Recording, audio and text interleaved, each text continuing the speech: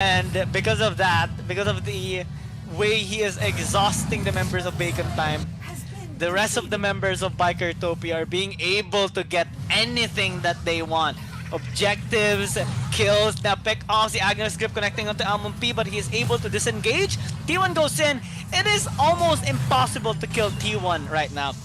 Shin throws out that ultimate, but it is still not able to get any kills. Zirui is just trying to take this tower down, but he is able to because of T1 once again. So now we're seeing a really high spike in gold lead by Bikertopia due to the towers that they are getting and objectives as well. It is so far a 3,300 gold, but they can accelerate this game even more with an objective take now with the Doombringer marching into the mid as well. They are attempting to go in now with the T-Lin going to the backside. They got the tower onto the bot. Zirui is dealing a lot of damage alongside with Shin, and they're even able to zone out Bacon Time away. This should be the other way around with Ethereal Pulse and the Snipe, but because of the tenacity and the durability here of T1 is just soaking a lot of damage now. With Infinite Slayer marching into the mid, they can actually engage, but they're not doing so as of the moment. They're respecting damage, but they get Agnes Rip onto the AIC. No frontline now from Bacon Time. Aside from Marky, he is trying to take this Slayer down, but they are spreading across the map. They are onto the side lanes now. If they're a pulse for the zone, T1 is taking a lot of damage, but they will still be able to take this mid inhibitor tower down. Bikertopia has been getting everything despite the odds. Yeah, Bikertopia sending signal to Talon Esport, maybe for one team as well. They are not going down easily after a crucial moment in Group C. And now Bikertopia thinks maybe this is game for the side of Bikertopia. They want to win the 3-0 win and trying to send a message for any other teams in this AIC, because the drops has been good, the gameplay has been amazing, but Bacon Time, they need some retaliation. Goes in, Slim is making it way to a couple more damage just left. Already have the attack speed, already have the critical damage, as well as the steals. No, now Bikertopia really need to treat this carefully with these 70 seconds left for the Dark Slayer. They have the Holy Dragon buff, and none of the members that can chuck down a lot more health coming in for T1. They have the Tome of Reaper. They still need the Curse of Death to be stacking, not giving a lot of health for T1 itself. So the Tara will not be usable in terms of if they had the anti-regen items. But Bikertopia a little bit too angry here. What Bacon Time could do to face this current situation, because early game both of the team has given much of respect. When happened goes into 6 minutes into the game, they just killed 3 members of Bacon Time. That is too much. Okay, Taeyong just goes for engage. Oh no! Taeyong will lose his hull with a couple more damage, and ultimate coming in for Crowley, trying to disperse this situation, but it's not enough of a damage to kill any members of Bikertopia. Yeah, they do have the Doombringer spawned up onto the top side. Oh, Zirui got shot with a snipe there from Muan, so it is gonna force him to disengage for the meantime. Tawex hitting him as well with his ultimate, stopping that attempt of push onto the top side. It's still not the Dark Lord Slayer yet, so not much tankiness of the Doombringer from Bikertopia. Bacon Time has a lot of tools for wave clear, and this is going to be the struggle of Bikertopia in terms of closing out this game. Yes, they are ahead, but how can you end this game right now? Because of the wave clear here of Bacon Time, the snipes keep connecting, and it's starting to hurt the members here of Bikertopia. They also have the anti-regen as well for T1, so T1 is not gonna be able to soak as much damage now. They are attempting to push bot side though, might actually catch Marky. He is kind of tanky, but the T-Lin goes to the backside, might overextend himself. He is untargetable for a short while, only to get taken down. But they did have a couple of kills here against Bikertopia. Dylan is dead. Zerui is quite low. They lost Almond P as well in that process, but Jin continues to throw a lot of damage to the members here of Bacon Time. Zerui got shot with another stripe. He has to avoid those snipes from Muan, or else it will be the chance of Bacon Time to come back in this game. Yeah, Bacon Time played it really well in terms of their defenses, but when they trade both jungles and a lot not confident with the side of Bacon Time, they cannot take the Abyssal Dragon, they cannot go for an objective retake here because of the can. It's hard enough with no punish coming in for Bacon Time. Because of how the momentum is for side of Bicotopia, they had a lot more objective, they had a lot more space to play with. With no T-Lin is an easy catch up for the Abyssal Dragon. So Bacon Time, they need to find a way to survive for Elmon P, because if you disconnect, if one push comes in onto the backside here, here comes Roxy with the Agnes Grips, maybe still does not connect. T-Lin going for all aggressive here with T1 on the side. They lost one member, they lost Teox on bottom. He will be taken away with the target itself. Two run-ups. The roundabout comes in for the T-Lin. On bottom side, has been taken away. They have 5 members. With Bacon only have 4.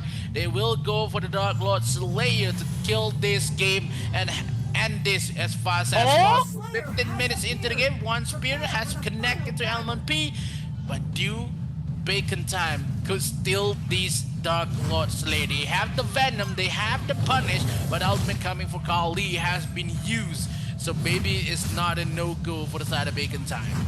Yeah, it's gonna give, again, an opportunity for Bikertopia to push the last inhibitor tower here off Bacon Time. Dylan actually almost got killed there, trying to get the Dark Lord Slayer, but they are successful in doing so. Getting the objective, they are still 5k gold up. Now with the reset, they're all back to full health. With the Doombringer marching into the mid, Bacon Time can clear out the waves, but they're being zoned away. D1 took a lot of damage there from the Ethereal Pulse, but he is able to regen himself with the ultimate. Flying Spears are connecting now. Here comes the Agnes Grip. That is still alive, but without Dylan yet into the factor. All Tails might actually get taken down. The Ethereal Pulse once again is being thrown out. Dylan goes to the backside, pops out the ultimate. No casualty yet for Bacon Time. They're trying to push the top now with Dylan helping out the waves. Doombringer still marching into the mid. Muan is actually quite low. They need to be relatively safe here in approaching the members of Bikertopia. The tower's gonna fall down. Doombringer still in the mid. Zerui took a snipe there from Muan. Here comes the fight. Here comes the Agnes Grip. They're now focusing onto the core. Bikertopia still alive, but so does Bacon Time. They're trying to defend the base, but so far it's not successful. And Bikertopia will shut them down. 3-0 sweep. Wow, a 3-0 in the second day of the playoffs still is giving the information that one of the teams are overpowered and one of the teams still with the strategy on the lower bracket. Bacon Time being pushed down into the lower bracket stages, but Bikertopia is going to the next stage and waiting. Maybe Flash or maybe V Gaming that could be playing them in the later stages. But Bikertopia, congratulations for them with a 3-0 win in the best of 5. Wow. Bacon Time played it really well in terms of defense and also the game itself, but the luck is on the side of Bikertopia. They won it pretty amazingly and makes the game for themselves. Still, first blood and makes the win.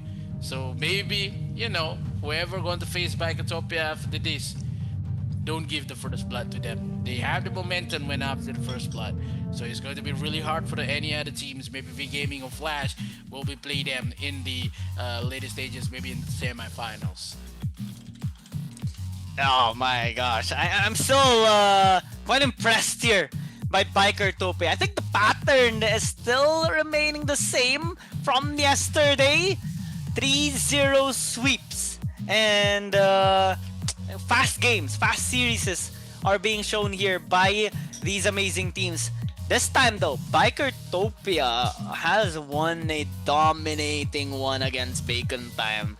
Despite the stability of the lineups there, or the composition that they have made, in terms of execution, we saw more on the side of Bikertopia. And we have stated already a while ago, win condition is always going to be the first blood.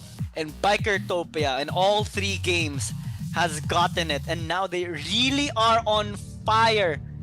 And are also the first team right now in the for today to be part of the top four for the quarter and moving on to the semifinals as well. So it is looking so good actually for the side here of Bikertopia. For Bacon Time though, well, they still have a chance on the lower bracket, but it is gonna be a tough one, especially with that sad series that they had. Hopefully their mental state is not that much affected yet, because they do have one more chance in the lower bracket. Yeah, the lower bracket is going to be really hard because look at the next contestant and maybe the next series is that V Gaming and Flash. Both of them has the potential to win, and Flash, like what Vittorio said, they have some curse in the international stages, and also V Gaming has a lot more potential to win that matchup. But yeah, Big on Time, they need to rest a little bit and trying to find their best synergy to bring in the lower bracket stages, waiting for maybe watching and waiting for the next matchup, because in that game Bacon Time has doing everything right, but only Bikertopia has the better strat, has the better energy and also momentum at that point, and making a way for Bikertopia to rest for today. And that trio win is convincing for Bikertopia to take down Bacon Time. Then maybe Bacon needs something that could invest more in terms of game 1 and game 2. That game is somehow a hard to see when Bacon Time could not make a comeback in terms of a mid-game matchup that they had, because Bikertopia has only one early game type of composition, but when it comes to late game, it's all Bikertopia again. Yeah, Bikertopia has proven themselves. We talked about this before the start of the series, given like the experience of both teams so far on the international stage and also in the group stages. Bacon Time has proven themselves already with their wins against Mad Team and V Gaming before, but Bikertopia though, after having to defeat Bacon Time, has proven themselves that they are deserving of being on the upper bracket semifinals, which will happen quite soon. But I think in this series though, we did really see a lot of mistakes, but also some hesitations on the side of Bacon Time. Yes, the one of the most consistent words that I have said about or commented about Bacon Time is their stability and in their lineup, but there is also a problem with those kinds of compositions. You're only limited to a few approaches in the game. Yes, you do have your wave clear, you do have your pokes, but if we are to compare the composition that were made by both Bacon Time and Bikertopia actually took a lot of risk in their lineups. in their games, and all 3 games that they've made. Game number 1, double marksman composition, which has a low win rate. Game number 2, the first Raz into the game, as well And Yorn. as the Yorn too. And game number 3, they have picked up the Slims, which initially we had a lot of concerns and comments as well, but they made it work, especially with the first Taara support in this AIC 2020. They made it happen. T1 actually had a lot of impact into the game, especially before Bacon Time has purchased their anti-healing items. But even so, right? It allowed Bikertopia to take a lot of objectives. They were down 2,000 gold already from Bacon Time. 4 minutes, 5 minutes into the game, but after those interactions, Bikertopia and T1 initiated and led the group as well to have all those free time, I guess, because he was attracting a lot of members of Bacon Time, like, to try and attack him, and he just keeps on regenerating. He initiated a clash on the bot side where Bikertopia has won 3-0 in terms of trades and kills, and he also got the MVP, a well-deserved MVP in the support department. T1 has led this game for Bikertopia so well, and Bikertopia as a whole, I mean, with the picks that they have made, with the crucial plays that they have taken, they are really deserving of this victory against Bacon. I think one of the moral stories of this series is that if you try to just remain on your comfort zone, it's not gonna do much for you. It's those who actually take the risk, the risky plays, the risky lineups, the risky decisions that actually gets the most win. And Bikertopia has gotten it. We are gonna be seeing more action though later on with the match of B Gaming and Team Flash. But we are gonna be going on a very short break first, so stick around for now. You are watching Arena of Valor International Championships 2022, and we are your shoutcasters, Gion Gaming and Mikos. We'll be back for more action and with another series after this short break. Mountain's Dream Scroll and Sword of Inspiration in his path to find materials. The young man's search for a breakthrough is fraught with crisis, but this is no obstacle for the battle-savvy Yan, who will hold the brush of the Sword of Inspiration in his hand and repel the enemies that stand in his way as he paints everything in his path.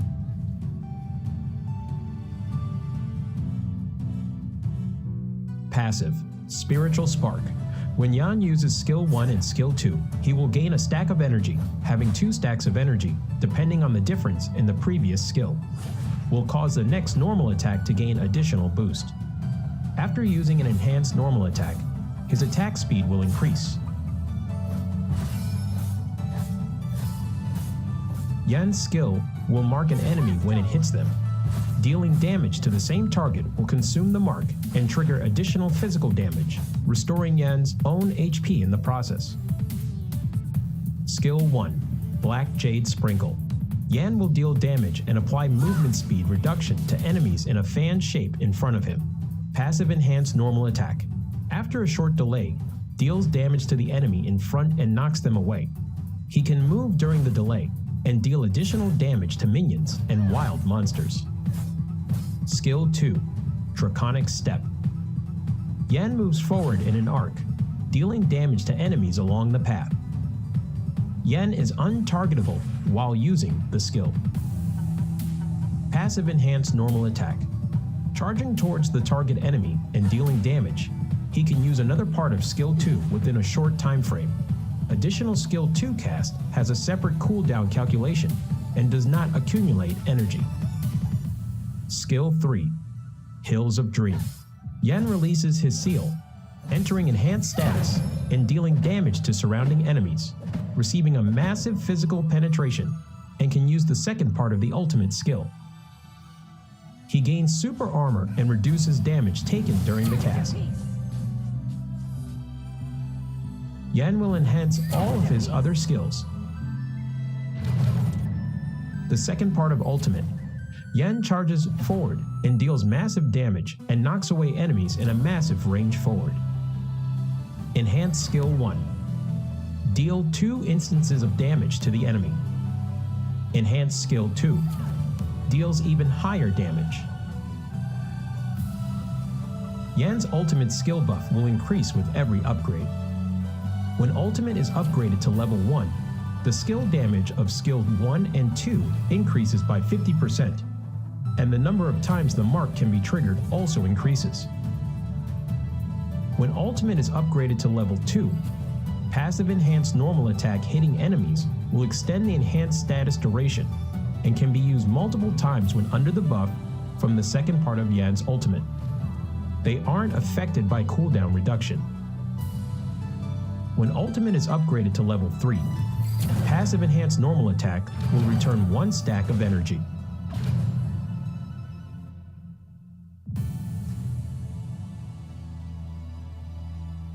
Yan is a highly controllable warrior type assassin. His damage will continuously increase as the game goes on. He becomes extremely powerful in the later stages of the match. Thus, rapid growth and increasing level are important for Yan. The key to mastering Yan is utilizing Yan's skill set, launching enhanced normal attacks with different effects, and making use of the short cooldown time of his skill set to continuously dish out skill combos.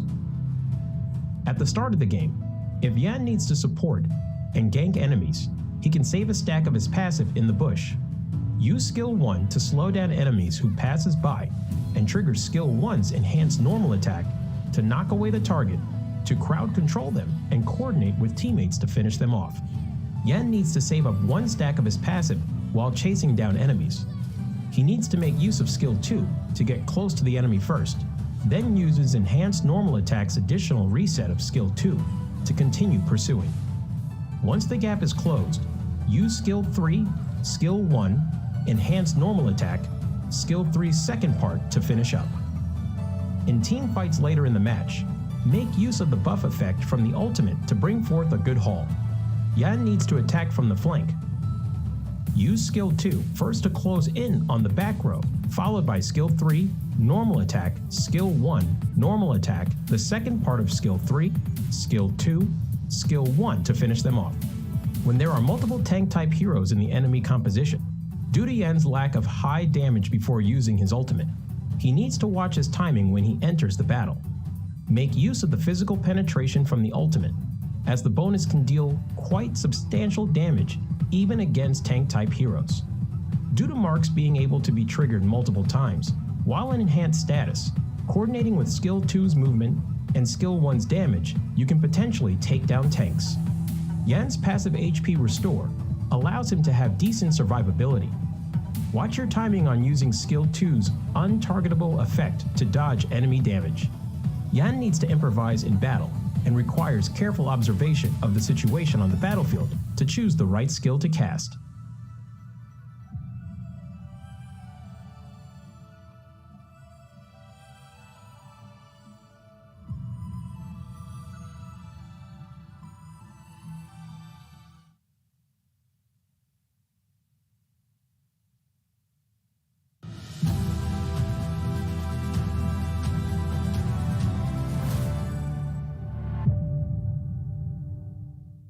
Hi there, rookie. Welcome to Arena of Valor. This is a multiplayer online battle arena mobile game. This may be your first time with a MOBA game, and you're at a loss about fighting with real players. Fear not. You have Arthur, a trustworthy pal to help you around. He will lead you into this legendary battle and show you the exhilaration of this game. See that crystal over there? Smash it with your divine blade and victory is all yours. Pretty simple, eh? But what about before that? Patience, pal. One step at a time. First, you have to destroy every defense tower in this lane. Of course, your enemies will not let you. They will do anything to stop you. So, do not rush to the tower. Wait! Get back! No! God! Please, no! Well, at least it won't get any worse. You have been defeated. Never mind, pal. We cannot run back time, but you will fully respawn as the countdown ends. See? Dying is no big deal in this game. Don't chicken out. Just go for it like a warrior. I see you have realized that you're not even qualified to fight against your opponents. Hurry up! Grab your Divine Blade. Embark on the journey of getting stronger. There's only one thing you need to keep in mind if you want to become stronger. That is, to get richer. You can buy all these dazzling items with the money you earn to improve your combat capability. Creeps on each lane. Monsters in the fields. Even your enemies are all resources of your economy. The process of killing these targets and improving your abilities is called farming in Arena of Valor. Also, remember that you are not fighting on your own. There are 4 partners standing beside you. You will be a tough tank after you are fully farmed. Charge, hero! Charge! Your teammates will support you without reserve. Let your enemies fight back as all they want, but all in vain. You are no longer the rookie you used to be. Consolidate at every step. Break down every defense tower in sight. The glory of victory will eventually shine upon you. Woohoo! But if you keep dying all the time, your side will progressively lose ground. In the end, your base is destroyed by the enemies. Are you really prepared for the...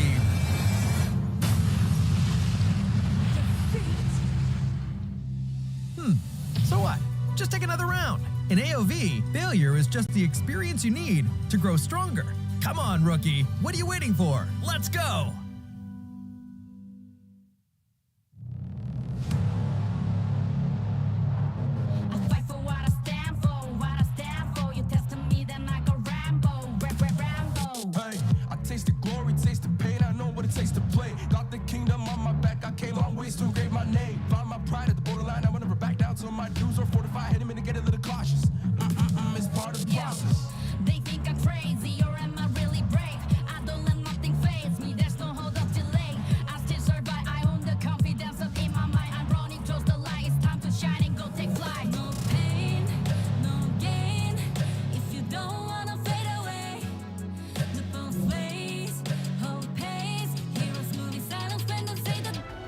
And welcome back to Arena of Valor International Championship 2022. Again, we are your shoutcasters. My name is Gyang Gaming. Here with me is Mikos to bring you the action of today in the day number 2 of the quarterfinals. And after the dominating and impressive 3-0 victory of Bikertopia against Bacon Time, this time we are going to be seeing the match of V Gaming versus Team Flash in again a best of 5 series. How are you feeling, Mikos? Are you excited about this too?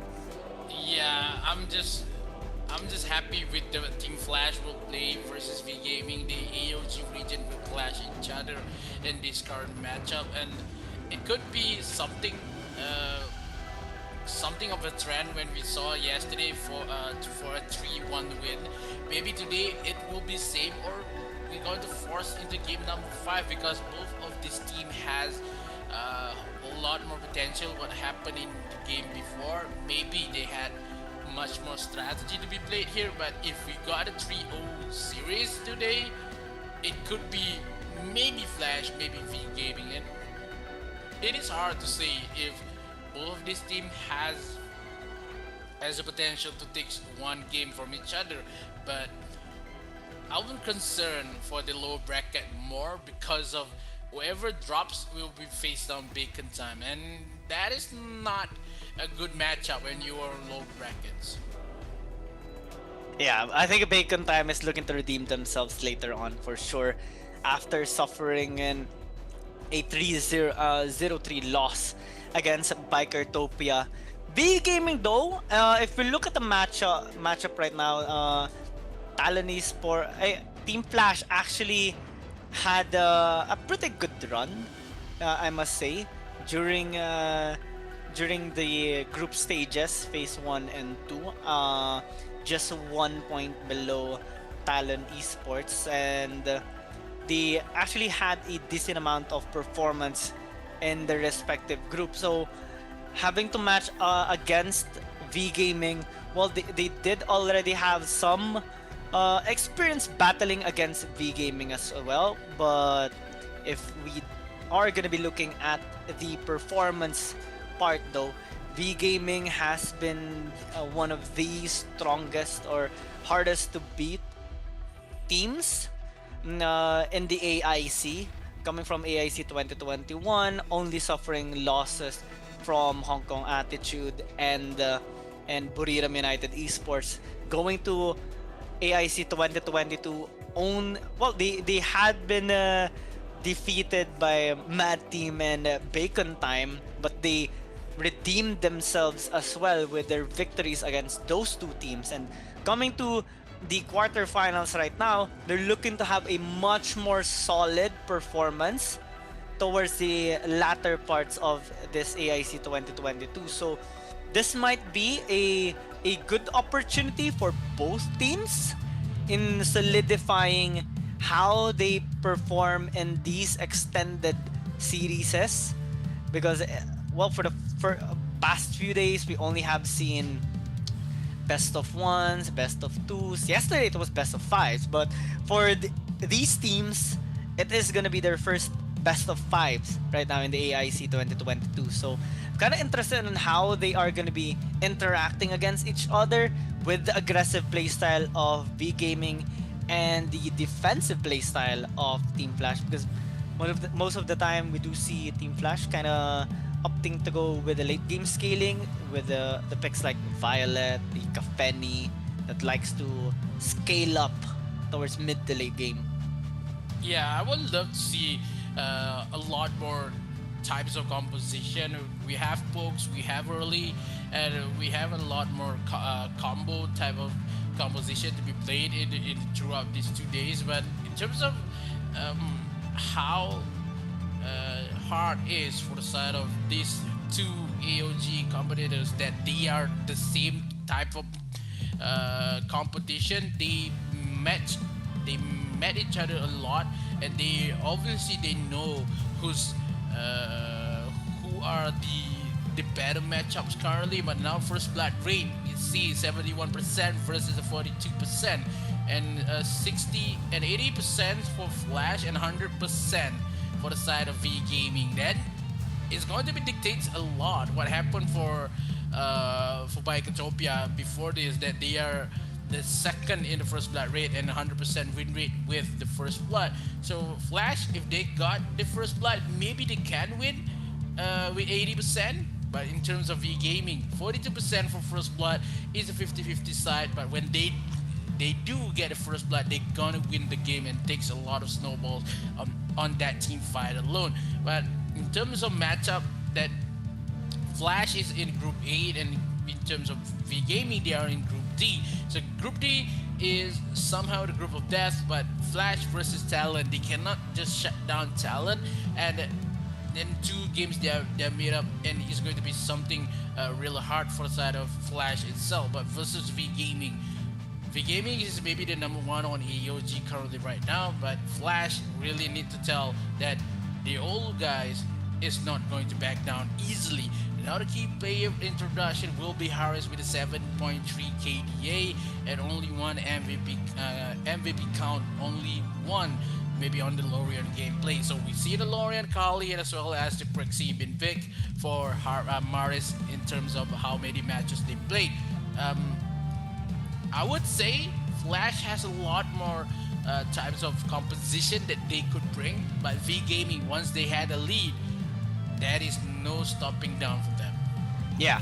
I want to point out as well that Maris is actually the first player to introduce at least the Kali in the mid lane for AIC 2022, and the first one to actually make a win a game with this particular hero as well. So big impact of a player here for V Gaming. For the side of Team Flash, well, we do see a lot of plays that KT has actually made, and especially with the impact that he also has made with these aggressive heroes, the Florent here, the Ryoma and the Varus as well.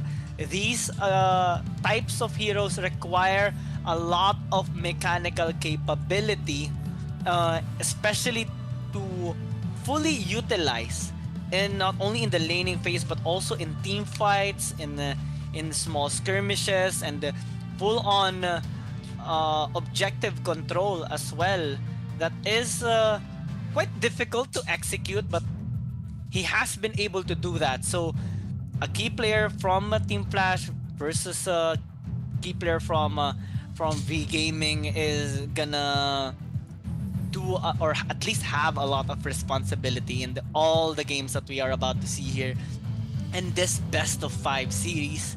V Gaming has been consistently removing this hero from their games.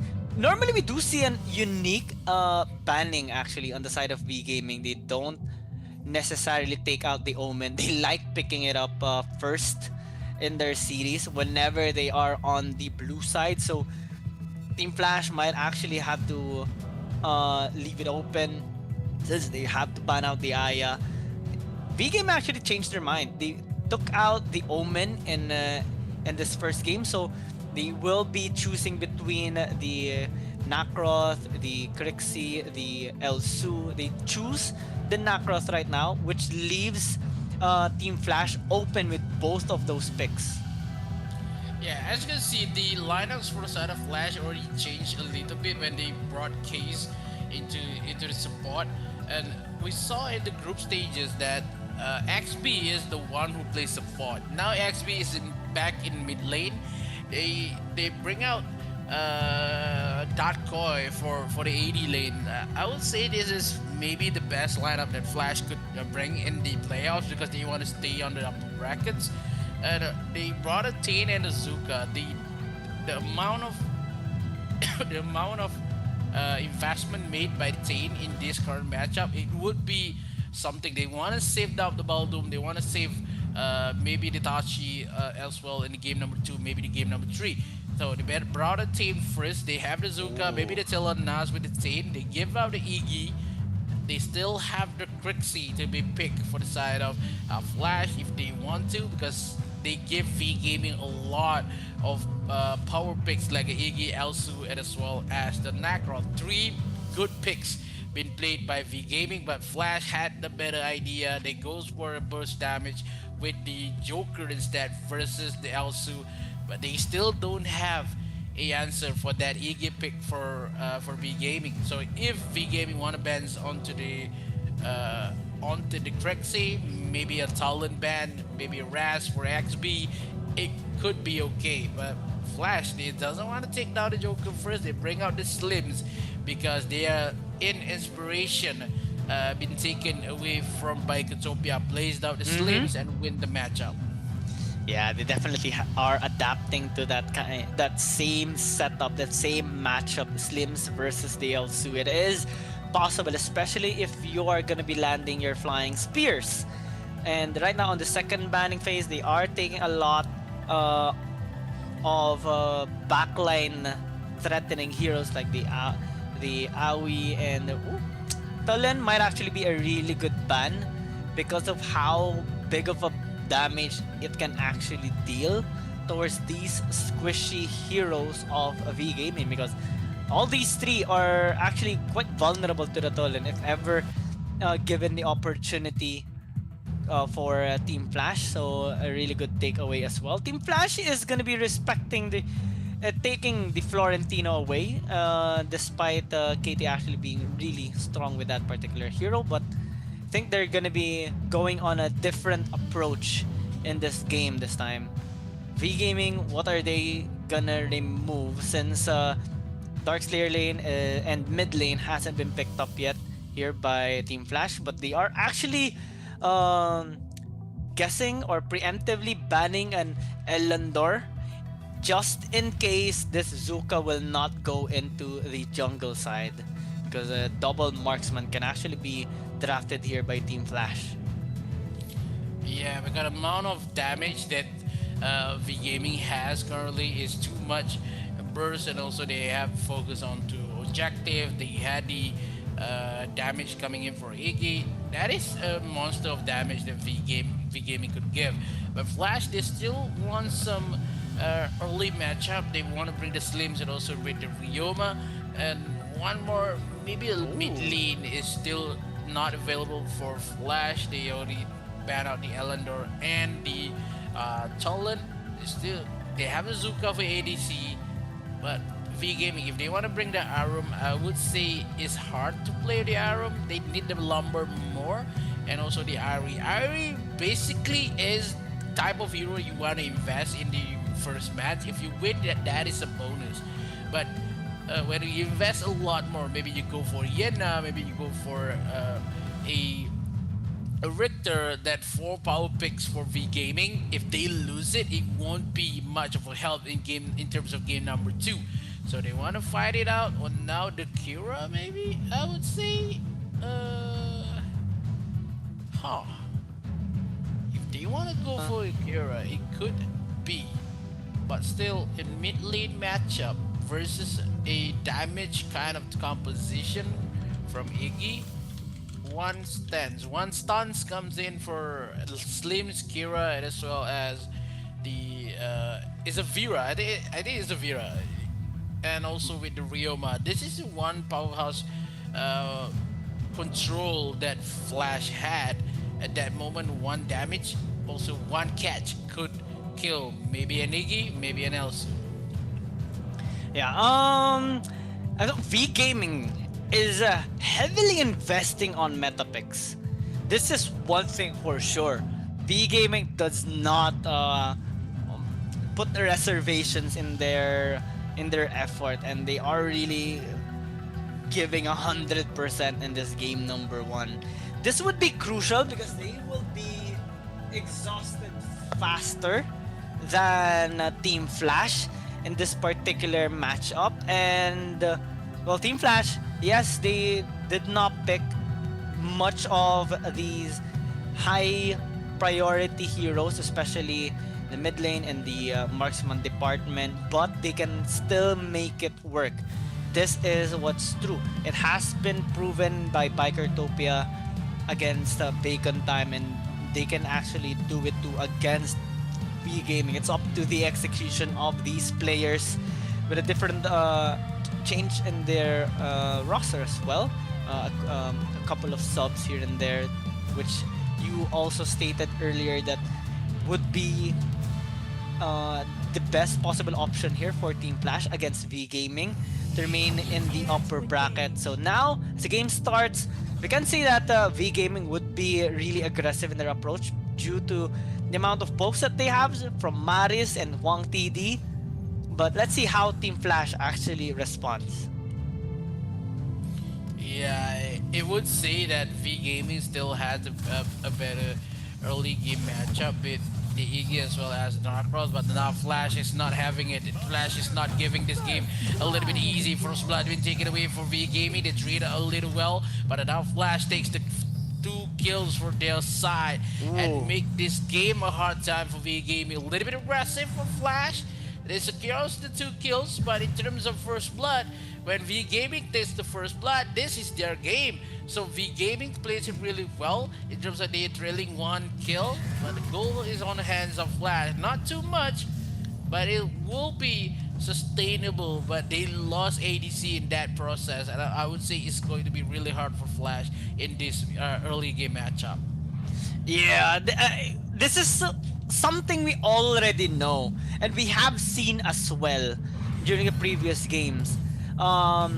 If you want to shut down the Nakrot, just invade on his camp. He is not really that much strong yet in the early game, and Team Flash made it happen. V Gaming got a couple of kills. I mean, they traded 1, but it's not really that much of an impact. Team Flash still has the upper hand, especially in terms of the economy. So V Gaming has to play this out differently. Maybe defensively, especially for the Nakroth. We're seeing a dive onto the top side. Birdleby tried to escape, but to no avail. Team Flash with his aggressive playstyle, they're getting such a good early game right now. V Gaming got the Abyssal Dragon, but other than that, it's not really that much of an impact because Team Flash also got their own objective plus a kill earlier. So we're seeing an almost 1,000 gold lead coming in from Team Flash, and we're seeing them actually diving once again, this time onto the bot side. Wang Tiri You are not gonna be that safe on the bot lane. XP will take another kill. He's like 3-0 right now. That is a Vera gameplay, man. You have one stun, you can just clump up to kill that anybody who gets stunned. Vera stun, you will follow you. That is for sure. And also one spear comes in for Slim, and you can see one chase comes in from the dash from that Tain. It would be a nightmare if you can just run away from that stun. So the securance of that spear is 100% when Vera is there from XP. Third kill for XP as well. Early game is looking good for Flash.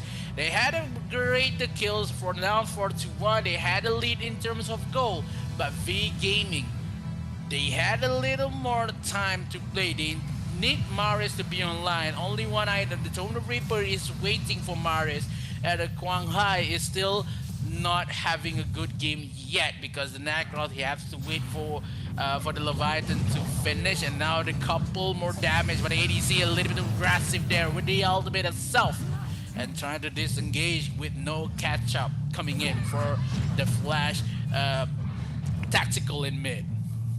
And we're seeing Team Flash going hard on this game.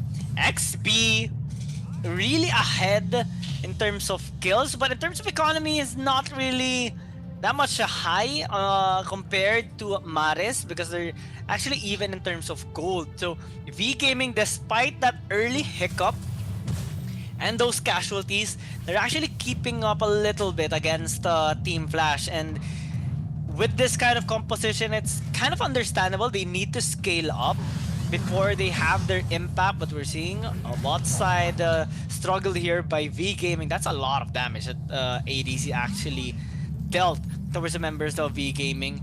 It's still gonna take some time before the objectives spawn back up, but we're seeing now where both teams are actually prioritizing. Team Flash on the Slayer and V Gaming on the Abyssal Dragon. We might see a gank towards the top side once again, because XP is rotating there, and Burr will be senses it from a mile away. But even if you sense it, if you're gonna get caught, that's going to be GG. Bot side though, we're seeing an attempt here by V Gaming to either get a kill or at least zone them away from the objective. What happened is that they zoned them away, and they're already happy with that. No casualties from both ends. And Team Flash not really ahead that much anymore in terms of gold. V Gaming has caught up, but the XP is now onto the bot side. Han is soaking all those damage. So good job by him. V Gaming still now back in the game. Yeah, the Battle of the Agony already finished for the side of Maris, and we see how V Gaming is responding to the aggressiveness of Team Flash. Yes, they had damage in early game. They can play aggressive, but Flash is finding a lot of team fight here in the invades. Look for the bottom side here. Maris is played aggressive because of already 6 minutes into the game. The mid-game matchup is already been arrived. So 3 members of V Gaming try to take the bottom tower first, but look at our top side. 3 members of Flash trying to cut their waves, trying to bring Ryoma to win the top side battle versus an IRE, and it's going to be something that is hard to see for the members of E-Gaming. They need to rotate back into mid lane, or not this jungle side will be opened up a little bit too easy for the side of Flash. One snipe comes in for Huang TD to secure us down Case, but still Case has to run and still has some life left.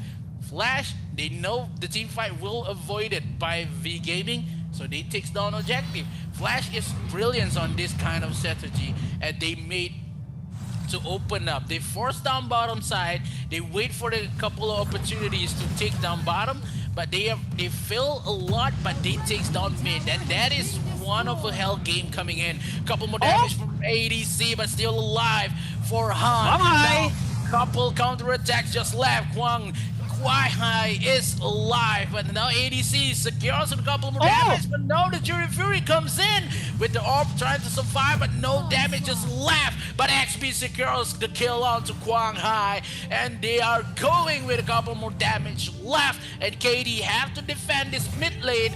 Now V Gaming needs to play it really well. They need to cover up for the mistakes that they made in mid lane, and because of that tower tier 1 has been shut down, this jungle will be in the hands of Flash. In easy rotation from Flash will secure the jungle, so they have to win the tier 1 on the left side and also on the right side. If not, Flash will have a good game here. V Gaming really XP going to struggle. He knows no wards comes in, but the XP will be taken away with a couple more damage just left. Now Wang TD, oh, he switches plays, he switches down. Oh no, he's not the foot he wants to goes in, but now with the Jury Fury comes in with the judgment as well. But ADC, it's been slow with a couple more damages left. No, ADC still have dashes. Necros cannot run away, be taken away as well. 6 kill to 2 for V Gaming. They lost 1 on top side.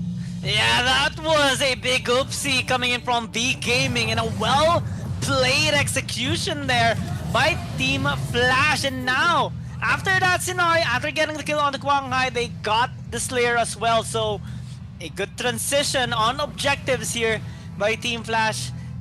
This is what V Gaming is struggling right now. Those mobility executions by Team Flash. It's hard to actually chase them out, especially after you don't have crowd control anymore.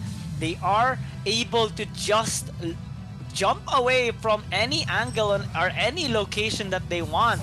And right now we're seeing them pressuring bot side here in preparation for the Holy Dragon, which they can take as well, but are hesitating a little bit. They're giving the proper respect of V Gaming because they can just group up and engage on them when they can. Team Flash focusing more onto the towers instead. They have taken out the bot side, has spawned up the Doombringer in the mid, and this should pressure V Gaming to group up in the mid lane as well. Snipes connecting, that's Ember's Gaze dealing a lot of damage towards XP, but they still have to be very careful because of Case and ADC, along with KT, they can actually close the distance quite fast. Yeah, they can just not giving a care in this world because of one TD plays down the Elsu. Yes, you have range, but KD as well ADC, he can just dash it in the front face of Wang TD. He just doesn't care what Elsu could do and how much Elsu damage is. They are relying on the XP. That stun will make this game because of how hard it is to just kill down the Necros. And the type of support that XP plays it really well, that ADC secures the Holy Dragon, but now this team fight will break out because none of the members of E Gaming could take the damage. And also waiting for Wang TD to chuck down a little bit more. Ultimate has been pushed by Case, trying to secure a couple more possession into their laning phase and trying to push and goes into the jungle side, but the ultimate comes in for Han. It will be wasted. No crowd control just left for that lumber, and now Flash will find the XP Flash as well. And now the judgment and the Jury Fury comes in to kill down XP. ADC is not giving the heads up, trying to kill down XP first, and then now V Gaming tricks the kill, and Martis is still alive. That is a bonus for the side of V Gaming. Yeah, V Gaming though is suffering from those pushes from Team Flash. Team Flash still ahead a little bit in terms of gold, and well, it was a bit of an oopsie there by XP, flickering in, trying to get that kill onto Maris, but unfortunately, the retaliation of V Gaming was quick, and they got the kill onto XP. Now, they're transitioning towards the Slayer. It's not the Dark Lord Slayer just yet, but it is able to push, or at least capable of enabling that push from V Gaming, so this will help V Gaming for sure. Team Flash though is setting up a possible dive here into the mid lane. They get caught out here by Han, so they transition towards the bot lane and getting another tower. If we are to look at the structure score, Team Flash is ahead 5-1 towers after those quick rotation across the map. But this is quick. ADC might actually get caught. Bird will be engaged, but he is too deep. He goes invulnerable and is being helped here by Birdleby. They now disengage, and Team Flash is being zoned away from their tier 1 tower in the mid lane. With this Slayer now helping them push, they will be able to take this tower down. But Case might actually get caught. He disengages with the dash, and V Gaming has gotten the lead now back in their favor and will be able to take another tower as well. Look at bottom. Look at bottom. They are going to chase down. Oh, there's no runaway for Hondo. Yeah, but hold on to this. Retreat comes in for Flash when the ultimate comes. Not enough for Flash. Oh no! Okay, Mario secures the kill as well, but now Redemption comes in for the Team Flash. They are going to chase down ADC. Is back online. He kills down. The momentum that V Gaming had in that mid lane has been negated much, and Flash takes the lead back. Oh, Flash, they made one mistake and they are resentful to take back the lead. Yeah, they got the kill already. It's not a good trade that V Gaming has made, especially that they lost two. And they lost the Holy Dragon as well. Team Flash still very much alive in this game, and they're really exerting a lot of effort in these cross-map plays. V Gaming is having a bit of a hard time since they're not really that much high in terms of mobility compared to the ones of Team Flash. So they need to at least catch out the members of Team Flash in a perfect position. Plus, they need to be very careful from those flying spears of that Koi. And right now, it is 30 seconds before the Slayer spawns, and it is going to be a Dark Lord Slayer this time. So high priority from both teams here in terms of setting up for that fight. Let's see though who's going to be able to set up a good team fight this time, because Team Flash is again grouping up towards the bot side. They do have a lot of control in these waves because of their high mobility. It is really hard for the side of V Gaming if they want to. Okay, they're trying to find the ADC out, but KD, they engage on the XP first. XP is using the Vera. It's a little bit too one target dimension, and Flash, they'll lose XP. The Dark Lord Slayer will be taken in hand, but none of the V Gaming members trying to find out where could they go. But now the members of Flash, they need to run away with a couple more damage for Quang Hai, and ultimate comes in with Han as well. KD's been fall down. 5 members of V Gaming trying to fight this out. Double kill for Huang TD members, and Flash is making mistakes by mistakes when they caught up, and V Gaming takes the lead back with the momentum they had.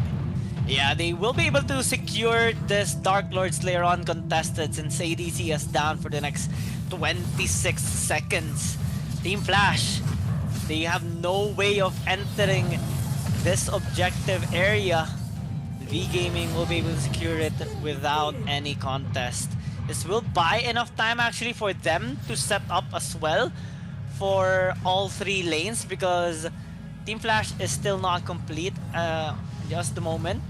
If we check this replay, it was a beautiful knock up there by Han that allowed V Gaming to actually execute a lot of the members there of Team Flash. And now they're grouping into the mid.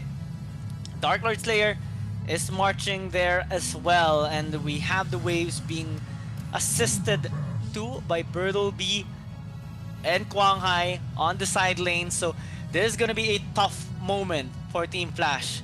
It's hard to take down this Slayer because of the pokes coming in from V Gaming and the pressure that Han is actually making with those initiations.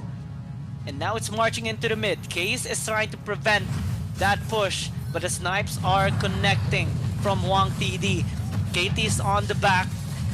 Bertlebee's on the side lanes alongside with Quang Hai, and they're trying to take this Dark Slayer down, but it's not successful in doing so. They're losing a lot of structures. They lost the topside inhibitor. Bertlebee and Quang Hai are still pushing. They're actually focusing onto the core already. It might actually be it. V Gaming takes game number 1. We have game is done for the first series. Is going to be really hard for the side of Flash, where they got a lead, 1,000 of lead that they had in that first matchup. A couple of mistakes made when they are not going back home, not for a reset before an objective. They open a bit of a door for the side of V Gaming itself to take the Dark Lord Slayer and Flash. They had a good game, man. Flash control a lot of objective. They take a lot of towers. They had a lot of Abyssal and Dragon. At that point, when V Gaming said, "Okay, we have to wait for that Elsu. We have to wait for the Iggy itself." Maris has been caught up constantly in this early matchup, but when they know the answer is to try to kill XB first, that is when V Gaming had a better chance in this current matchup, because XB is bossing around in the mid lane because of that Vera pick, but they cannot do anything in terms of that late game because of they already had a lot more defense in terms of Han, and as well as Bird LB is too fast, too furious, comes in with the Quang Hai dashes. So that moment, this point, when we see a lot more Flash members, they can take a lot more damage, but when ADC could not run away, being chased down by Burrell B, that is the moment when Flash knew they cannot come back from this reality. Yeah, I want to point out as well that Han has made a lot of good initiations that help V Gaming win those team fights. Those crowd controls definitely help them set up, and we already know that the lineup of Team Flash is quite mobile, but the disables of V Gaming allow them to put them in place, or at least prevent them from escaping quick enough from the damage of the members of V Gaming, like the Iggy and the Elsu as well. It took a lot of attempts actually, because we did see the comparison already from both lineups. V Gaming had a solid composition that strives when grouped up. Team Flash had a lineup that really is strong on small skirmishes and also side lane controls. But what we saw on the latter team fights that were actually led by Han proved that those high mobile heroes can be shut down when knocked up as well, and we saw Bertlebee having the confidence as well to dive straight to the back line, because he knows that he has Han ready to retaliate as well, that allow the rest of the members actually to position themselves well and dish out their own damages with the proper timing as well, with the Dark Lord Slayer spawning up, and with the members of Team Flash still dead by then. It allowed them to secure the Dark Lord Slayer, and they were also able to defend it quite well as it marched into the mid. That allowed them to secure the inhibitor towers in the top lane, mid lane, and they just went for the game end, since they already have a lot of damage in their composition, and with the Slayer marching as well, it's hard to stop the push already.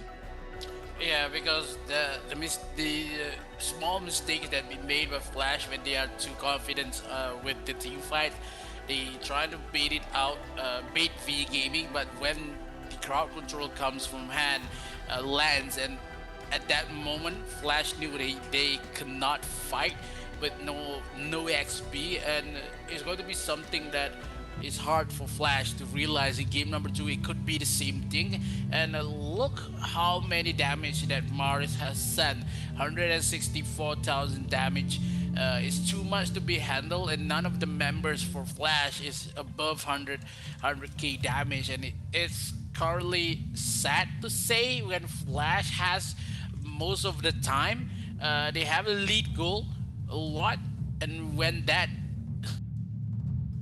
made the game and V Gaming takes the lead at that point. Kills is the same, 8 to 8 kills, and the only goal difference is not much as well. It's only 3,000 plus, and only when you mentioned that Flash has 5 towers.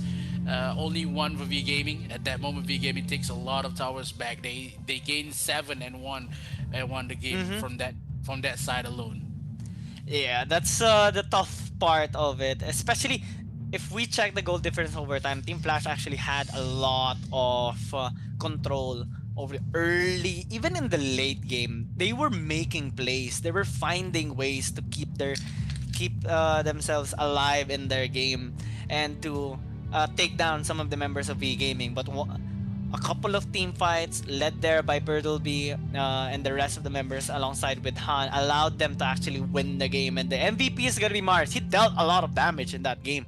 I think it was double the amount of XP, more than double of XP. He dealt 164,000 damage in that game, the highest compared to everyone in the game.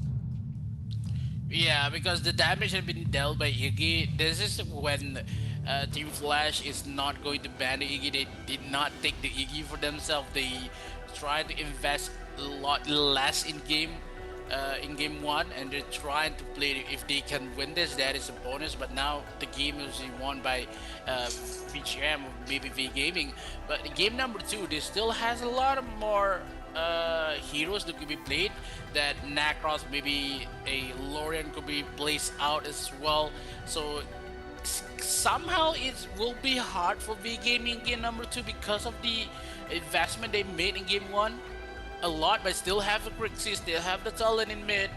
But yeah, they still have a lot of meta picks, but still, Flash, what happened there? They had a lot more possession in terms of game in the game one, but one single mistake that they made is going to make them costly. The game number one to side of E-Gaming. Game number two is the question, could Flash win this? Their aggressive is okay, but when they comes up for a team fight, the Elsu is not having any answers at all for the side of Flash. They only answers onto that Nacross.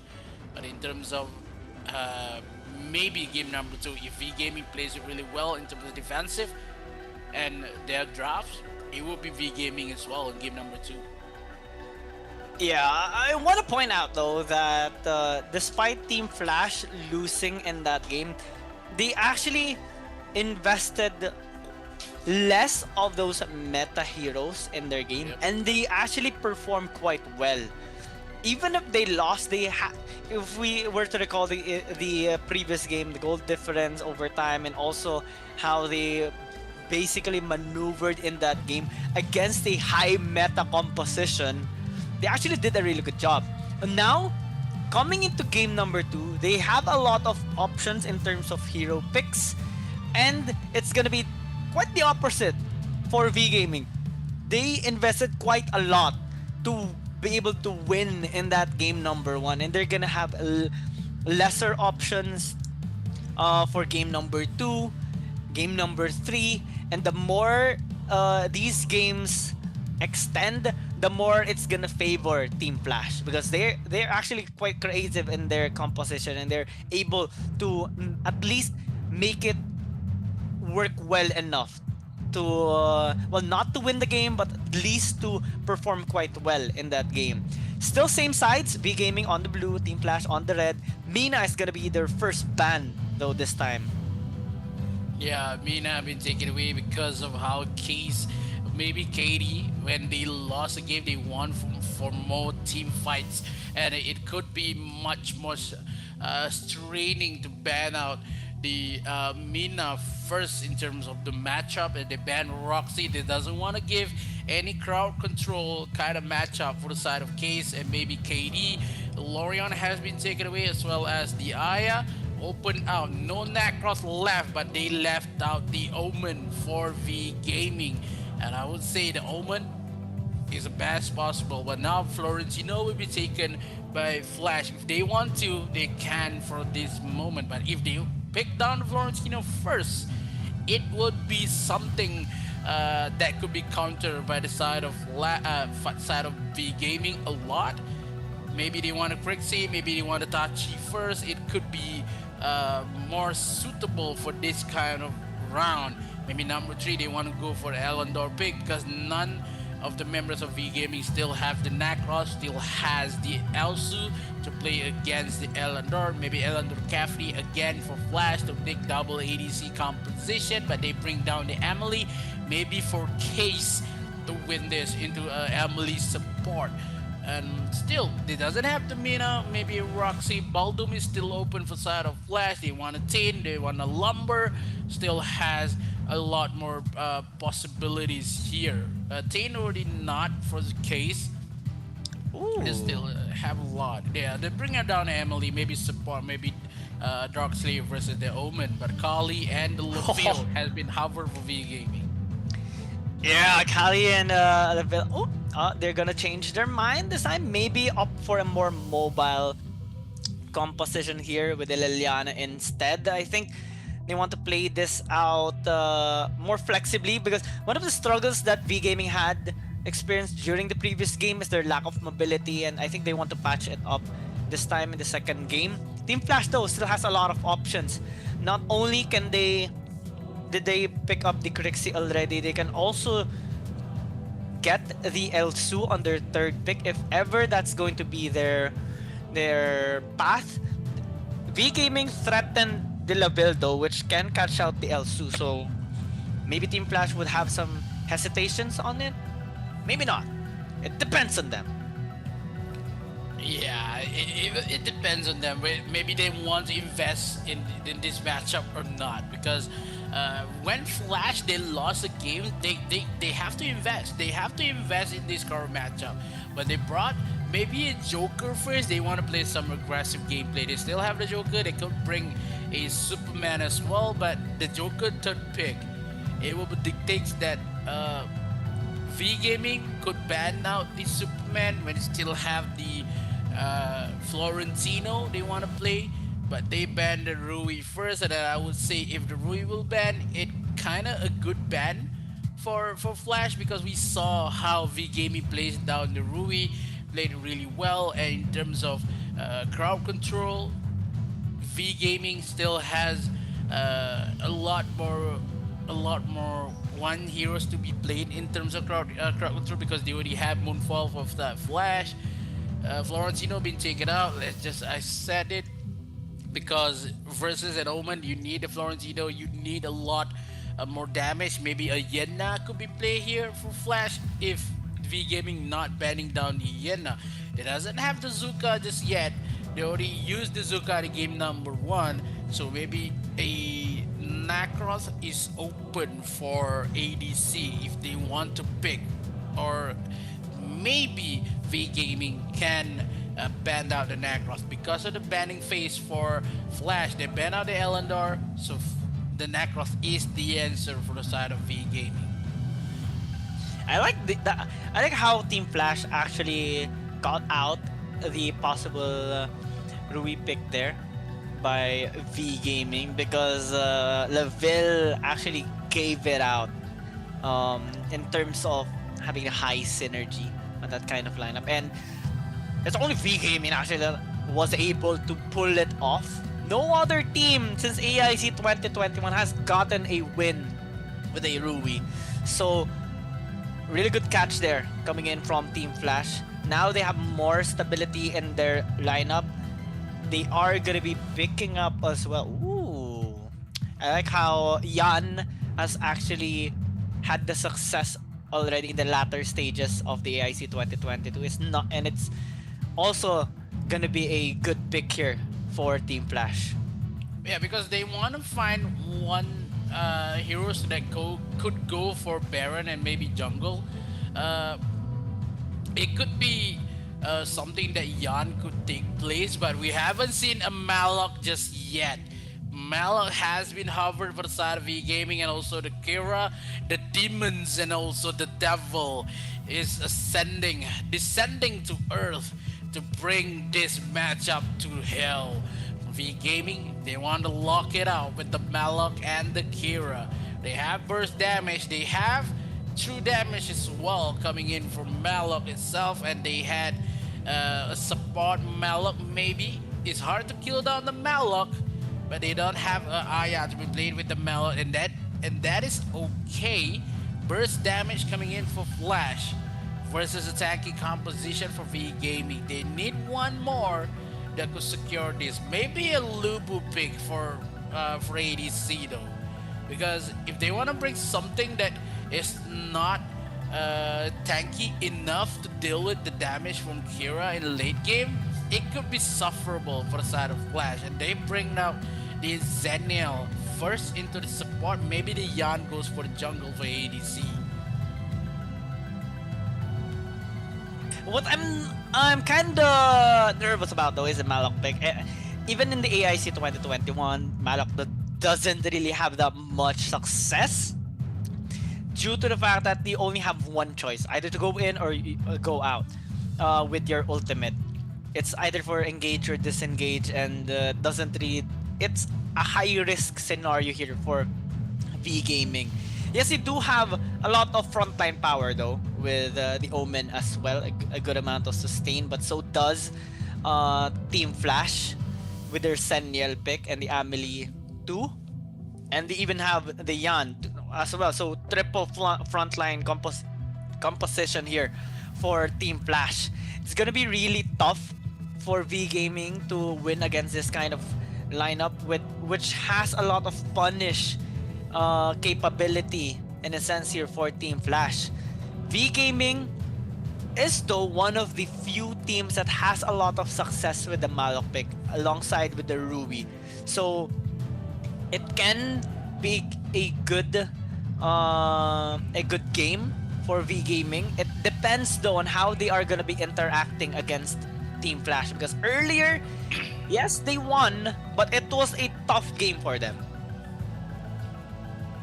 Yeah, a real tough game for V Gaming when they had a lot more passive gameplay. They have the patience and they wait for Flash to make mistakes, and it happened though. And V Gaming punish it really well when they are in incline of goal that they had before the team fight. But as you can see, when Flash had the couple of agreement and after a couple of lead in terms of goal, V Gaming does not left behind that far. Only one, maybe 2,000 goal at best. And Flash, they are currently not punishing V Gaming a lot when V Gaming had a lot more space to play. The invasion comes from Flash is not enough, and maybe Flash is pissed. Flash knows the game number one, they should win it. They had a lot more damage, they had a lot more possession into the jungle, they win more turrets at some point when V Gaming tells, okay, we have to wait for a mistake and we have to wait for the late game to be punishable. But now, Kira versus a Yan into the jungle, we see a lot of double burst damage. But in terms of the Malok pick here for V Gaming, you said it that Malok has not having a good game since AIC 2021, and the only reason when Malok is using, when you have to play more aggressive, the ultimate comes from Malok is only usable when you want to engage. When you disengage, that means V Gaming will have to lose this game, because it's not much of a deal when you use ultimate from that Malok to be in a defensive state. You have Malok, you have to play aggressive, you have to win the early matchup because of the true damage that Malok gives, as well as the shield he can absorb is much more convenient if you win the early matchup. You have the Liliana on side, as well as the DPS with the Laville on bottom. So the Omen will secure a lot more sustainability, and Flash, I would say the burst damage that Yana and as well as the Joker has well, not enough to kill away Yeah. Matlock, maybe an Omen as well. They can't kill down Kira, they only focus on Flash love to focus onto the other side of the jungle. Game number one, they focus on the Nagros. Game number two, the Kira is the victim here. So if they can kill the Kira and the Laville, they can survive a team fight, but I'm sure it will hard to win that fight. Yeah, it's gonna be tough. I think one of the options here though by Team Flash is that, yeah, the burst might not be enough coming from XB and that Koi, but their front lines actually can deal a lot of damage as well. KT and ADC. Well, Case is a different factor though. It's more so just a tank that will soak up damage and try to help out his teammates. But having fighters in the lineup helps as well in terms of dishing out damage and also sustain. So that's where Team Flash actually has in store for here against V Gaming. If they can actually catch out Huang TD and Maris, it's gonna be tough already for V Gaming to win a team fight, especially with the amount of control that Team Flash has. XB and that Koi can just evade the Bertleby and Quang Hai. That's how things can run out here in the team fights. Hondo is a big factor since it is on the support role. His role is gonna be more so on the initiation. A one trick initiation serves as to help Huang TD as well with a double trouble. Fortunately, Team Flash were able to evade it in the mid lane, so it will buy some time for them, a window of opportunity to make some cross-map plays. But Case though is getting caught out. He tries to flee, but Quang Hai will still get that kill. Koi doesn't have that much damage yet, so they can't really do much on that gank. V Gaming will be able to walk away with that free kill. There is no XP flickering into that Moonfall, and they will be able to get that trade. Yeah, the trade is okay for the side of V Gaming though, but Flash is still trailing by goal, but are now looking a lot more aggressive for the side of V Gaming. That initial when they swap a lot more objective is going to be something for the side of V Gaming, because V Gaming plays like in the game number one, plays a little bit patient and also has the potential to scale it down. And Flash really need to realize that V Gaming is waiting for the double trouble to hit. One hit from double trouble, ultimate coming in from Malak as well as the Liliana. So it's going to be hard for Flash. They are not winning in terms of drafts and also the momentum that they bring in this current matchup. So V Gaming still have a good game here, but Flash, they need to step up the game. They need to find a lot more objective just to punish down V Gaming. They still need to find a little bit more goal to have a team fight in this current matchup. They cannot fight down the Malok. They need to shut down the Kira, maybe the Laville first before they want to deal with the Malok. With that, their damage is not enough to kill. They need 5 members to kill down the Malok himself. Yeah, it actually took a lot, even in the bot lane, to kill the Malok. A lot of resources, a lot of skills with XB. And V Gaming right now, I think they're having the best time of their life. They already took this layer down, and they're attempting to take the Abyssal Dragon as well, with a good positioning of their members. Since Team Flash is more so located towards the top side, we're seeing some hesitations though coming in from the members of V Gaming in that Abyssal Dragon take. I think they're waiting for Quang Hai to clear out her waves first before they commit onto the dragon. So now with the waves taken out, Team Flash though is eyeing on going to the bot side. Mariso will be first, but it will be avoided. Good job coming in from Team Flash. I think that would have transitioned into a kill already if ever that engage hit. V Gaming now are trying to bait out members of Team Flash towards the dragon, but they're not getting baited just yet. Case is serving as the front line as he should. V Gaming right now again attempting on drawing out the members of Team Flash. They are trying to take this Abyssal Dragon. It's only a matter of time. Double trouble though has connected. Here comes the ulti of Han. Now under the turret, only 2 members are located there. V Gaming respect though the possible retaliation from Team Flash. They don't commit onto the dive. They focus on the objectives. They're eyeing on clearing the waves first. Yeah, V Gaming is not giving a rest for the side of Flash. One by one, they're trying to find to kill this game early. They had a lot better damage. They had to wait for the Kira to be online. Kira already have the Moss, has the magic penetration in this current matchup. The Flash really needs to fire. Oh, the double troubles on bottom side, but it's not even going to go full on for the side of V Gaming. They had to pull away. The Joker having a lot more trouble, but they cannot just realize when the true damage comes in from the Malok itself. Whoa. And Liana tries to bring the game, and it cannot kill. They only swap, but now Flash again onto the top side, trying to kill the tower, but not enough health to try to find this matchup. No, oh no, the retribution comes in on the top side as well. Oh! Mid lane with the Moonfall. They are losing members on the top side. Zenil takes the kill. Bottom side tower is to be taken as well. Oh, the outplay! Top side is still living for XP. It takes only LB on top side. Yeah, good interaction onto the top side. Bertleby got caught out because of the help there by Case. Guanghai as well helped, went invulnerable, but when ADC tried to get that kill, he actually backstepped away and got the kill instead. Now, with a numbers advantage, V Game is trying to take the Holy Dragon. Team Flash cannot contest since ADC has just respawned. Now we're seeing a sizable goal lead here by V Gaming in the mid lane. That's a nice couple of damage, but Han might actually be in trouble. He goes untargetable. Now double drop connects onto Case. He is relatively tanky, so not the best target actually for those two.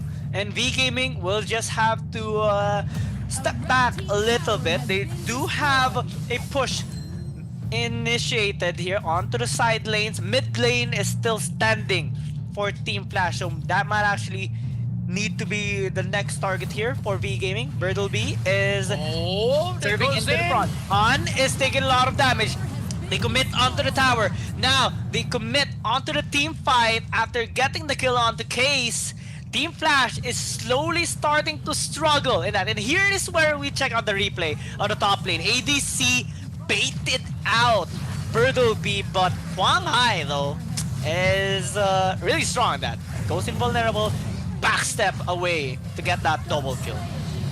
Yeah, V Gaming has the upper hand currently. They have a 4K goal lead, and now Flash in the brink of losing. Still has a lot of objective though, but it's not enough to just stall away V Gaming. They doesn't have a lot heroes that can go for the late game composition. They still had the Yan and also the Quicksave, but when the team fight comes, Case is the first one to be taken out, and no other than healing will be provided by that Zenil. So it's going to be really hard for Flash. They need to be proactive even more. It's hard to kill down the Malok, but now we see Case spot up 2 members of V Gaming on the bottom side. They are respecting the waves and into the mid lane. Now 4 members has arrived into the jungle of ADC. ADC will not respond to any damages that have been dealt by V Gaming. Now Retribution, will they go to a side of this team fight? Because the Dawnbringer will be taken down with a couple more attacks. Labra Rocket has been hit. 1 attack just left. XB trying to hold down with the Moonfall, giving a substantial amount of damage, but now the jumps comes in from the Malok, but no combo has been led into Han, and they are not going to run away. The combo has been there. Zenil with the Angelic Splendor, but the members of Flash is eaten alive one by one, has been taken down, and the tower will be taken as well into the mid lane, and Flash lost 3 members and only 2 left. ADC and KD is the one to protect the core, and this is not enough. V Gaming takes the game number 2. A strong start and a strong finish this time by V Gaming. Team Flash put up a really good work there, though, on that particular game, but it's simply not enough. The scaling happened already. V Gaming fully commit on that, and I want to commend Han as well for baiting out the members there of Team Flash. They tried to kill the Malak, but like what you said, it's gonna take more than just one, two members to take the Malak down, and we saw the burst coming in from the members of V Gaming. The follow up from all of them, from Bertleby, from Quanghai, Maris Wang, TD, and Han, with no hesitation at all. Now with a 2-0 victory, they're one game a win from getting a 3-0 sweep against Team Flash. I want to commend Team Flash though. They actually put up a really good fight, and they have been investing quite a lot on the non-meta picks, or these flex picks. However, this is the problem though. Compared to the ones of Bikertopia against Bacon Time in this series, we do see more success on the side of Bikertopia. If Team Flash is going to suffer from losses, especially that V Game is already on match point, maybe they have to lean back away from these comfort picks instead, and go and invest on the meta picks this time, because it's gonna be tough now. It's already match point for V Gaming. They cannot hold back anymore. Yeah, because they have to invest a lot in game 3. They have to bring down the Tachi. They need to for maybe a Mina to be played here for Flash, but every move that Flash made has been read by V Gaming. V Gaming knows how to read Flash like a book, and it's not a good sign when V Gaming knows what Flash is going to do. They take a lot of rejective in the early matchup, but V Gaming just doesn't care. They fight it out when they know when they had a power spike, they can play with care. And in terms of Flash, this is not a Flash that we know. It is not giving any fight back in terms of winning matches, but in terms of game, yes, Flash still has the upper hand, and a couple of mistakes has been made by Flash itself. But yeah, V Gaming plays it really cool, and amazingly they won a 2-0 matchup, so already at match point. So one more match, why not make it a 3-0? Wanna make it a 3? I mean, V Gaming is gonna be capable of doing that, but Team Flash is also capable of stopping that onslaught for sure. I mean, one thing's already stated already. V Gaming invest so much on these high meta heroes. They have exhausted 9 already. Malok isn't really a high meta one, but they did make it work. So again, as the series extends, that's where Team Flash can actually have the most opportunity, because they try to go with comfort picks. They try to go with the other heroes that they attempt to make work. But if they are not gonna be able to get a win, it's not gonna look good for them. Especially that if they lose in this series, they're gonna match with Bacon Time, which is not really the best matchup right now for them, given how strong Bacon Time is, and how I think they want to redeem themselves in the lower bracket. Yeah, the lower bracket will be even tougher for Flash when they had a couple of hiccups here and there in the couple of years, and it's going to be somehow Bacon Time will be on top. Maybe, we don't know just yet. Maybe Flash is going to be okay. We're going for low bracket. We have to wait. What are the picks they want to play? But this time they are focusing on the game number 3 first, and game number 3 will be disaster if they did not bring a lot more investment here, because they have to survive in terms of game 4 and game 5.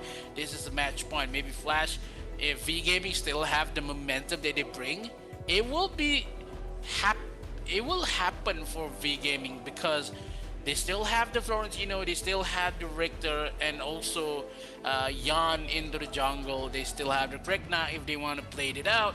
They use up the Omen, and also the Malok is a little bit too ambitious to win that game. Overkill a bit, but it's making a good game for the side of V Gaming. And now I see how Flash is not the strongest anymore in the EOG region. It is V Gaming.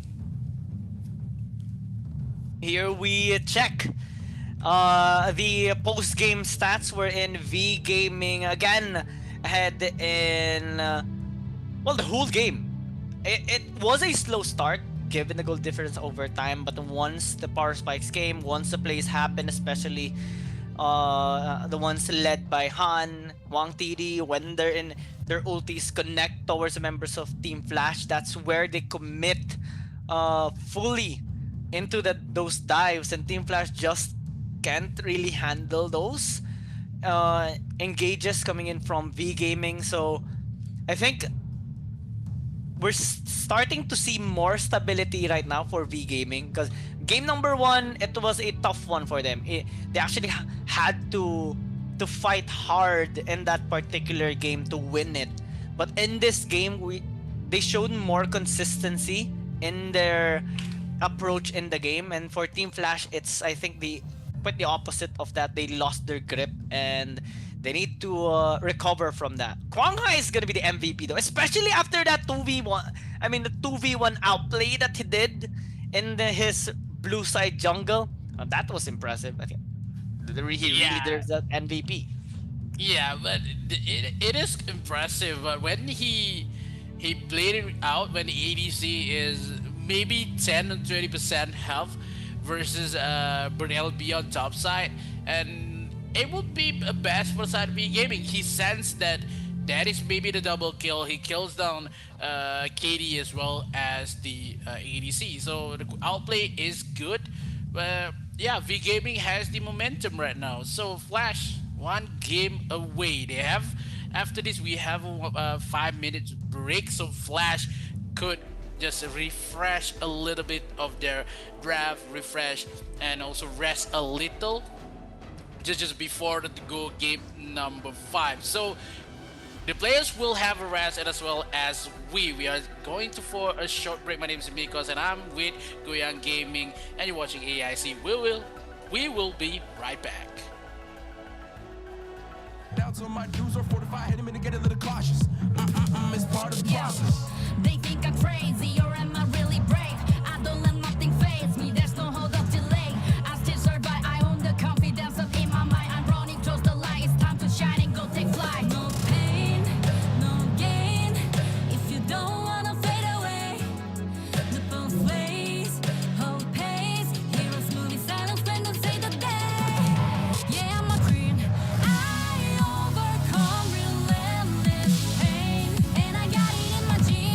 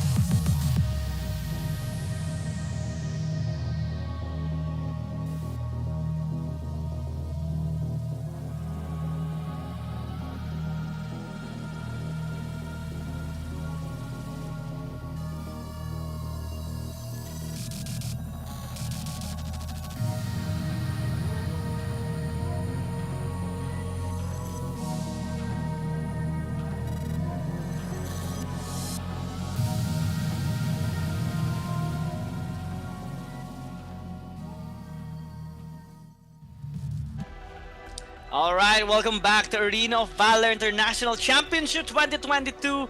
We are watching the match, the series of V Gaming versus Team Flash, and we are your shoutcasters. My name is Young Gaming. Here with me is Miko to bring you the action of the day number 2, the quarterfinals. So far, we have seen a 2-0 victory by V Gaming, and we have yet to see the comeback here of Team Flash, but they did put up a really good fight, especially in game number 1. Game number 2 though, not much restraint were seen coming in from that team, and V Gaming is really punishing them from their mistakes right now. How do you think they could come back in this series, Migos? V Gaming could punish them more. This may be the trio because of Flash has shown a lot of resistance in that in the first 2 matchup, but it is just not enough in terms of draft. As you can see, game number 2, they have the Malok tanky, they have the Omen sustainability, but in terms of Flash, they go for a burst damage with the Yan and also the Joker as well as the Crixie. So it's not enough in terms of DPS. They doesn't have the Laville on their side. They don't have the Valheim. Maybe a Violet could be played here. So if they got a Whips in that current matchup, it would be better in terms of the Joker could give. So if they want something that to win this matchup, they need to know what are the matchup that could be bring by V Gaming. They will have, maybe they have to take down the Necroth and also maybe the Kira on themselves. They don't have the Yan. Maybe they need some UA gameplay into the mid for XP. They put a couple more damage, like maybe they could steal down the Mellock. If they want to Tachi for Case, maybe they have the Baldum to be played for Case. They had a lot more big picks, but do Flash want to invest this? This is the $1 million question. If Flash does not invest in this matchup, it could be a 3-game win for V Gaming, because V Gaming has invested a lot. They invested the right amount in this matchup. V Gaming, they are smart. They banned up Florentino and Omen.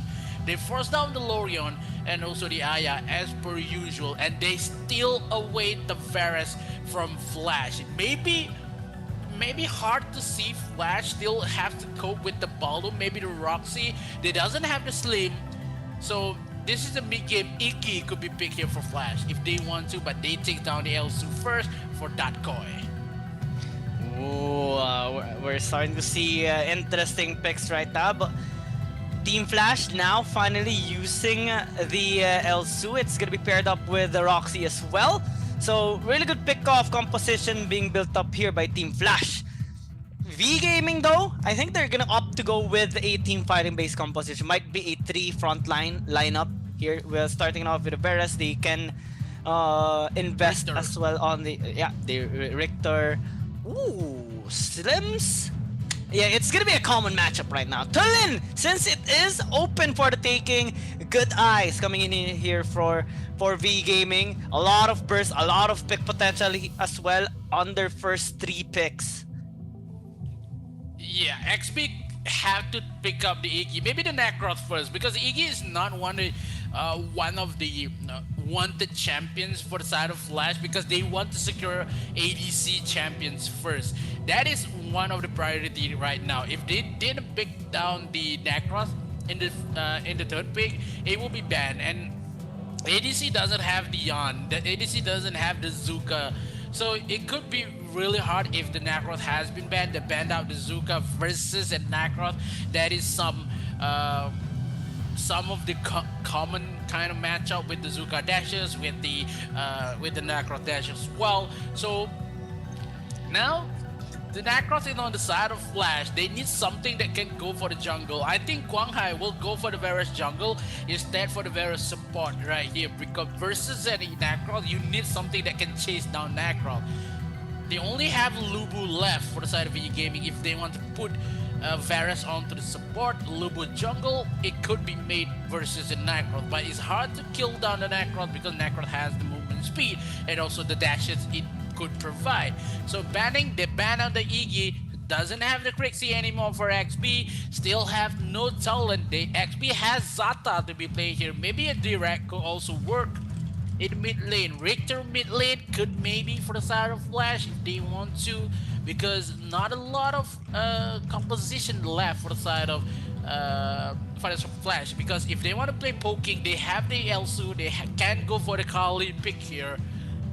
Maybe Kali, maybe Illumia for the side of Flash. If they, but if they want to pick the Kali and the Elsu, it could be like what happened in the first series though. Double poking Yeah. versus a frontline matchup, it could be horrible for the side of Flash. Yeah, and I don't think a Team Flash has that enough comfortability in using the Kali.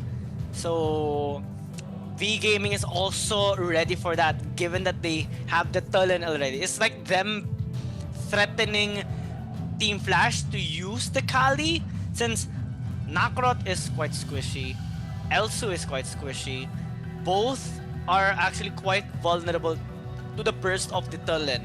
You're gonna add, if they're gonna add the Kali into the mix as well, it's not gonna look that much good on their hand. Liliana has a lot of mobility in a sense, and it would have a good amount of synergy with the Nakrot too. So this might be a better pick for them.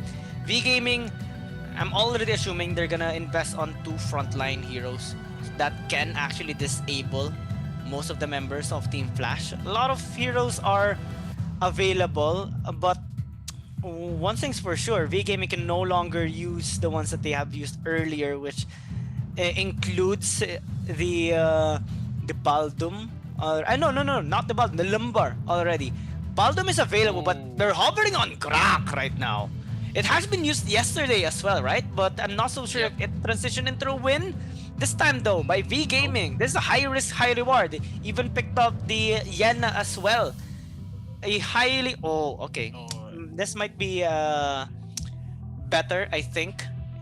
In a sense, in terms of having just a solid fighter in the lineup. Because Grak, if you miss the hook, it's already GG. But for Wiro, it's a different sense. He just attacks the enemy. Yeah, he just be there. I think with the Wiro is just somehow like a Tara main to be played for V Gaming. But yeah, yesterday we had a grab play. It comes from ADT, and ADT played it well in game number 3, but is not going to connect when they are lost 3-0 in the low brackets versus Valencia. And that moment in time, if they want to pick down Greg, it's going to be really hard to just hook anybody from the side of Flash. They have to hook Liliana is hard, Necros is impossible, and also the Elsu maybe 50-50 because of the ultimate of Elsu is available to run away from that matchup. If they pick down Greg with the Richter pick for the side of Flash, V Gaming will have a bad game here. It cannot connect with that hook anymore because of the range and the mobility that Flash had with this kind of lineup. Because Roxy really hard to just connect the hook as well, but the only reason the hook could be played is for that also every 25 seconds with that ultimate. Now V Gaming with the Wiro support gameplay, we haven't seen a Wiro just yet, but this is maybe V Gaming trying to give a statement for the side of Flash that V Gaming is the one to win this matchup. Yeah, let's see if this Wiro will be a good pick coming in from V Gaming. This is the first Wiro I think that we have seen in the AIC 2022.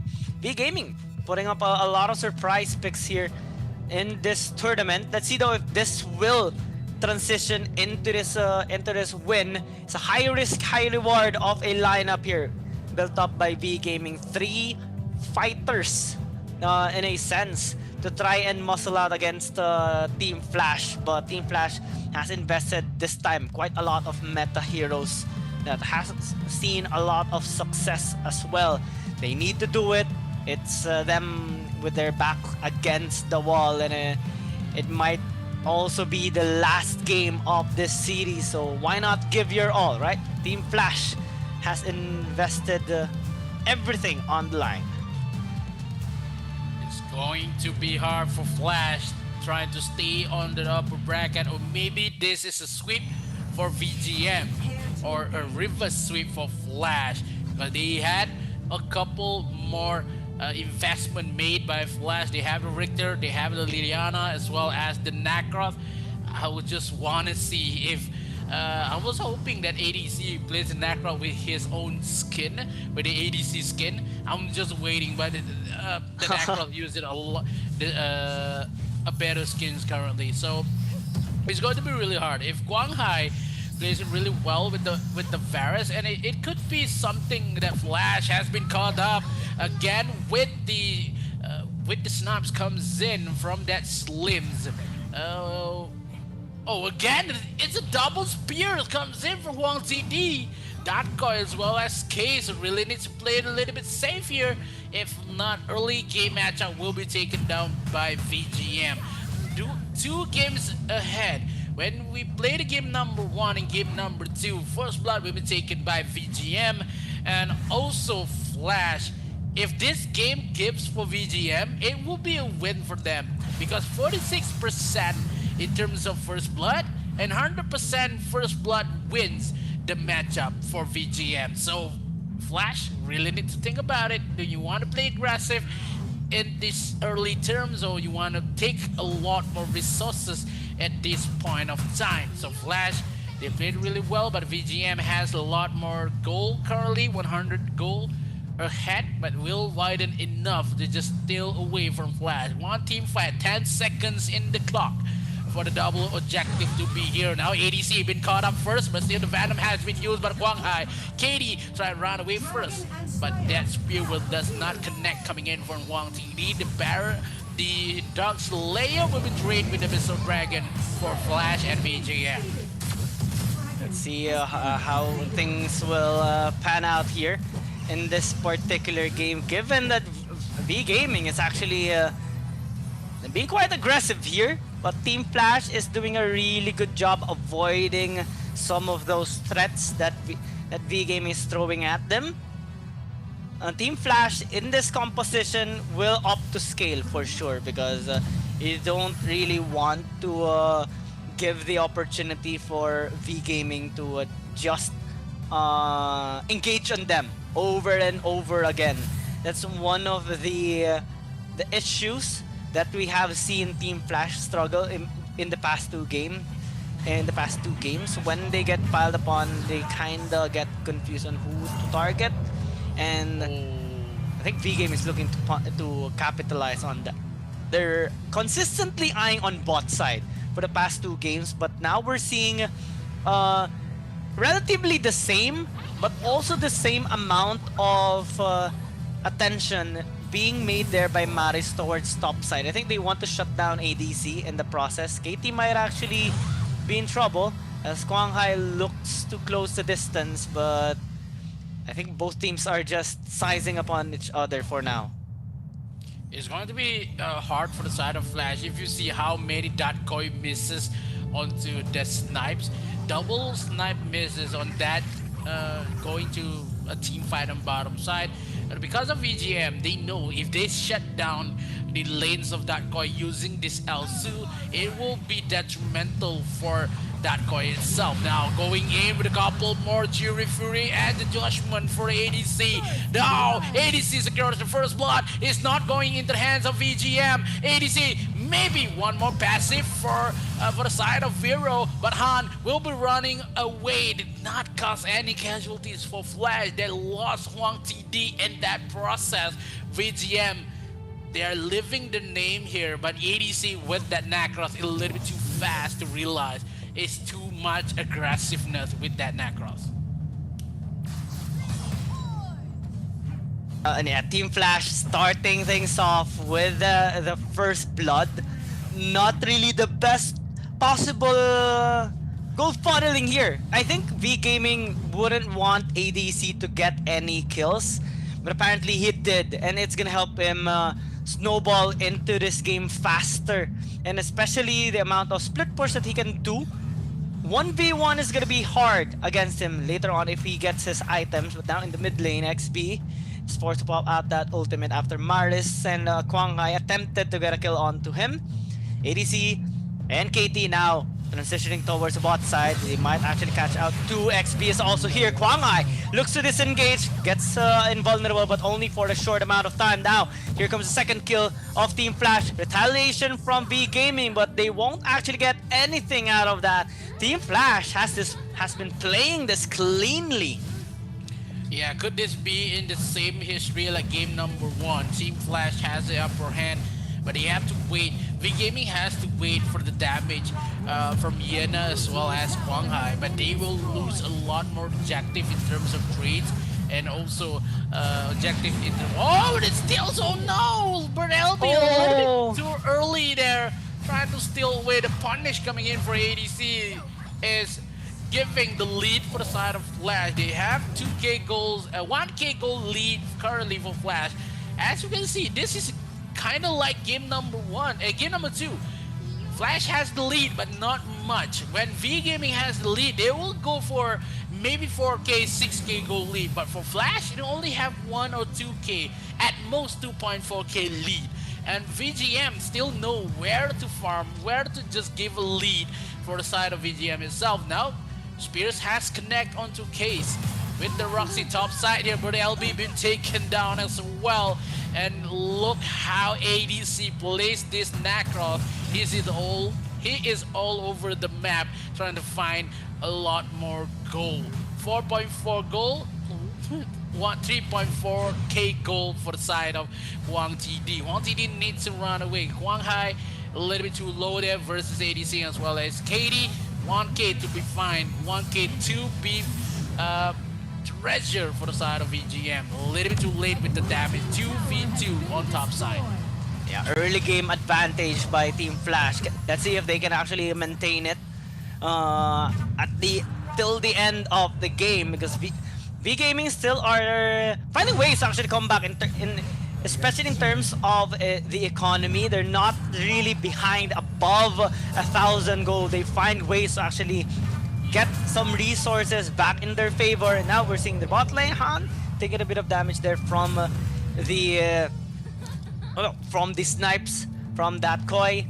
Now, as the objectives spawn up, both Abyssal Dragons and Slayers, Team Flash are looking to secure this Abyssal Dragon, and V Gaming are paying due respect. They haven't even picked up a single kill in this game. That's how good Team Flash is in getting ahead, getting those kills without trading anything back. But I think they need more than that, especially if they want to result it, or at least have things reflect in the gold department. Han might actually be in trouble. There's 4 people there from Team Flash. Bertleby tries to zone them out and clear out the wave. A good job by them. V Gaming eyeing on securing the Slayer as well. They zoned out KT away from the objective too. Yeah, this is a crucial part of the side of Flash. They have 3 kills. They have a lot more objective. They had 3 towers. 3 towers for currently, and 1 Abyssal Dragon. Wait, one Dark Slayer, 2 Abyssal Dragon. Make it number 3. But still, look at the goal gap. It's not far enough. VGM is still trailing by 1 or 2Ks only. So, where the hell that VGM farming at? He knows how to take a lot of gold. He can just sustain a little bit more. And Flash is not punishing more and more for the side of VGM. VGM still in this game is not disconnected yet. The damage is still there. They have to wait for the Slims, maybe for the Varus and also the Yena. When that's connect, it will be detrimental. Look at the damage that the members of Flash giving to Han is not even connect almost, and this is going to be hard. VGM trying to find a way. Do they want to kill this? XB is open, and as well as KD, but KD is under the turret. It's not enough. This is what happened in game number 1 and game number 2. Plus to be together, and VGM plays it patiently. They wait for the right time and the right moment to go into the phase of Flash. They wait for the damage. Already have the fill long enough. Look at the damage of the Man of Mark as well. Goes in, couple more damage left. Han with a couple kills when Kwanghai arrives, secures down ADC, and this is when we saw VGM will go on top of Flash. Couple snipes left onto that Koi, does not connect. But VGM with that Venom from Quang Hai secures the kill onto ADC. 15 seconds left. They will push bottom side first, and that mid lane will be another clash as well. XP will be chased down with Case on the side. Quang Hai a little bit low there. Really need the Bloody Kiss to stay alive. But Liquor comes in from KD on the backside. XP secures the kill. Quang Hai been taken down. Oh no! Huang TD is hitting the members of Flash one by one, and Bird LP takes the kill. Double kill for Huang TD. Huang TD secures the target as well. ADC on top side dealing with Han. That Wiro will not be taken down. Oh no! VGM has the high ground. Oh no, indeed! A while ago, Team Flash were the ones ahead. They were the ones getting kills and not getting kills.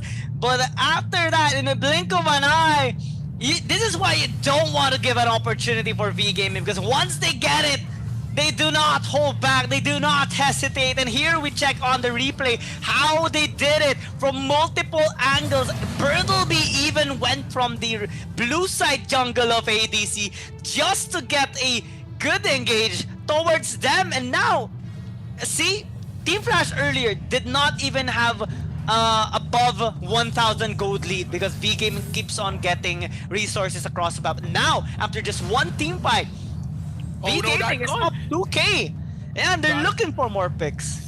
Yeah, Dakoi doesn't have the ultimate just yet. The 2k lead, maybe make it number 3. VGM, they know what they have. They have the lead currently right now, calling all the members to go for the Missile Dragon, but leaving Bird LP to push bottom lane to free some lane, and they are going for the Dark Slayer first.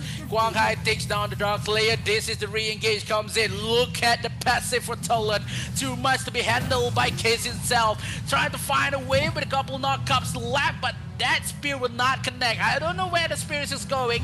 Maybe for a shopping a little bit, but ADC in the mid lane has shown his presence on the map. He needs to run away, but no, has been killed. KD will not live another day because of VGM is on the lead. Oh my, V-Gaming. They're really mad right now after all the bullying that they have encountered the whole game. Now they find the opportunity. Now they got all the resources, and they do not want to let go of that lead. It keeps going up. Now it's 4,000 going 5,000. Maris is starting to hurt. Han keeps on going in. The Agnes grip, but not really doing much onto Han. I mean, it's a Wiro, or a good say. You're not gonna be able to kill him that easily. And he is even having the confidence of going back in after taking a lot of damage. And Team Flash, what are you to do? You have the snipes, but can it really do much? You're trying to clear the waves, but V-Gaming keeps on putting back more waves in front of you. Now with the Slayer marching into the top. That might be a good opportunity. ADC goes in, but it gets back immediately afterwards. V-Gaming are showing some respect towards Team Flash. After they have lost the Slayer marching onto the top, they're gonna wait for the Dark Lord Slayer instead. Dark Lord Slayer will be taken down by VGM if they had to because of the lead. 4k lead for VGM. That's the problem. When you had the lead, you're not widen it enough. When VGM had the time, when VGM had the possession, where is going to be the mistakes of Flash, they will punish you, and the punishment has been landed. And also the sins that Flash do in this early matchup is going to be received by Flash again. You do this to V-Gaming in the early phase, V-Gaming does this to you in the late phases of the game. Now VGM, they still have lead with the 2k and also with 2 kills ahead, make it a 4k goal lead. The snipes coming in from that guy will not connect much, and giving the damage is not enough for Flash to make a suitable defense, and he only can just takes a lot more onto goals with the minion wave is not enough. Han trying to find who's ever on the brush, trying to engage a little bit, but Han, he still has the passive, he's still alive, he will be connected with the members of BGM. Flash, it still goes in. Flash really needs to run away. The Dark Lord Slayer has spawned, and now the members of VGM will go for the Dark Slayer. They're sprinting. Yeah, they will go. They need the space. They need to secure this area. If Flash wants to retake this possession, he needs to do it now because none of the members will arrive yet. ADC was already on top side. No one checks top side just yet because the steals for this Dark Lord Slayer will determine that Flash could win this matchup. If ADC shows his face on top side, it will be V Gaming will just back off. They will create a lot more defense mechanism and disengage from now. So a couple more damages left now. Oh, they commit. Yeah, they committed onto Case. Case will be chased down a little bit, but the ADC will be caught up. And now with Ice Enchantment comes in, but LB is still alive. Han a little bit too low. Has the shields been connected, but the snipes will not kill down Han. And the members of VGM will go for reset and at same time as Flash.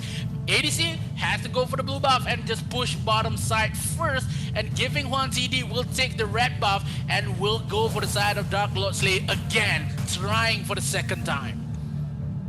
Oh, this game is getting really exciting. B Gaming, yeah, they're ahead, but Team Flash is still fighting hard in this game because they don't want to let go of this opportunity to win this game, and they have all the tools to do so. B Gaming on that particular fight, it was really risky. It was a good call to actually back off because if they stayed there for one more second, they would have been taken out by Team Flash. And now it's them attempting again. KT might actually get caught out. They're engaging right now. He's taking a bit of damage, flickers away from the danger, but Case might find someone to use the Agnes grip to. Snipes not connecting onto anyone as of the moment. They're trying to poke Maris, which took a bit of damage from that. ADC is trying to enter from multiple angles, and this is where Team Flash is getting a lead. Those snipes, when it connects, it really hurts, and B Gaming doesn't have that much sustain to stay alive and healthy in the lane where the Elsu is. So they're kind of trying to split across the map, but ADC is doing a really good job answering back. Yeah, because that is a Nacros. That is a Nacros #1 job because you have to split push with the Nacros. But if being caught up by Bully LB, it will be scary for the side of Flash. They need ADC to just level up any lane that they had for Flash currently because the VGM is on the brink of defending. They lose the tier 1 turret in mid. It will be detrimental for side VGM if they want to go for the Dark Lord Slayer, but Flash currently are going to just push the 3 lanes. They're freezing up the top lane first for the members of VGM because if one member is for VGM trying to split push, it will be spotted up on top side. Look how Katie is preparing himself to spot one member from the side of VGM is trying to go, but ADC is spotted up in that brush. But LB trying to push it a little bit, but now VGM, they are being conquered around. XB found out Burrell LB trying to go into the mid lane. Now the bloody Case has been pulled.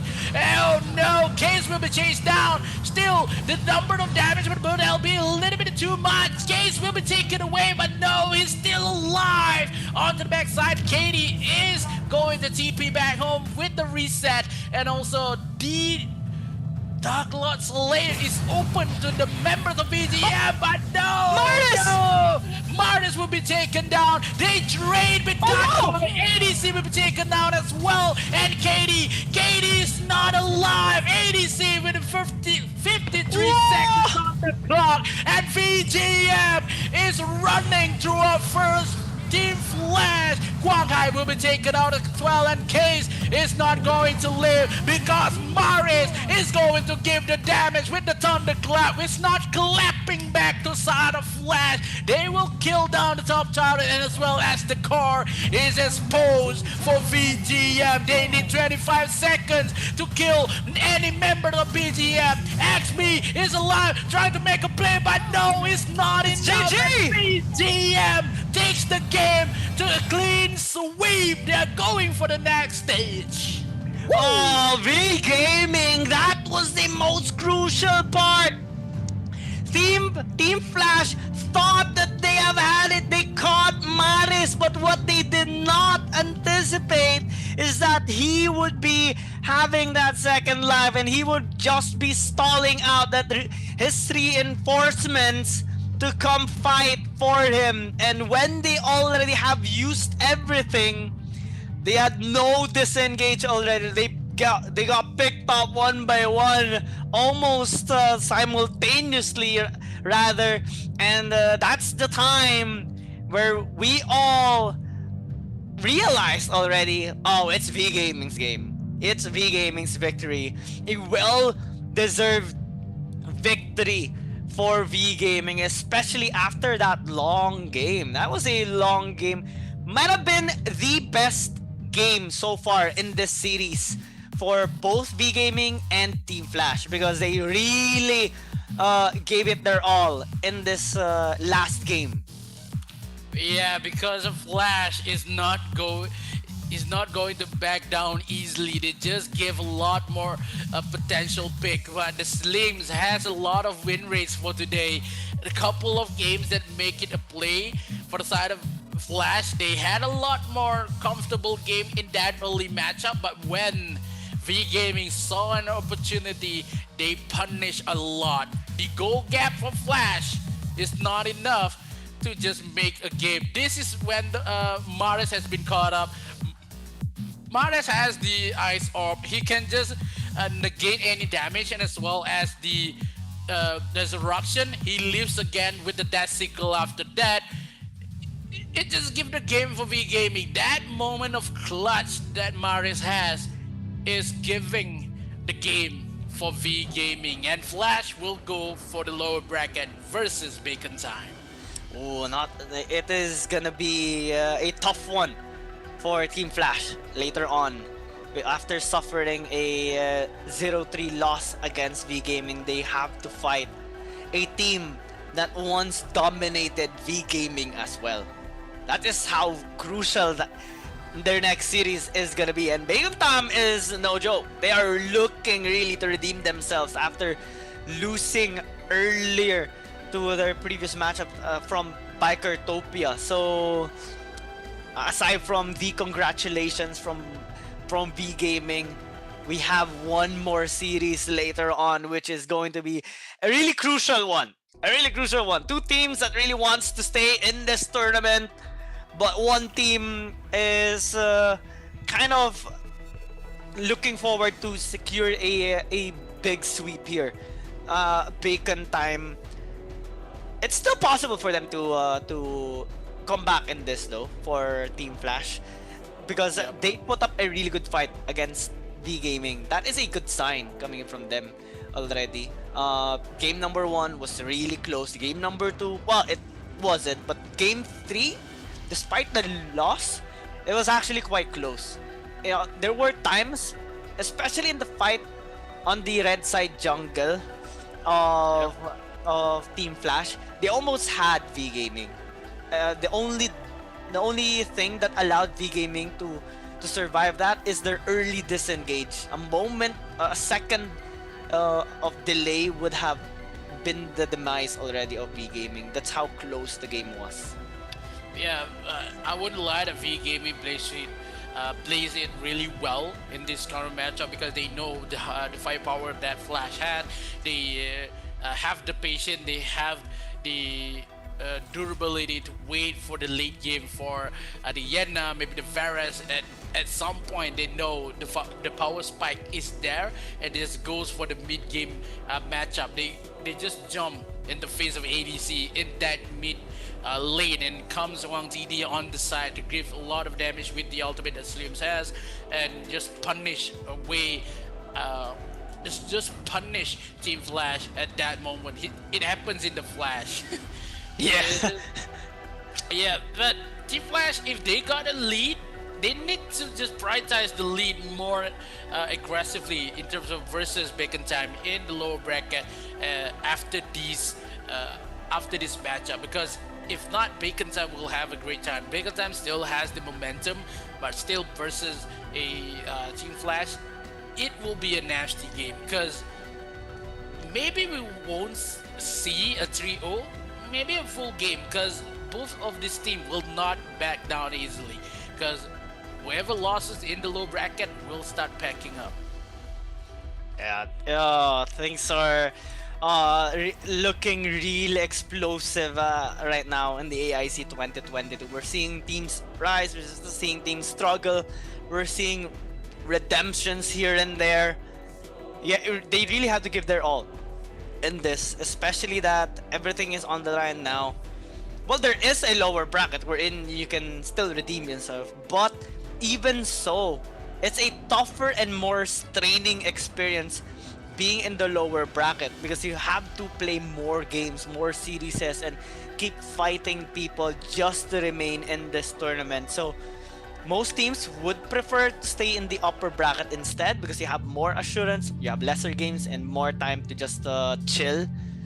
I think it is gonna be a tougher day right now, especially for Bacon Time and Team Flash right now because imagine after suffering a loss in your series, you have to fight another one, and you're already kind of like tired from all the games. You already invested quite a lot of effort, so it's really straining for sure. But I hope they would still have enough energy to push through the remaining matches that they have. Let's see who's gonna be winning this. But in this game, V Gaming 3-0 victory, and in this particular game, we saw the fight that Team Flash had.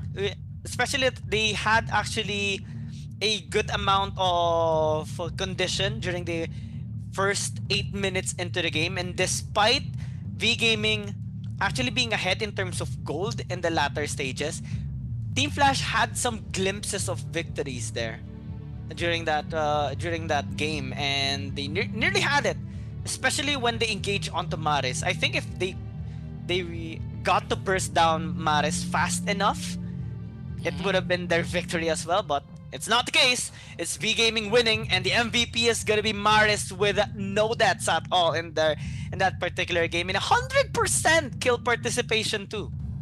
Yeah, because every wave Team Flash want to kill down Maris, the members of it's only Maris who just thought up a lot more team fight here because Flash want to kill him, but he just can't.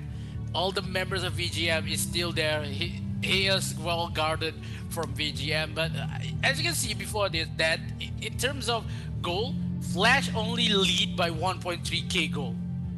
But for VGM, they have 8k, and that is so much that it could punish the members of Flash every second that they had a lot more damage. At that moment of time, it will be hard for the side of Flash, but it's not end for the journey for Flash currently in the AIC 22 because they are going for the low bracket versus Bacon Time in the low bracket. After this, we are going for a short break. My name is Mikos and I'm with Young Gaming. We will be right back. Also unlock one by one as the player's level increases. You will need to use Arcana Fragments or Gold for the purchase and upgrade of Arcana.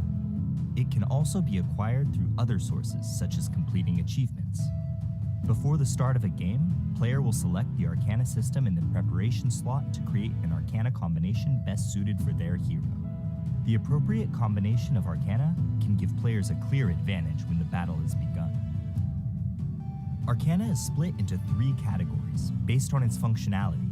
Red Arcana focuses on increasing the hero's ability to attack. Purple Arcana focuses on increasing the hero's ability to self-recover.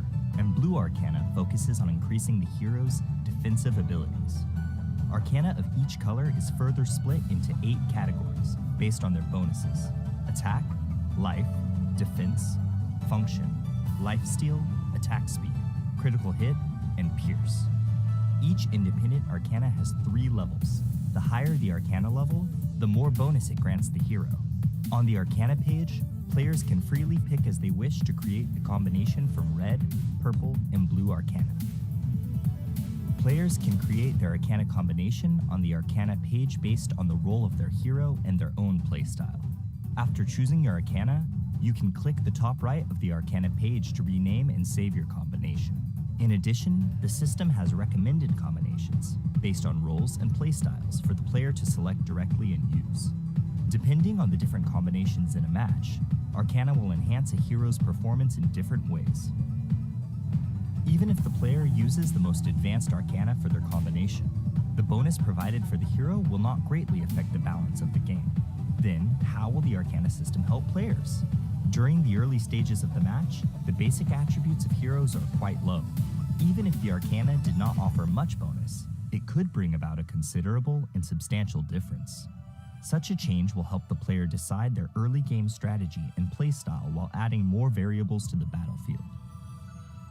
Arcana combinations are not absolute. According to one's understanding of the hero and their playstyle, players will all have different combinations.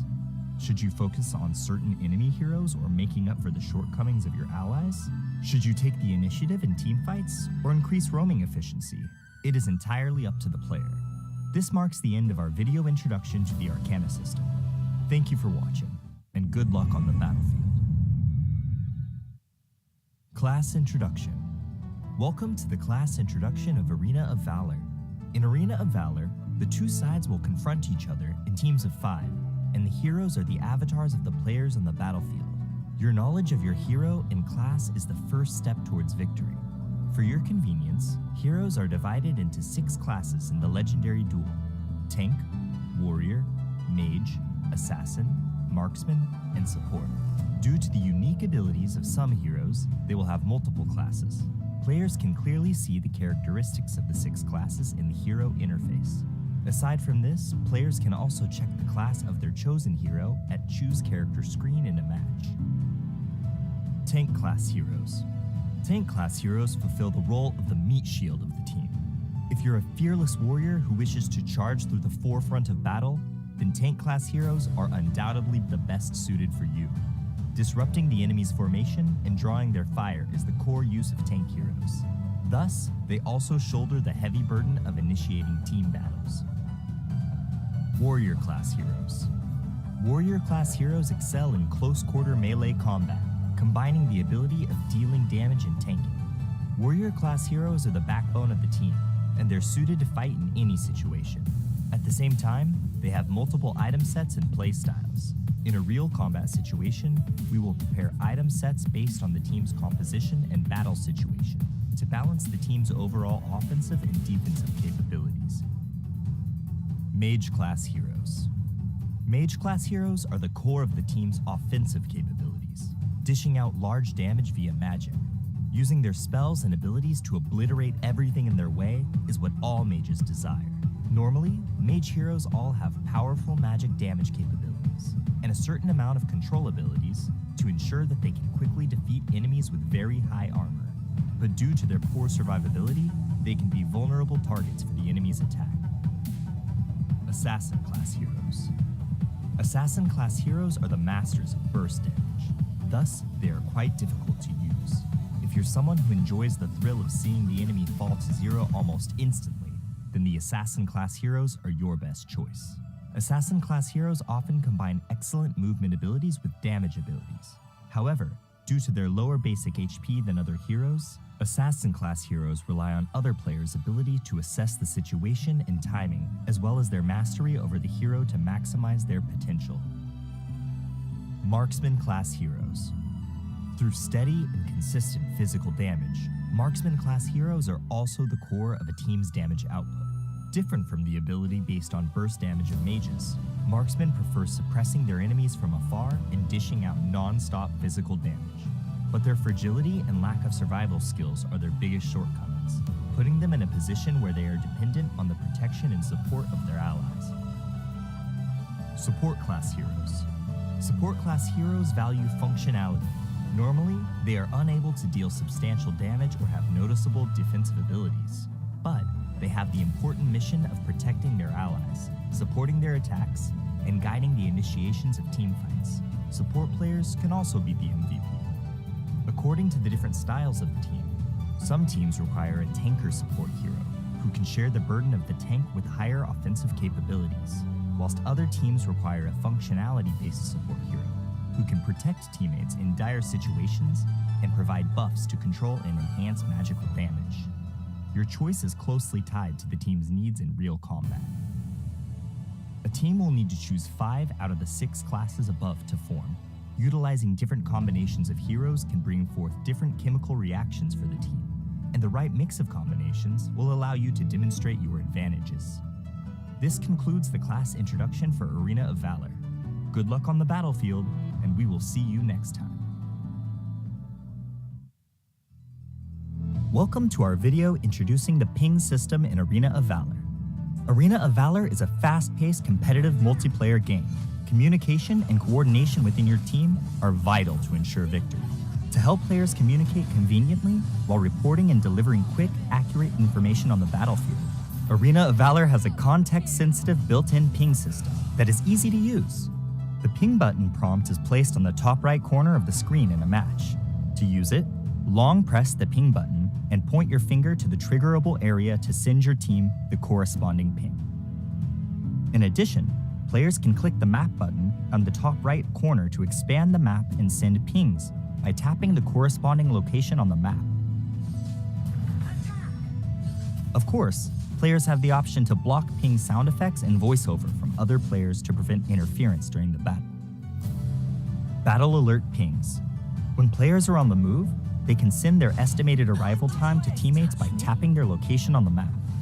Players can request support from teammates by dragging the ping button prompt to their own hero. When the player is hidden in the grass, drag the ping button prompt to the grass to instruct teammates to hide themselves and ambush together.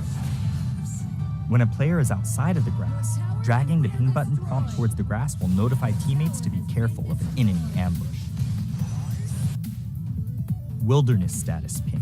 When Abyssal Dragon, Dark Slayer, or your own buff exists on the map, players can give corresponding attack commands to their teammates by tapping the corresponding monster directly on the map or by dragging the ping button prompt to the relevant monster. If a monster has yet to respawn, dragging the ping button prompt will notify the players of the corresponding monster's respawn time. Personal status ping. Players can notify teammates their skills are ready by dragging the ping button prompt onto their hero's skills. Dragging the ping button onto a skill and cooldown will alert teammates of the cooldown timer. When a hero dies, the player can drag the ping button prompt onto the death countdown to inform their teammates how long it will take to revive. In addition, players can inform teammates that they're returning to base by dragging the ping button prompt onto the recalling button while in recall. Enemy status ping. When the enemy has disappeared from a lane, the players can send an enemy missing ping by tapping on the lane. When the enemy reappears, tapping on the lane will signify how many enemies are present. Situation alert ping. Players can prompt teammates to defend structures by tapping their defense tower on the map or by dragging the ping button to the tower. When the player is not in a mid-recall state and drags the ping button prompt to the recall button, it will remind teammates to return to base. Furthermore, players can send scores to teammates by dragging and dropping the ping button prompt onto the scoreboard. There are hundreds of different ping options in Arena of Valor. Players should use them strategically to give themselves and their team a leg up on the competition.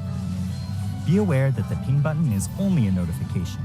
The key to victory lies in making the right informed decisions. This marks the end of our video introduction to the ping system in Arena of Valor. Tell us your favorite thing to ping in the comments. Thank you for watching. Good luck on the battlefield.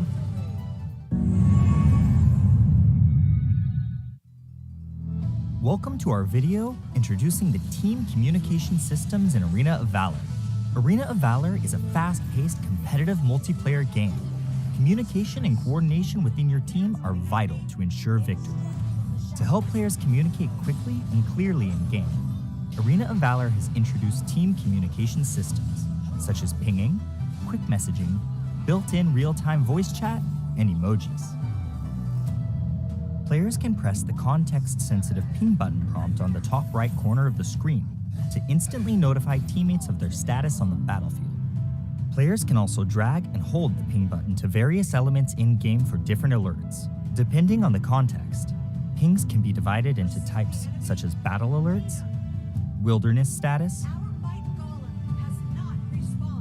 personal status, enemy status, and situational alerts. Check out our ping system introduction video to learn more about how you can use the ping system in Arena of Valor. Players can use the in-game quick message system to plan and communicate. Quick messages first appear as part of the pre-battle strategy screen. Rally for a team fight. Before the match, the player can set selections and adjustments within settings. These pre-made messages can be split into 3 major categories: defense, offense, and communication. Players can select 8 messages from these 3 categories to use as quick messages within Arena of Valor. Some quick messages even have voice lines that play when being used. Let me get the buff. In the event you want to communicate in more details with your teammates, you can also tap the box beneath the quick message window to enter text. Keep it clean. Aside from quick messages, voice chat will always be the most accessible and concise way to communicate on the battlefield. Players can use the game's built-in real-time voice chat system to speak and converse with their teammates directly. To use voice chat, tap the microphone button on the left side of the screen. When the player is queuing with friends in a pre-made party, they can choose the voice chat to be party only. Emojis are a fun and expressive way to communicate within Arena of Valor. Before the start of the match, players can equip emojis with their customization suite. Make an emoji selection while in a match to use the corresponding emojis. When triggering certain scenarios, heroes will automatically release their preset quick emojis. If there are teammates nearby that use an interactive emoji, and the player responds with an interactive emoji of their own, a new effect will be created for both emojis. One last thing to note, emoji displays can be seen by your enemies. Use your smileys wisely.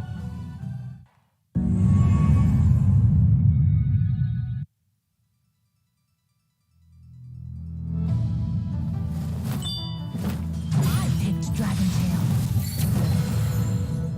Not the other way around. Painting genius Yan. Since his childhood, the exceptionally talented Yan has reached the pinnacle of painting as a teenager.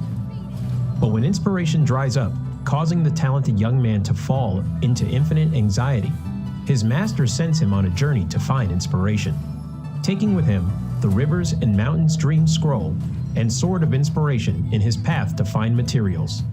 The young man's search for a breakthrough is fraught with crisis, but this is no obstacle for the battle-savvy Yan, who will hold the brush of the Sword of Inspiration in his hand and repel the enemies that stand in his way as he paints everything in his path.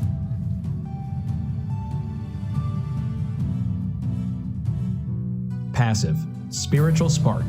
When Yan uses Skill 1 and Skill 2, he will gain a stack of energy, having 2 stacks of energy, depending on the difference in the previous skill. Will cause the next normal attack to gain additional boost. After using an enhanced normal attack, his attack speed will increase. Yan's skill will mark an enemy when it hits them. Dealing damage to the same target will consume the mark and trigger additional physical damage, restoring Yan's own HP in the process. Skill 1, Black Jade Sprinkle. Yan will deal damage and apply movement speed reduction to enemies in a fan shape in front of him. Passive enhanced normal attack. After a short delay, deals damage to the enemy in front and knocks them away. He can move during the delay and deal additional damage to minions and wild monsters. Skill 2, Draconic Step. Yan moves forward in an arc, dealing damage to enemies along the path. Yan is untargetable while using the skill. Passive enhanced normal attack. Charging towards the target enemy and dealing damage, he can use another part of Skill 2 within a short time frame. Additional Skill 2 cast has a separate cooldown calculation and does not accumulate energy. Skill 3, Hills of Dream. Yan releases his seal, entering enhanced status and dealing damage to surrounding enemies, receiving a massive physical penetration and can use the second part of the ultimate skill. He gains super armor and reduces damage taken during the cast. Yan will enhance all of his other skills. The second part of ultimate.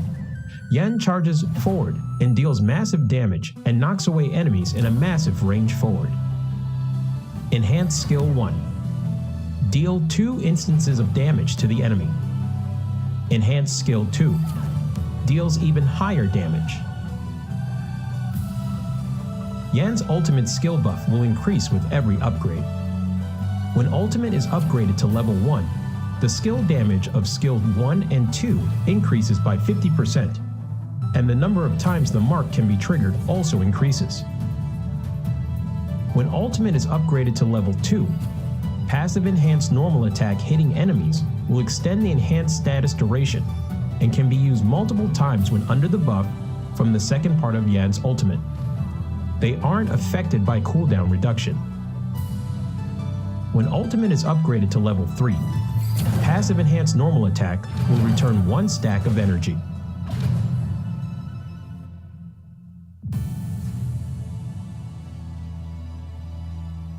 Yan is a highly controllable warrior type assassin.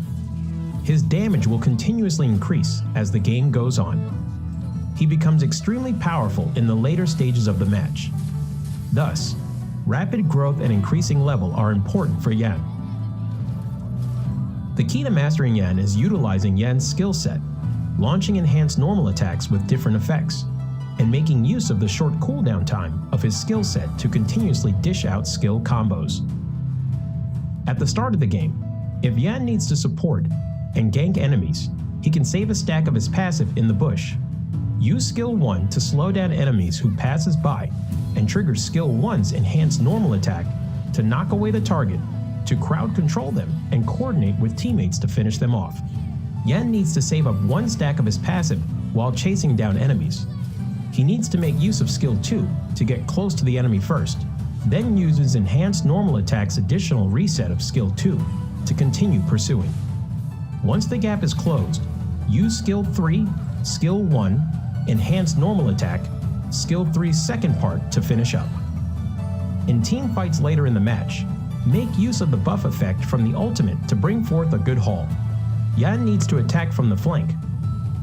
Use Skill 2 first to close in on the back row, followed by Skill 3, normal attack, Skill 1, normal attack, the second part of Skill 3, Skill 2, Skill 1 to finish them off. When there are multiple tank-type heroes in the enemy composition, due to Yan's lack of high damage before using his ultimate, he needs to watch his timing when he enters the battle. Make use of the physical penetration from the ultimate, as the bonus can deal quite substantial damage even against tank-type heroes. Due to marks being able to be triggered multiple times, while in enhanced status, coordinating with Skill 2's movement and Skill 1's damage, you can potentially take down tanks. Yan's passive HP Restore allows him to have decent survivability. Watch your timing on using Skill 2's untargetable effect to dodge enemy damage. Yan needs to improvise in battle and requires careful observation of the situation on the battlefield to choose the right skill to cast.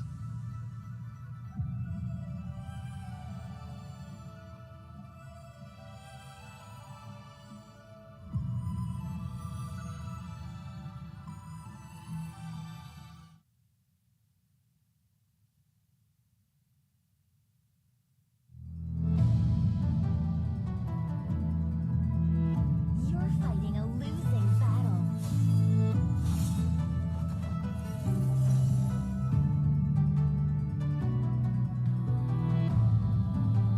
Jade Fan Beauty Yue. As the princess of the Dragon Kingdom, Yue brandishes a fan as her weapon, retaining her elegance even in battle.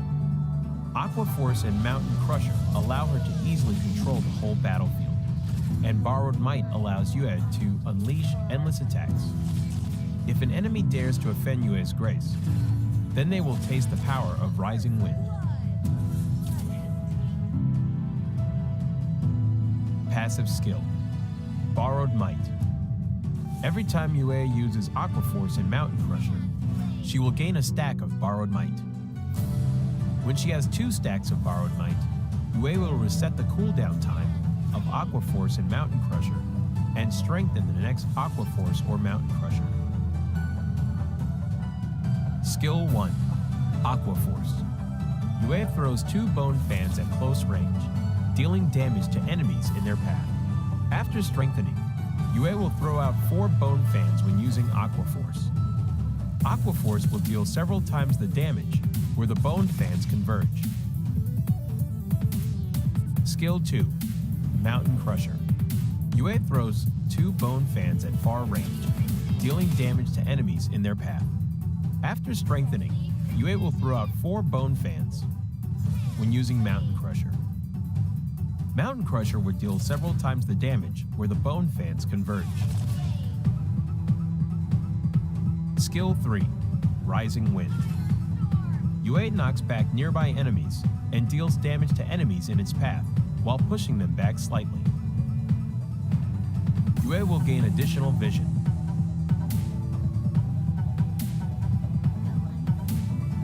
Yue is a long-range mage with a powerful ability to exhaust the enemies, but is complicated to operate. To deal perfect damage using Yue, you need to be skilled in combining her skills to deal damage multiple times stronger. However, when Yue overlaps with the enemy, both Aqua Force and Mountain Crusher can deal full damage. When in the lane period, Yue can quickly clear enemy creeps via refreshing her skills through her passive skill and then assist the side lanes. In team fights, Yue needs to use Mountain Crusher multiple times to exhaust the enemies and frequently use Aqua Force to charge up her passive skill to look out for chances to kill or exhaust fragile enemy heroes. The core combo of Yue is to save up a stack of her passive in advance and instantly use Mountain Crusher twice to deal burst damage. But be cautious. Yu's ultimate is the only life-saving skill, so she needs to save her ultimate to be aware of enemy assassins' heroes in team fights.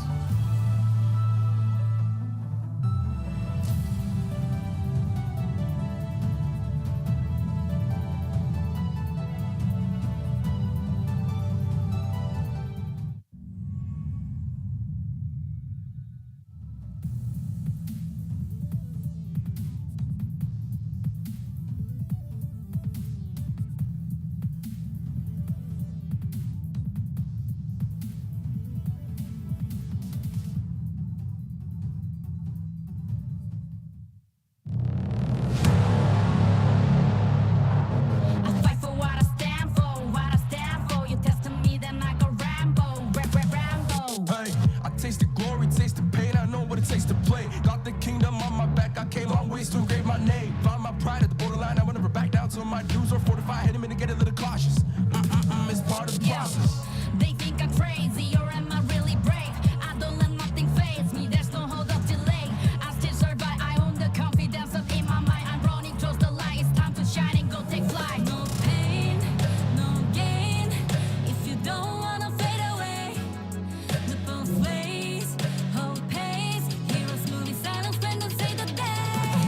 Yeah, I'm a queen, I overcome relentless pain. And I got it in my genes, I pass through anyways crisis. No matter what the price is, prepare. Protect my people, always beware. There's always the rivals everywhere. Long you the light declare, I'm riding to the end.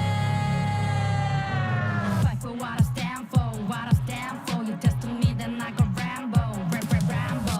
I'm quick to grab the grip and go, I'm best with it. Okay, I'm lit. My mind's on city mode, I'm flexing it. Okay, I'm wild. I'm tripping on my mind, investing it. I'm still high-minded. My destiny, you'll find it hard to find it. Yeah. Winning street, my dubs elite, I bring it. Yeah. 50 feet step back, I'm about to speak my G, I'm with it. Yeah. Sun shines, I dream bigger. Believe in myself, I maintain rigor. Be what I wanna be, don't be little. Me. No pain, no gain, if you don't wanna fade away. The both ways, hold pace. Heroes moving silence when they say the day. Yeah, I'm a queen, I overcome relentless pain. And I got it in my genes, I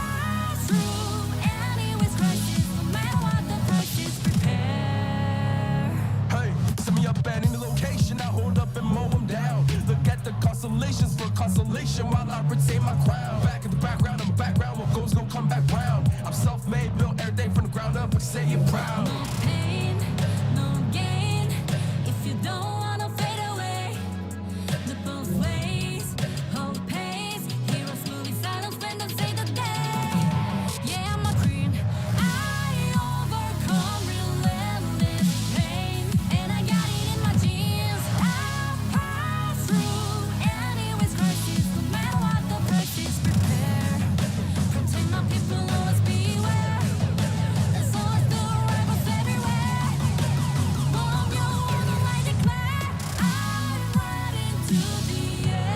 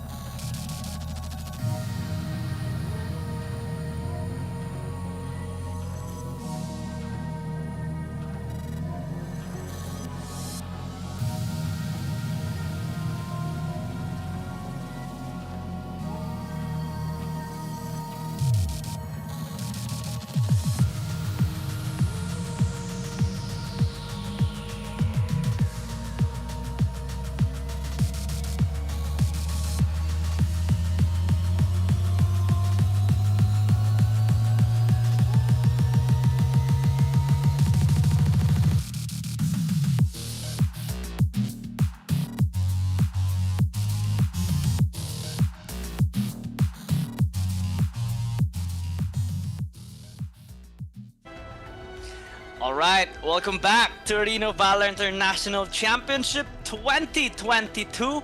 And we're down now to the final series for today. It's gonna be Bacon Time going up against Team Flash after both of these teams suffered a loss during their first matchup today. They're looking to redeem themselves. The question is, who is going to rise? Because one team will rise, one team will fall. And we are going to be your shoutcasters. My name is Young Gaming, and here with me is Mikos to bring you the shoutcasting of these series. It is still a best of 5, and I'm wondering who is going to be on top. A little background, well, Bacon Time, they suffered a 0-3 loss against Bikertopia. Team Flash has suffered the same amount of losses against V Gaming, but they did, both of them actually, put up a really good fight against their respective opponents. So, initial analysis, Mikos, who do you think is gonna have the upper hand here? In upper hand, I would say it will go to Team Flash, I think, because of how because of early game matchup, it will be Team Flash, because Bacon Time plays it the same kind of composition when they played it early. They had a lot more aggressiveness and also patient in terms of attacks that Team Flash has.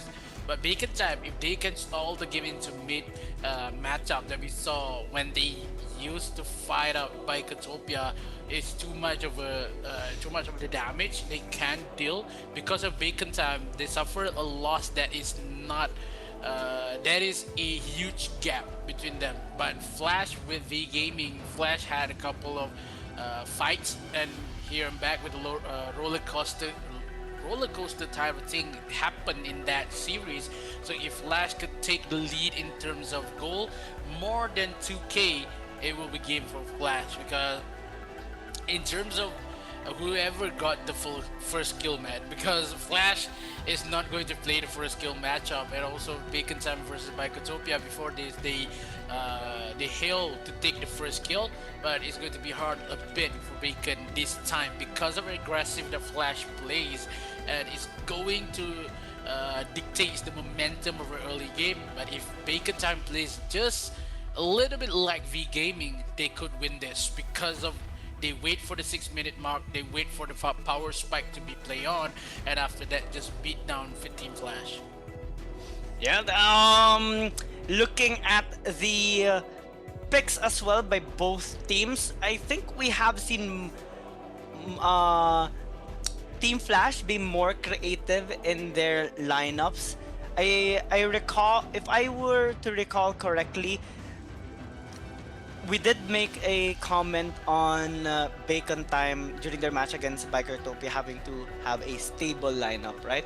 But one of the disadvantages of that is that they couldn't really go out of their comfort zone and try out different heroes during their match against Bikertopia. But for Team Flash, we saw them actually experimenting with some of the other picks that they had. They tried out the Vera during their first game, and the Slims even during their match, which they have adapted with from the match of Bikertopia against a Bacon Time, and they also tried to match the aggressiveness of V Gaming. So now we do see the rosters once again: Case, Datkoy, XB, ADC, and KT. The same lineup here for Team Flash. No changes at all for this game against Bacon Time. And for Bacon Time, I think it's gonna be the same as well. Hopefully, we're gonna be seeing a different playstyle coming from Bacon Time. I don't know what happened to them during their match against Bikertopia, but I did appreciate the improvement of Bikertopia during their series.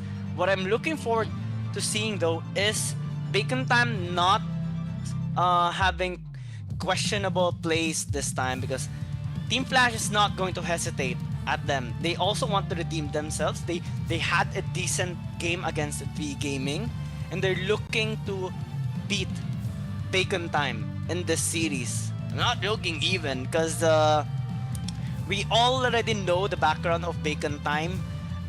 They had a really fantastic performance coming into AIC. They had a fantastic performance as well during the group stages. Team Flash as well, but not as impressive as Bacon Time, honestly. And now as we check the matchups here of both teams, same goes for Bacon Time, the 100% win rate if they do get the first blood. But we do see as well interesting comparisons here on the gold department, on the first blood rate.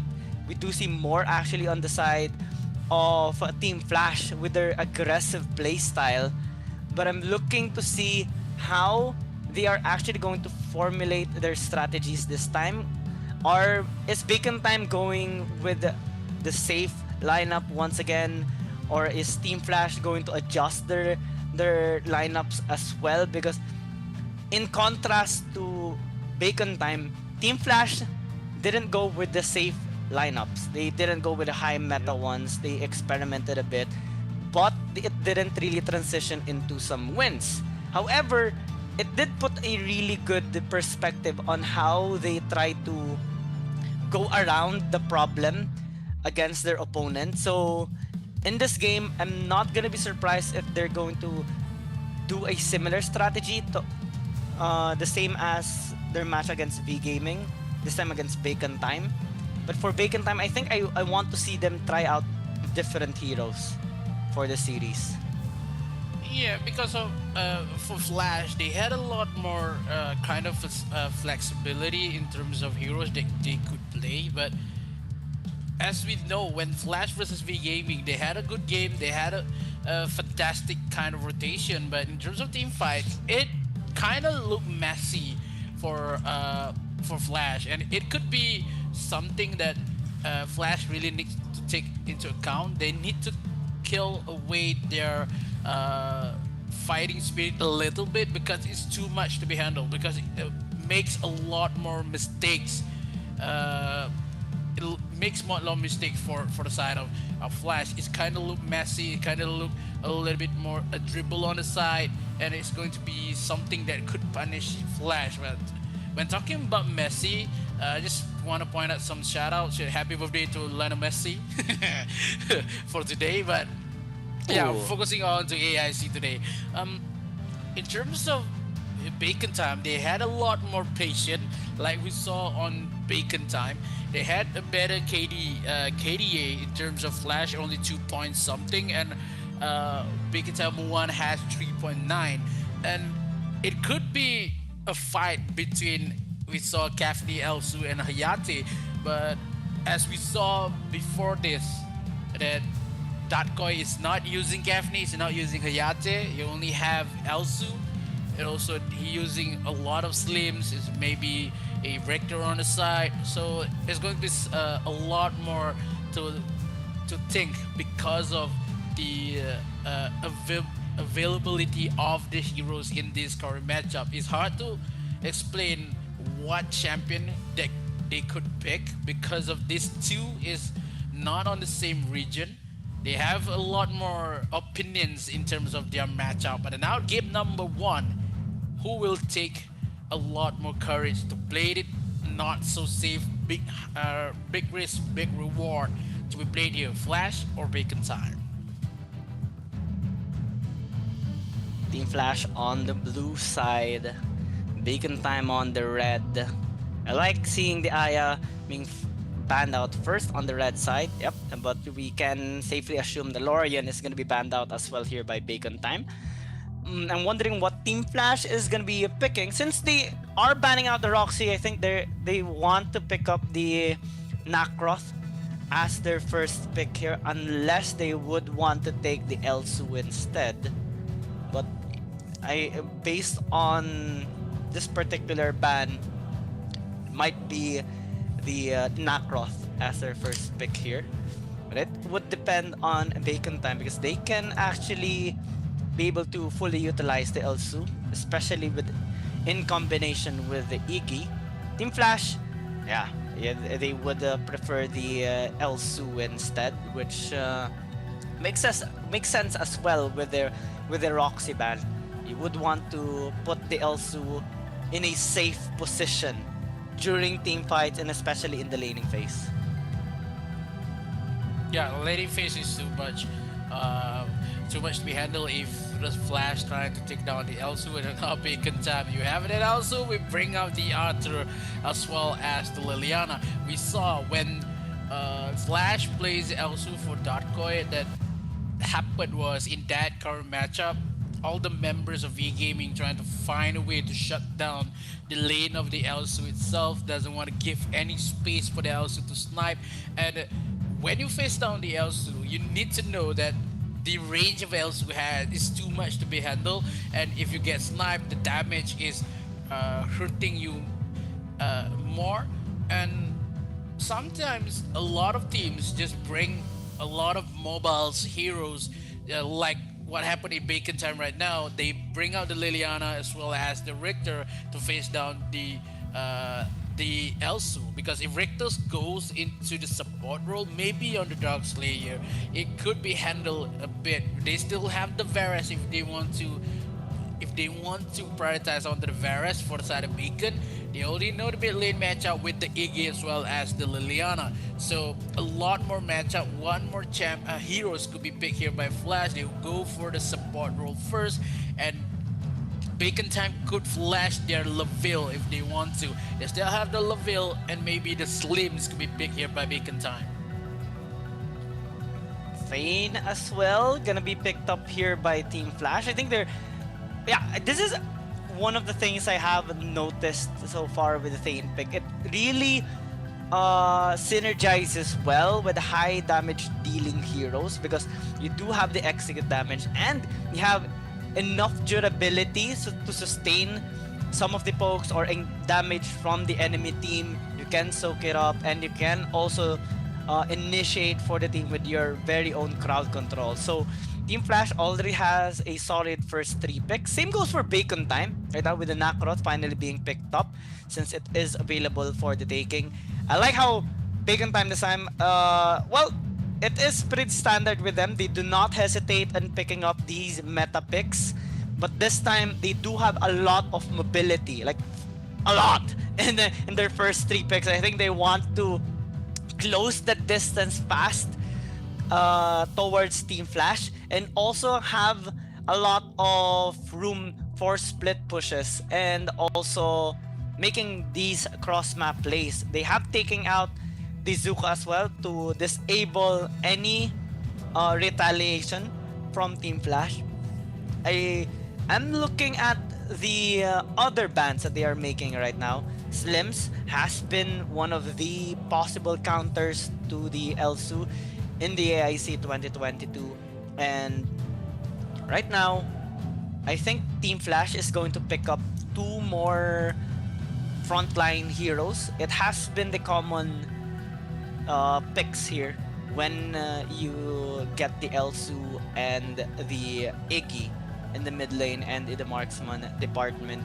So you would need additional front lines, maybe some fighters, maybe pick up stuff like the Veres or the Yena. We have seen from V Gaming earlier them picking up something like a Wiro.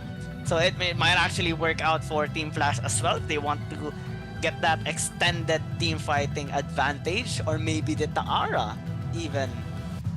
Yeah, I think the Tara could be best position available for the side of Flash, but I think if they want to go for the Pena for the side of Bacon, Flash does not ban on that Joker because they think that Nacross, Liliana, so Richter, they will scale up in the mid game, and they doesn't want any securities on the late for the Caffeine to be big fight for the side of Bacon. So if Bacon Time goes for a Joker pick here, they cannot lose the early matchup. Now double ADC has been brought up for Flash and the Elendor in the hands of ADC himself.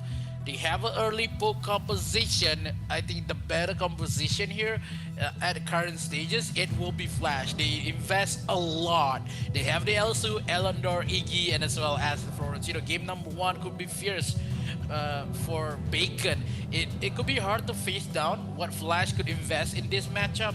Bacon Time, they need one more, or maybe they could just not invest a lot, but they bring the Laville himself. They know they want to fight this. They already have the Richter as well as the Nacross. So if they want to lose, if this is not the game they want to kill down Flash with the investment that Flash did in game number 1. So far, Flash draft is the better one for me. I have the opinion is that this early composition is much going to be carried by Elendor as well as Iggy. In the late game itself, they already had Elsu and as well as the Florentino to give for Katie. But if Bacon could play it safe, wait for the Laville as well as the Liliana, this is going to be a game for Bacon. It's hard to say Bacon could win the early game because of the Pena, but it could happen if Flash still not giving. If they had a lot more engagement and as well as goal gap, if they not punish a lot more for the side of Bacon, it will be devastating for Flash. Yeah, and one thing is for sure as well. Team Flash is gonna go for an invade, and Bacon Time should know this already and invest a lot of members guarding Almon P as he tries to take his blue buff, because Team Flash is going to attempt on shutting down this Nacroth pretty early. They do have the necessary heroes as well with the early game advantage, and they can group up on either top side or bot side jungle here of Almond P. Let's see what's going to happen since this time the Nakrot is gonna be on the red side. So it's much more complicated to go with the invade. Team Flash can send out Case and Dabkoi maybe to the bot side to try and invade, but good preemptive rotation here by Bacon Time, especially for Almond P, starting in the red buff for now to try and avoid those many numbers of Team Flash. But we're seeing actually them rotating towards his red side jungle. This is the thing. You pick up the Nakrot, you're gonna be contested, and the steal by ADC is just amazing. And it is what it is. You know, you pick up the Nakrot, you're gonna be threatened with an invade. It's hard to pick up your first buff. Yeah, because the Nacro doesn't have a lot of damage in the early game with the Elandor and as well as the Florentino, who has critical hits in these current stages. And they are going to punish down the Nacro. That you're going to versus ADC, who is master at the Nacro gameplay. And it could be something the Flash could just punish a lot. Now, they had a goal lead. Could they make it to a 4,000 goal lead? It's going to be really hard because Bacon Time versus Bicotopia, they cannot do it the same as Flash to just stay away, and also V Gaming just follow the goal gap, not given more broader kind of gap. And Flash is going to play it a little bit more aggressive, trying to find a way to just kidnap that Liliana in mid lane. 70 seconds to the next objective to spawn. They are going for the top side here, finding down the Florentino. For KD needs to go back first. Still have the Blossom though. Still can play and just cleans up the minions on top, trying to give more damage, but still using the Gentleman's Duel, trying to find a way to kill down that Almond P. But Almond P really needs to run away. That this Dark Slayer will be taken away by Flash with a couple more seconds because of damage that been dealt by ADC as well as the Florentino. Abyssal Dragon is not been content just yet, so maybe Flash, after they clear the lanes on top and also rotation on the bottom side, this Abyssal will be theirs as well. So if Flash gets Dark Slayer and the Abyssal Dragon, this could lead to an early game matchup for the side of Flash.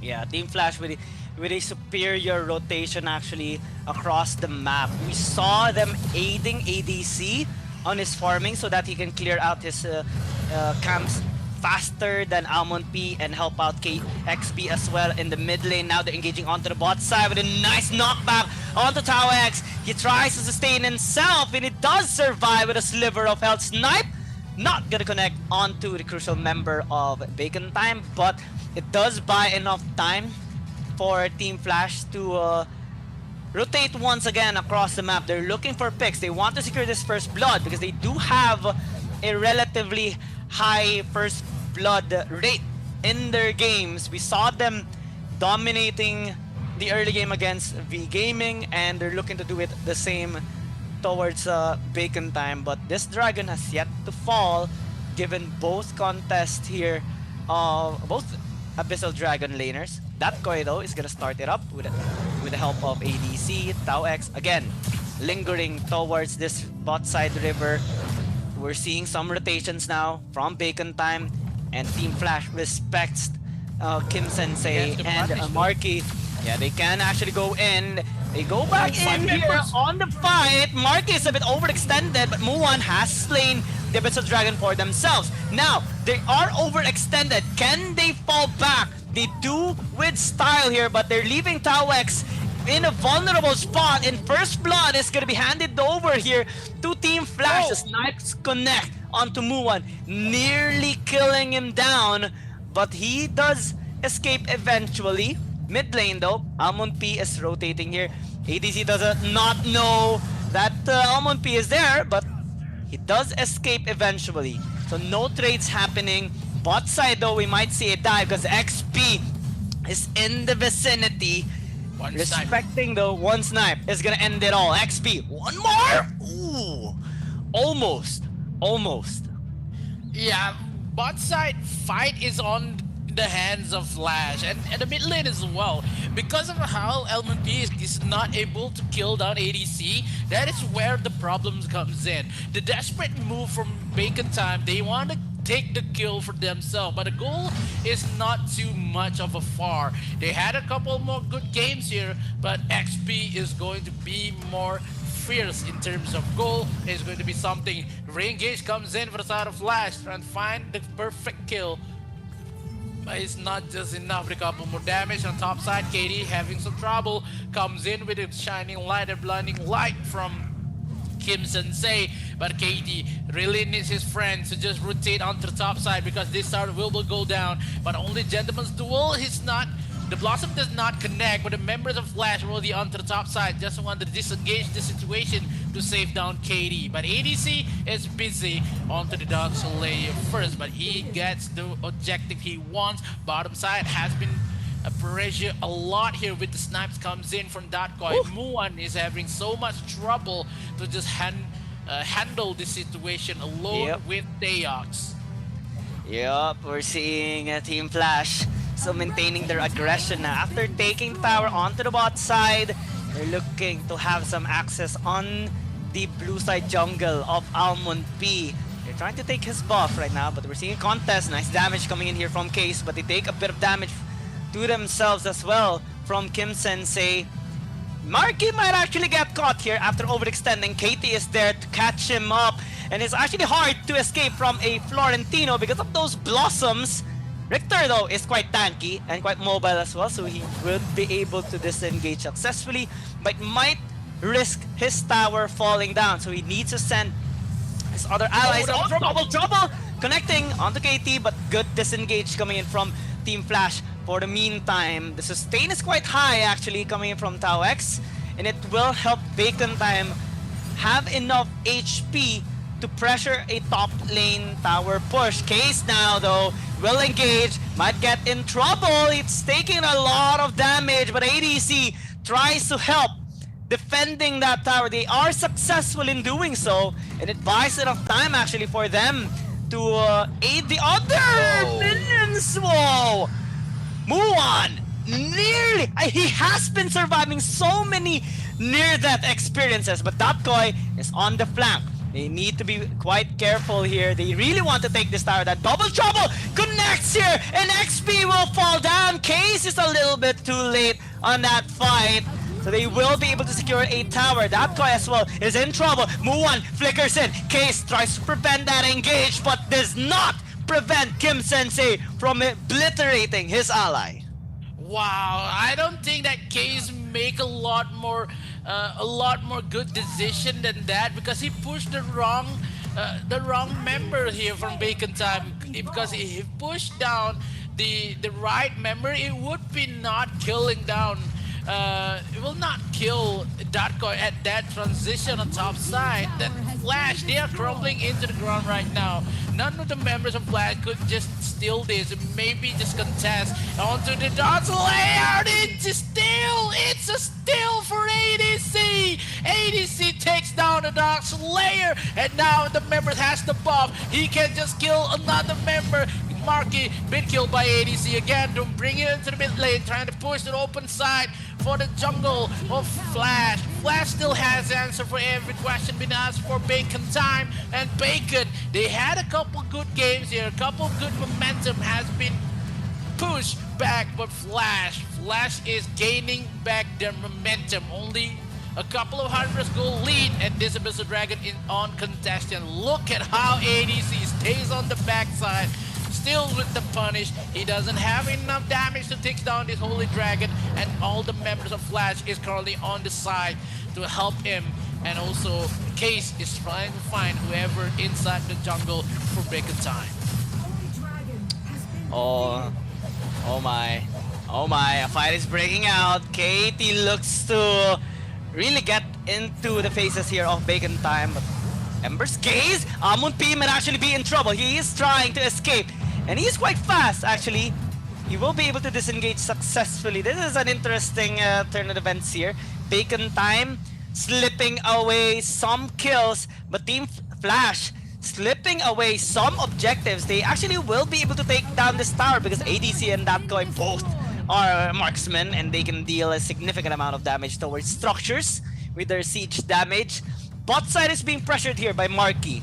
And Team Flash has yet to respond to this because Bacon Time is so far taking control on ADC's red side jungle, but Amumpi nearly gets taken down there. If that snipe actually connects onto him, would have been dead. Respawn. Uh-huh. Marky comes in. again running for the high heels. He is preventing some of the engages though. Double Ulti- trouble. Oh! Yes. No retaliation though, and no follow-up coming in from Bacon Times. I think it's a bit too far. The target's too far here for Bacon Time to actually capitalize on that double trouble. So Team Flash is still relatively doing well actually in this game. They secured more structures, they have secured more objectives. Bacon Time not trailing behind on gold though, but this might be a good initiation. Kim Sensei tries to fall back, but actually Marky is in trouble. The flicker in by Datcoy allows him to secure that kill. Case just guarding his allies as of the meantime so that Datcoy can continue landing those snipes. Wow, Team Flash is not going to bow down that easily because they had a lot more objectives. They have 4 towers. This is what happened in game number 1 versus V Gaming. They had a lot of lead, they have a lot of objective, but when somehow and what time could Bacon Time takes the lead for themselves? ADC focusing a lot more for objective, but that Nacross on bottom side will give them a headache onto objective as well. The split push that could be made by that Element P is too much of a danger for Flash. They need to focus up with that team fight. If not, Flash could lose this fight again because a double trouble will hit 1 more members, but look at the combo comes in from XP and also Datcoy deals significant amount of damage to make Bacon Time just retreat a little bit and take a lot of members to reset to just defend this tower in the mid lane. Tier 2 turrets will be in contention in a couple of seconds. 6 seconds for the next Abyssal Dragon will be taken down if for Flash, if none of the members for Bacon trying to just retake their jungle here. But I don't think that the retake onto the jungle will be made so far. 1k gold lead to bring on to the bottom side. They need this Abyssal Dragon for ADC. They need the amount of gold to be led by the side of Flash. But now Bacon Time is going to couple of more damage. They have double trouble still not been pressed just yet. They still want to force this turret down with a couple more damage coming in for XP to the backside of Bacon Time. Still see no Nacross because Nacross is on the top side trying to push the tier 2 turrets. Only Katie could arrive in time, but the tower is done for the side of Flash. They know this is going to be a choke point if the tier 2 turret on bottom side has been taken away from them. And look at the aggressiveness here of Team Flash. Despite the pressure being made there by Bacon Time in terms of retaliation and threatening and engage, Team Flash still continues to try to take down these objectives. They need to be very careful though, because Marky keeps on interrupting them. They might actually get a kill. Ember's Gaze nearly blows up Muon. That's the pressure of Team Flash. They really have a big amount of poke and burst. Case is taking a lot of damage though, so he has to fall back. ADC picks up the dragon. Team Flash still continues to get these objectives so that they can scale up and match the damage here of Bacon Time. Oh, that snipe keeps on making Bacon Time's members go back to their bases. It's really a big hassle, but I think what Bacon Time is trying to do right now is disrupt Team Flash in their rotation because they know Bacon Time can just make these cross-map plays. But if they gets caught out here by Team Flash's engage, it will be the game end here. This is the risk that they are having in this game. Tawex nearly gets obliterated there. Ember's Gaze is available for XP, but that doesn't throw out it yet. They're trying to secure this bot side inhibitor tower for the meantime.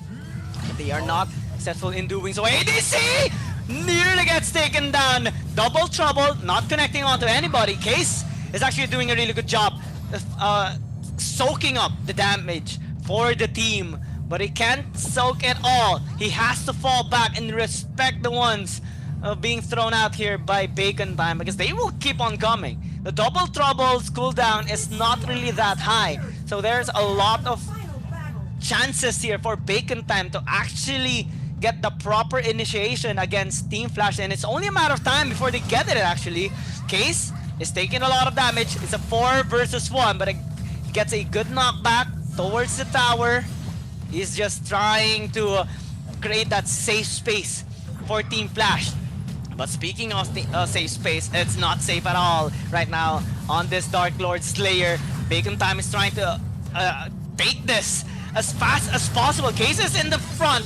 They do not get the steal, and Case will fall down. Team Flash now doesn't have any front line. They're very vulnerable, and Bacon Time is trying to close the distance. They want to get this wipeout. They want to get this ace, but Marky is gonna fall down after taking a lot of damage from XP and Dotcoy. They're not stopping though. They're transitioning onto the mid lane. They know that Team Flash has to go back to their base before they can defend. So they take 2 towers in bonus of that Dark Lord Slayer, which is marching already in the mid. Yeah, this is going to be really hard for Flash because Case is a little bit too aggressive, and the members of Flash is passive as an income. Because that Flash, they are too ambitious. They can go look at the damage coming in for Kim Sensei, and they killed on that guy. A little bit too ambitious, trying to run away. They lost ADC as well. The members of Bacon is not. This is bad. Getting much more damage. They need to defend this mid turret. Marky is alive, and the members of Bacon Time, they have no minions trying to go for the mid turret. And the Dawnbringer could just go for the core itself, but look at the damage coming for XP. This is a defense mechanism for Flash. They takes one, but Flash is going to lose one by one. They cannot sustain, they cannot give, and the giving for the game number 1 taken away from Bacon Time. 1-0 Flash. What happened to you? Well, what happened is that some of the members got picked up. ADC, Dotcoy. It started with Dotcoy falling down, getting caught out there by Bacon Time, and ADC followed up. I mean, they wanted to defend mid, but fortunately for Bacon Time, it was their bait already. They had initiating tools. They had the double trouble. They have Marky as well to engage for the team, and after they have secured the Dark Lords there, I was already kind of convinced that they will be able to close out this game. Yes, Team Flash has wave clear, they have a double marksman, and they have the Iggy as well. But what they're lacking right now is frontline. Frontline to initiate for the team and also soak up some damage. And here in this replay is where we see Team Flash actually struggling, especially in terms of their frontline power. Case is not enough to provide that safety for the rest of the members. So this Florentino pick, yes, it does a lot of damage towards team fights, but the lack of crowd control actually was the kryptonite in their composition. So Bacon Time saw it, they saw opportunity as well, and this is where we saw ADC fall down. The double trouble from Mu1 allowed them to just kind of end this game here and there. Yeah, because of how the game is, that is going to be something that Flash really need to think about, because if they lose game number 1, they invested a lot. They already have the Elendor. They goes for the Elsu, and they go for the Iggy in mid, but only on the Tain itself and the Florentino. What Flash has left with the greater picks, with the meta picks right now, because they lost the game that they have to win. And it could be something that Bacon Time will have a good game in game number 2 because of the retaliation that they've been given by Bacon Time. They had a lot more investment in some sort, because they bring out the Pena, they bring out Preda, the Pena, as well as the Richter. But it's kind of hard to see Flash. They advance a lot in terms of investment, but they lost the first matchup. They lose the Infinite Slayer. That is the main point. He played a lot of objective, but not enough punishing for the side of Bacon. Yeah, I think I want to commend Bacon Time in this game, especially in how they responded or acted during the later stages of this games, because they were already being pressured by Team Flash, especially with the pushes, the initiations being made there by Case and the other members. They saw though the struggle of Team Flash in terms of having the crowd control actually to stop them from moving. So it became their window of opportunity actually in counter initiating. If Case is not mobile, if he doesn't have his knockback anymore and ultimate, that is their window actually to retaliate. That is their time to do something across the map. Maybe chase them down, maybe draw them towards a specific location. They draw them towards the Dark Lord Slayer a while ago, and Case tried to initiate for the team. Unfortunately, his initiation is not enough. They don't have any sort of crowd control anymore after he died, and they pretty much tried to defend their lane, but if they don't have any front line, who is there actually to take the double trouble? Who is there to take the damage? It had to be someone. Unfortunately, Datkoy was the one who got taken out first. ADC went next, and the whole team kind of crumbled down due to the lack of that front line.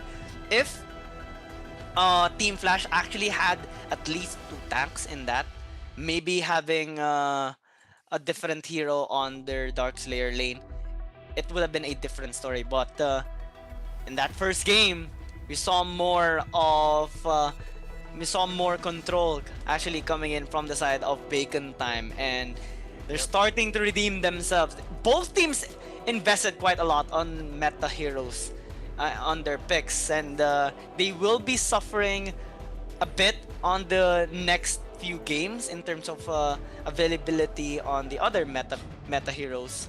But Team Flash is going to suffer more since they need Yep. to win more games than Yeah. Bacon Time. They can bring down the Crixie, bring out the Slims as well as the Roxy if they want to, but it's going to be really hard because of it's not in terms of what picks the Flash bring.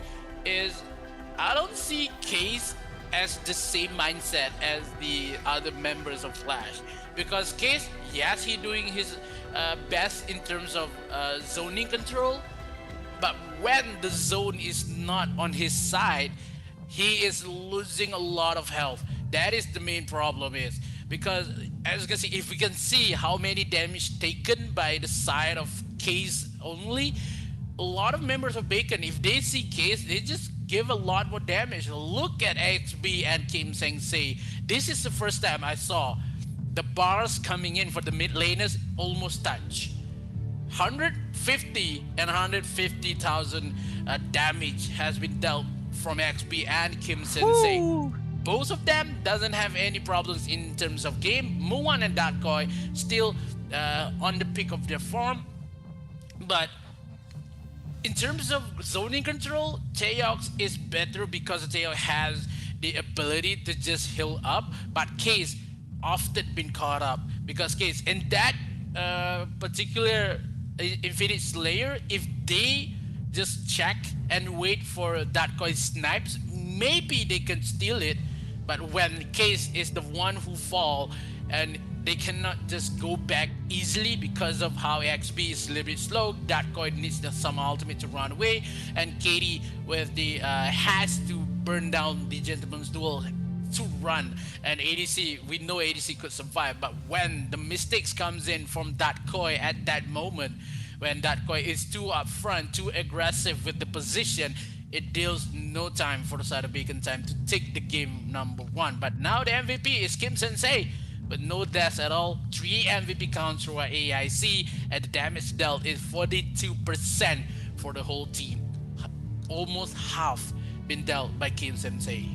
Yeah, actually, I'm impressed or like amused to see Both damage of XB and Kim Sensei bars almost connecting. Both of them dealt a lot during that particular game, but what mattered most is that Bacon Time actually was more uh, proactive in that game. They were able to respond effectively towards the threats that Team Flash were giving them, and they were also able to find ways in creating pressure for Team Flash with their better mobility, better split pushing, and also with their initiation. Muwan initially struggled a little bit in landing his double trouble effectively towards the members of Team Flash, but on the later stages of that game, it mattered the most because it hit Datkoy or an ADC, I think, and ADC, it yeah. allowed Bacon Time to win in that basically win that game after both marksmen fell down. Who's there to actually clear out the waves? Maybe XB, but can he really? With so many members of Bacon Time still alive. Yeah, because XP can clear the wave, but it it takes some time for XP because of how the delay for the skills for XP to land. So it takes a lot more time to just clear some wave rather than ADC. Just a couple of DPS and as well as one snipe coming in for that coin. That mistakes is not it is crucial for the side of Team Flash. If the mistake has been made a lot, and in terms of how Flash going to play the game number 2 is going to be really hard. But we have saw this situation a lot for today, that Flash has the upper hand in terms of kills and in terms of objective. But when comes into the lead of gold, it's not in the favor of Team Flash. They can have the lead, but only 2.4k gold lead. Only after that, it will be side of Bacon Time. We saw what happened when a lot of team has the upper hand in terms of gold versus Team Flash. They are going to win the game. So the first blood been taken away for the side of Bacon Time in that early stages. Yes, Flash kills the first time, but it's not the game is going to be taken by Team Flash. Game number 2, still have the Grixie though, still has a lot more chance could be play here for the side of Flash, but Iggy might be taken away by Kim Sensei or the Talon itself, because we saw how Bacon Time, they have the momentum currently. If the momentum has been switched into the objective gameplay and early invade, it will be done for Team Flash. I'm actually nervous about Team Flash right now because, well, it was actually a good attempt, a big brain play by them in this game. Because if we were to recall correctly, Bikertopia in their game number 1 against Bacon Time, they did a double marksman lineup. And they actually made it work. I think what Team Flash wanted to do is do the same as Bikertopia.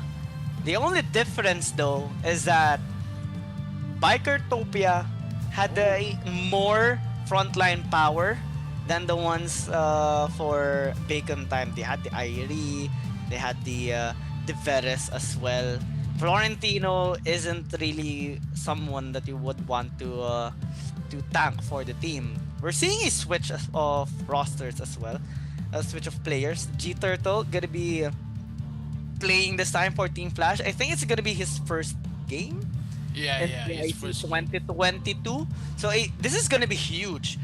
We're now in the lower bracket. Quite risky of a switch, I must say, because they're only 2 losses away from getting taken down here in the AIC 2022, and normally you wouldn't make that kind of call, especially at the latter stages of the tournament. But let's see if this is going to be for the benefit of Team Flash.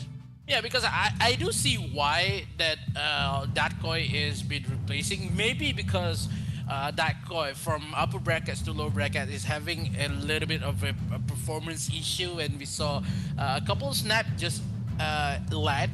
But the positioning that Darko is playing a little bit too aggressive, and it's going to be hard for the side of Flash, because if they want to play defensive, that is not the way. So if they want to change it up, I say this is the time. G-Turtle needs to step up. Maybe few warm-up games they had to play, but now Flash in game number 2, it's a lot of burden for the side of G-Turtle to win this matchup in game number 2. Yes, I would agree this change is not favorable because of the only 2 games left to play. If they win game number 2, they will have a lot more comfortable game in game number 3. So Flash, they ban out onto the Elsu as well as the Omen, Lorion and Aya as well. This is going to be same. The Nacross is open for the side of Flash if they want to play the Nacross. It doesn't have the Elendor just yet because of game number 1. So still have the Roxy to be played here. They still have Hitachi, Zuka for the side of Flash. A lot more heroes could be played in the game number 2. Flash want to take a lot more resources to just invest in game number 2 to make it a draw before going game number 3. Roxy being picked up here by Team Flash. They're opting for a possible, Laville Roxy combination. It has been common, but Bacon Time hovering the Kafeni, so possible double marksman lineup here for Bacon Time. I think it has been the trend so far here in this day number 2 in the quarterfinals. They picked up the Veres as well. Are they actually going to be trying Bikertopia's lineup? 2 heroes are already checked out. Kafeni, Veres, if they're going to be picking up something like the Elendor, most likely. It can be picked up already here by Bacon Time since Team Flash cannot pick it up due to the global bans in play. Liliana being hovered as of the meantime. Yes, it is a stable one in the mid lane, but I think I would prefer something like a Crixie due to her stability, overall impact into the game. They have picked up the Joker as well. This is in preparation for that double marksman lineup here of Bacon Time. Since they already have the Kafeni, might as well just pick up the Elendor as well, which is possible here in this particular game. Yeah, the Elendor may be one of the objective for the side of Bacon, but they have to see what happened. If the Joker been picked up for the side of Flash, maybe the Elendor is not a good matchup, because of if Elendor been targeted with the can of laughter, it would be slow and hard to run away. They already have the Varus, the Crixie as well as the Kafni. Maybe they need something into the jungle. They go for Lubu for sustainability, and it's going to be a hard for the side of Flash. But I saw a Crixie hover there, but they will not get a Crixie again. They will go for the Iggy first. Bacon Time, they already had a lot more burst damage in terms of the Kafni cannon as well as the Iggy if they want to close it down. Elendor could be banned here for the side of Flash if they want to, but still they can't ban onto the Yena, maybe the Florentino itself. But if they ban off the Yena, maybe Flash could not take the Yena for themselves. So it's hard to say. Nacross has been banned by Bacon though. They still have the Yan for the side of Flash if they want to take it. Zuka is still open for ADC. Lots of options still remain here for both teams. Yep, it does happen. Florentino ban, just like what you said. Zuka available still for both teams, since during the game number 1 it has been banned out. I'm wondering what Bacon Time is gonna be putting on their 4th pick, since you stated earlier that the Joker can actually be a good counter, or at least have a big impact against the Elendor pick. So with these first 3 picks though of Bacon Time, it does have a lot of zone control. Veres wants to go in, Kafeni wants to zone people away from her, and Iggy can position the Ember's Gaze quite tactically, I guess. Either for that last hit to burst them down, or maybe to zone away the members of Team Flash. It would depend on the situation during team fights. So I like how they are crafting their lineup as of the meantime here for Bacon Time. For Team Flash, they might want to invest a little bit more on the front line since they do have only the Roxy as of now, which can be as a support or Dark Slayer later. Wow, this is going to be something for the side of Bacon Time. They take the Scud for Azuka and also the Nacroth be taken away. As mentioned, that is for ADC. They still have the Yan. They want to go for the jungle for ADC, but the Joker, they need something that is early. They need something that has an early damage, maybe a Talon jungle if they want, but Yan is one more possible take. Roxy is here, maybe support, maybe on the Dark Slayer. We can look if Richter is the pick, but the Kreknak will go for the jungle for the side of Flash, maybe an AoE for the ADC, but Yan will be go for the Dark Slayer lane. Flash still at want to answer the question for Bacon Time. Could they bring this game to a draw? Because if they took a lot of lead in the first matchup, it would be Flash game. But the punishment that Flash gives is not enough for Bacon Time. And Bacon should know that if they want to bring the Scud itself, the team fight will be horrendous for the side of Flash. They only need one more. They go jungle for Varus, as it should be from what they do versus in the upper brackets. But yeah, Bacon Time, who's going to be the support here? Maybe a Tade, maybe a Baldum, but they want to go for Baldum though. Is going to be a hard matchup here for the side of Flash. I think Baldum would be a really good pick for them. Maybe the Lumbar as well. It depends on whether they want to have engage or they want to have a good anti-engage. They are hovering the Chi instead, and it does have a lot of effect in terms of team fighting with them matching the aggressiveness here of Team Flash. Because I like the last two picks coming in from Team Flash. They invest not onto tanks but onto fighters instead that can actually threaten the back line, which is the Kafeni and the Iggy. And if we were to analyze this, well, if the Kafeni and the Iggy gets taken down, the other three heroes will struggle into the team fight. And we have seen success already with these kinds of picks during the past few games. Bikertopia has made the Yan pick work against Bacon Time, and Team Flash has been taking notes with these kinds of composition. They tried out the double marksman, didn't work. They're trying this time the fighter, the aggressive playstyle, aggressive lineup this time against Bacon Time.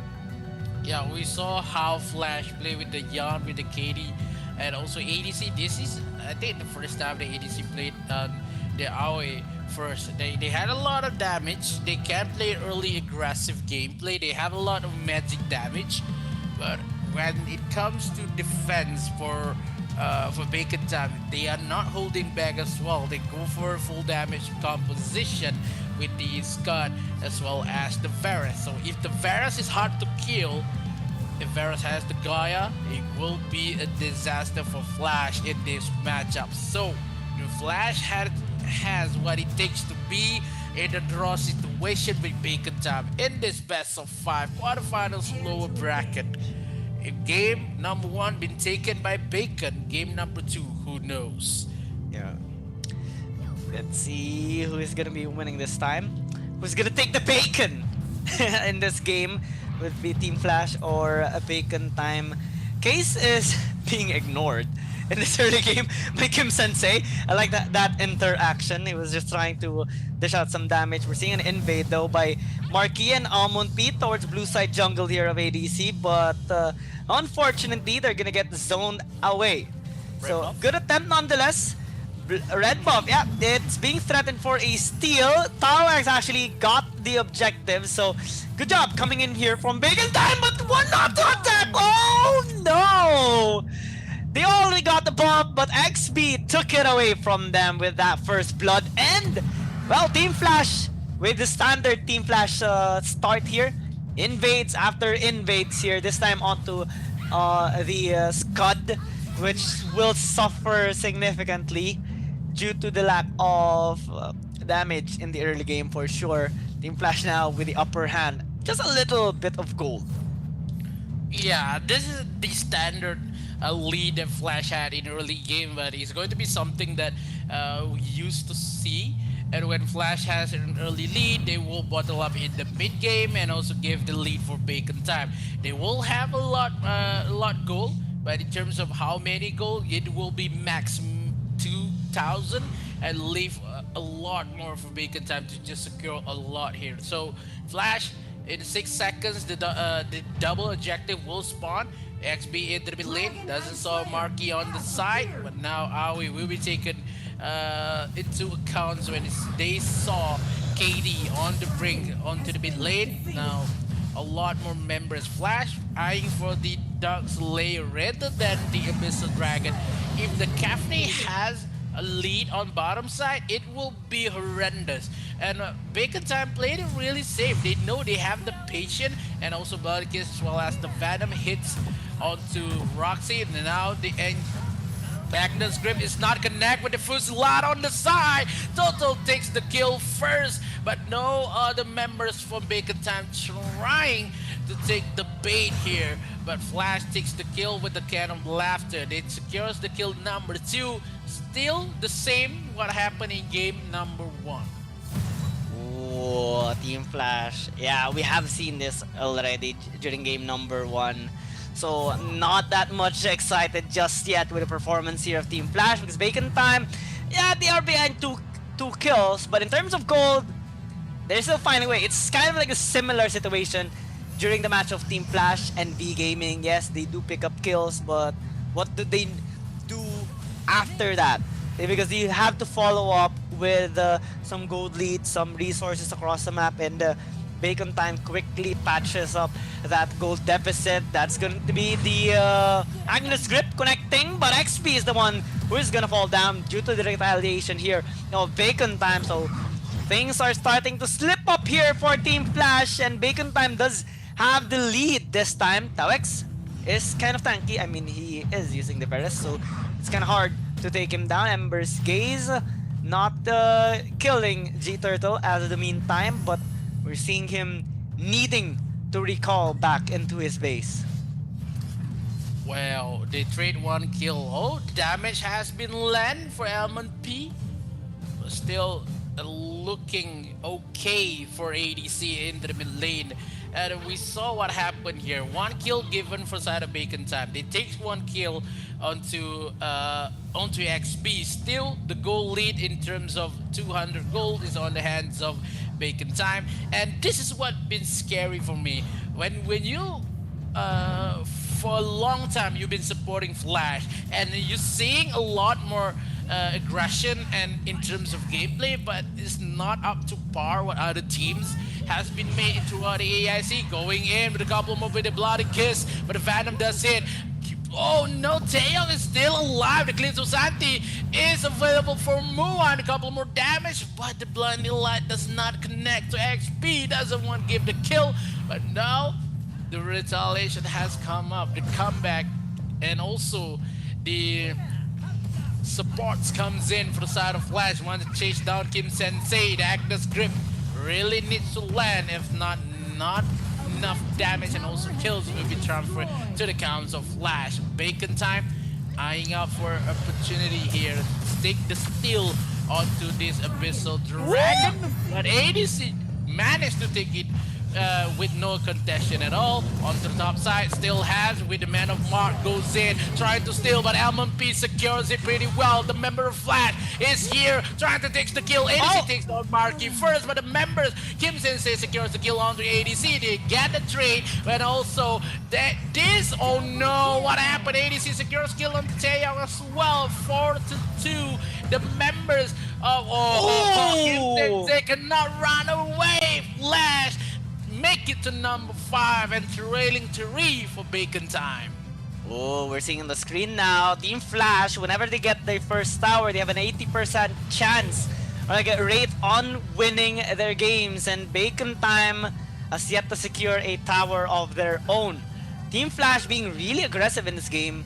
Not that much though reflecting on the gold department. They're still not that much ahead against Bacon Time. So now we do check the replay and how it happened. Almond P secures the Slayer in exchange for Marky getting taken down by KT.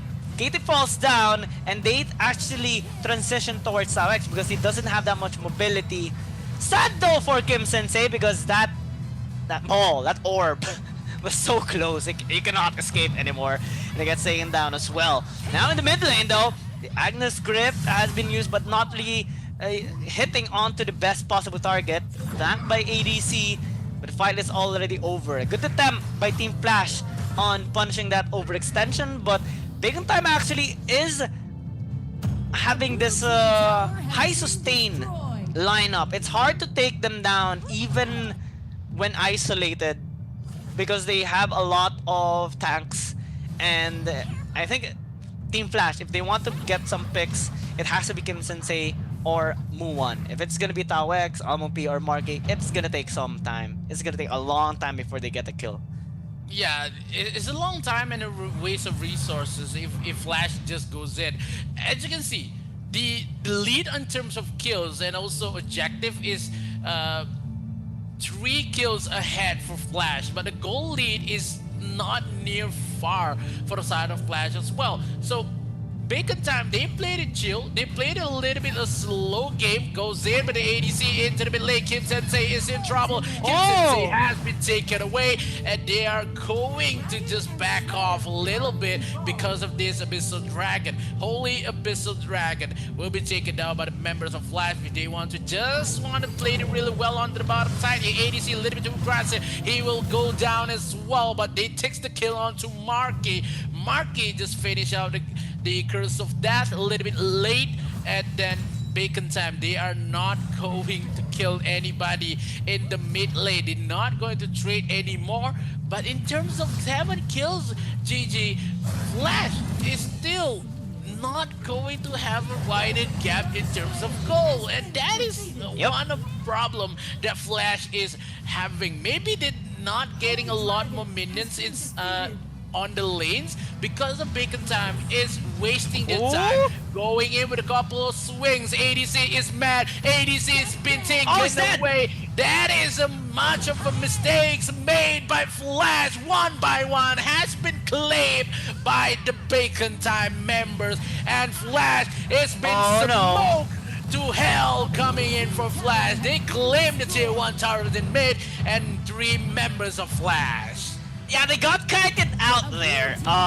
XP tried to close the distance, ADC as well, but unfortunately, they weren't complete in that location.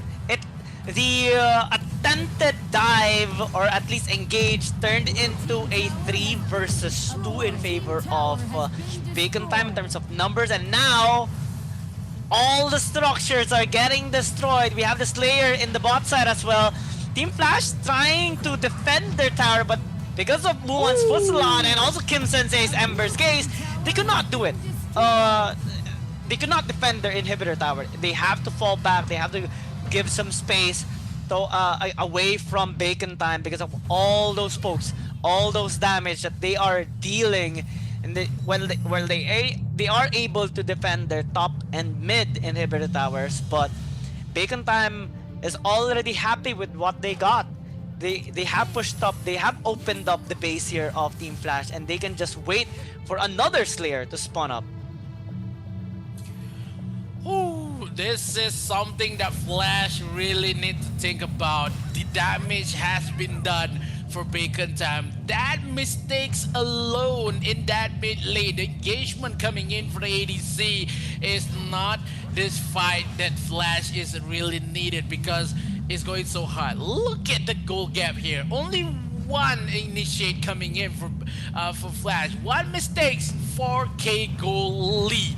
And and almost 5k. Then Bacon Town will punish this a lot, but Agnes Grip has done with a couple more damage coming in from Muwan with the Fusilat itself, giving more of a scareness to the members of Flash. There goes in with a couple more damage onto ADC. Muwan secures the towers first, and now Case is the fourth one to fall. Kim Sensei kills onto Case. Now the members has been taken away. They lost Katie, XP, and next will be ADC. If ADC goes with a couple more aggressive, he want to kill M1P. He needs to play some time, but the minion on the bottom side is going to clash into the core, and game 2 will be secured by Bacon Time. A 2-0 win, only one game away to survive AIC. And one loss away for Team Flash, and they will be bidding goodbye to everyone in the AIC 2022.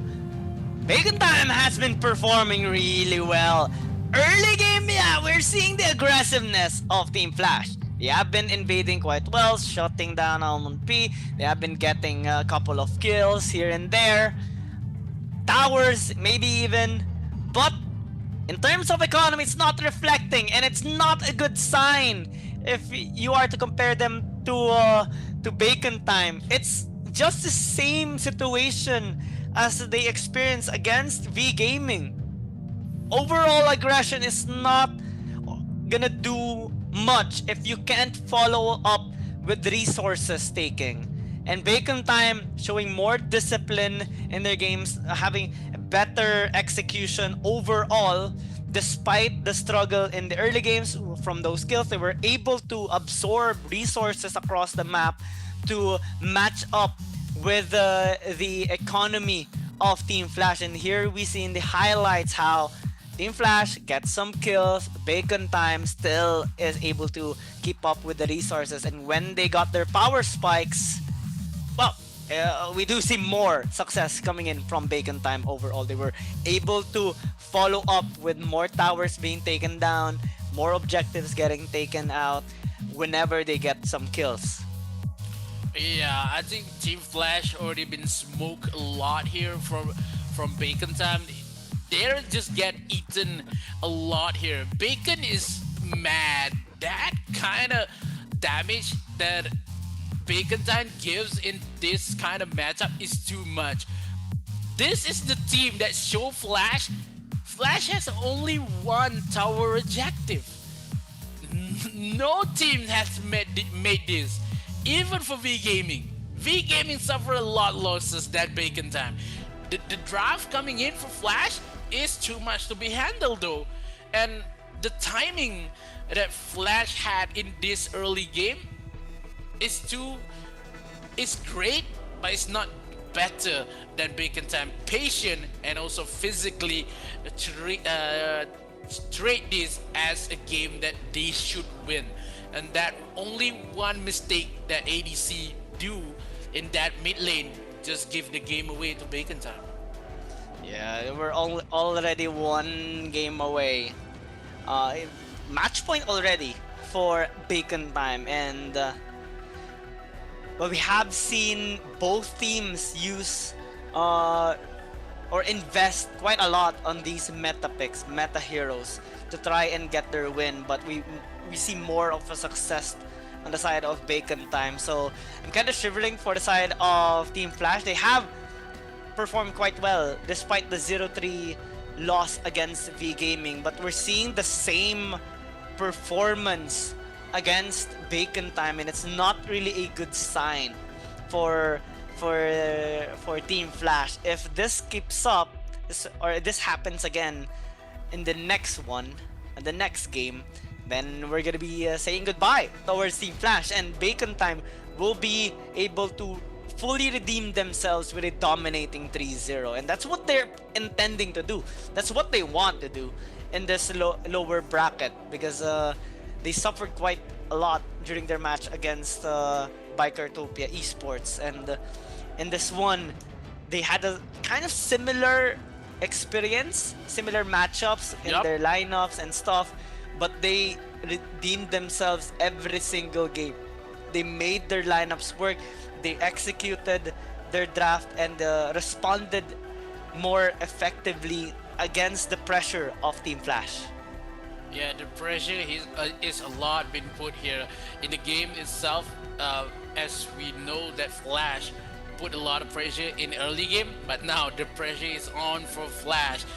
The shoulder is broader now because the burden to lose AIC is bigger for Flash. Yeah. Can they make it game number 3? It's going to be so hard because of one game away for Bacon Time. They dropped pretty well with the Gaffney pick. The Fusilad gave a lot more space to play. What Team Flash, they played too aggressive.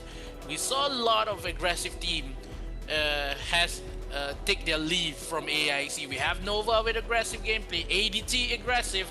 We see Dewa plays aggressive.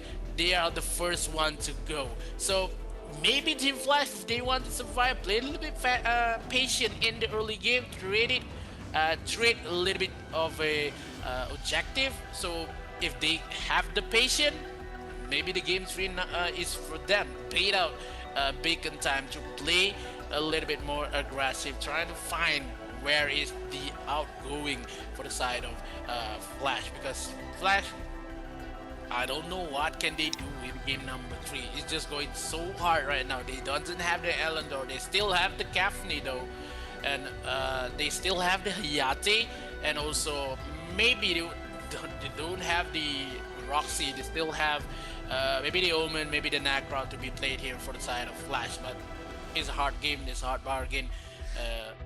100% go all in the game number 3.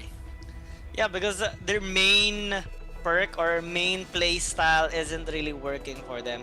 Aggression doesn't really work anymore, especially against those really disciplined teams like V Gaming and now against Bacon Time. So they have to be more creative. They have to find more ways. Maybe maintain the same amount of aggression, but also having to punish Bacon Time whenever they're not in the map, whenever they are dead. Take a bit of resources from them and translate those skills into gold leads.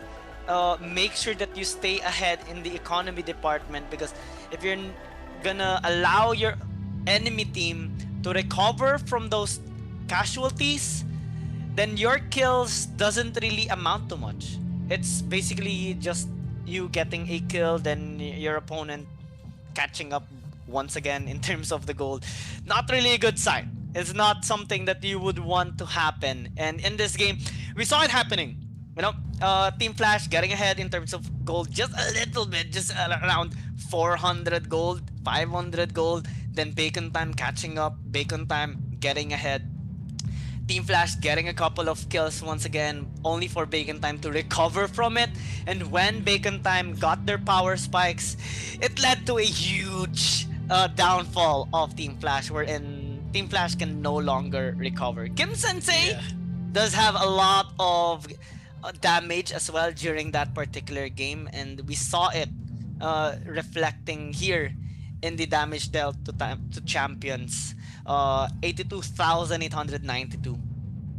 That graph for Bacon Time, they are dragging Flash straight to hell, man, because that gameplay, late game gameplay, is too hard to handle by Flash. Mulan is the MVP with 2 kills, 0 die, and also have 5 assists. 3 MVP counts, not as same as we saw from Talent Esport. Already have 6 MVP count, so yeah, still have much more place to just improve. It is going to be something that MVP could be taken away, because whoever has the boost MVP could have the extra perks of AIC. They still have a price for that. So if Bacon Time still have the momentum in game number 3, they could just punish away Talent, punish away Flash a lot. But still, we have a lot to say in terms of we are going for a rest after this, because before we go into game number 3. So stay tuned, don't go anywhere, and we are going to be back here before maybe Bacon, maybe Flash in game number 3. Stay tuned.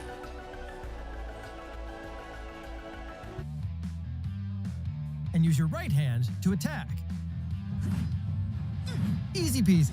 Now, raise your weapon and smash that crystal. No! God! Please, no! Well, maybe your gaming life is not so smooth after all. Don't be nervous. I know you think you have learned everything about winning, but your enemies are not sheep waiting to be slaughtered. To get your game victories easier, you'll still need to learn some little tricks. First, you need to know about the 3 lanes. In AoV, there's the Abyssal Dragon lane, Slayer lane, and Middle lane. Don't forget about the Vast Jungle, which is a special path between all 3 lanes. Now choose your lane and march onwards to victory. No, stop! I know you're trying to be different, but as a rookie, you should begin by learning the most common and easiest ways to start the game. Once you're partially in the lane, you'll face an equal opponent. Do your best against them and level yourself up. Of course, there will always be enemies coming after you. Don't worry, AoV is a team game. This means you must focus on team fights, fight alongside your teammates, and eliminate your enemies. During team fights, you must cooperate with your teammates to find every opening and opportunity to kill your opponents and ensure the survival of your own team. Victory lies ahead of you after you wipe out all of your enemies' defense towers standing in your way. That is, if you are still standing after the team fight. Oh, dear lord, don't ask me what to do if your rivals have respawned. Just repeat what you did earlier until you have won this match. That is how you win a game in Arena of Valor. You must be in harmony with your team every step of the way. Understand, rookies? Okay, I know that you cannot communicate telepathically. To be more effective at each stage of the game, maybe you need to know some terminology in order to communicate with your teammates. Carry, leading or majorly influencing leadership on a team. Double kill. Bloodbath. Gank, a surprise attack on an enemy hero.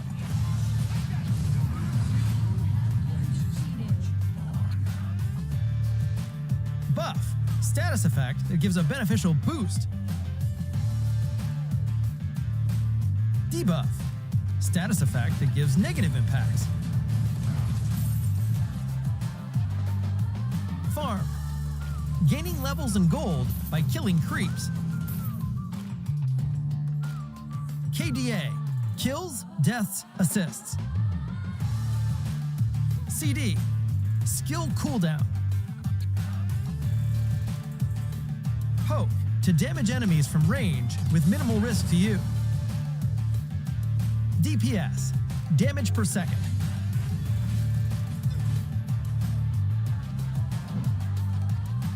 That's all the rookie training for today. Let's start a match and get fully absorbed into the world of Arena of Valor and win glory with your teammates.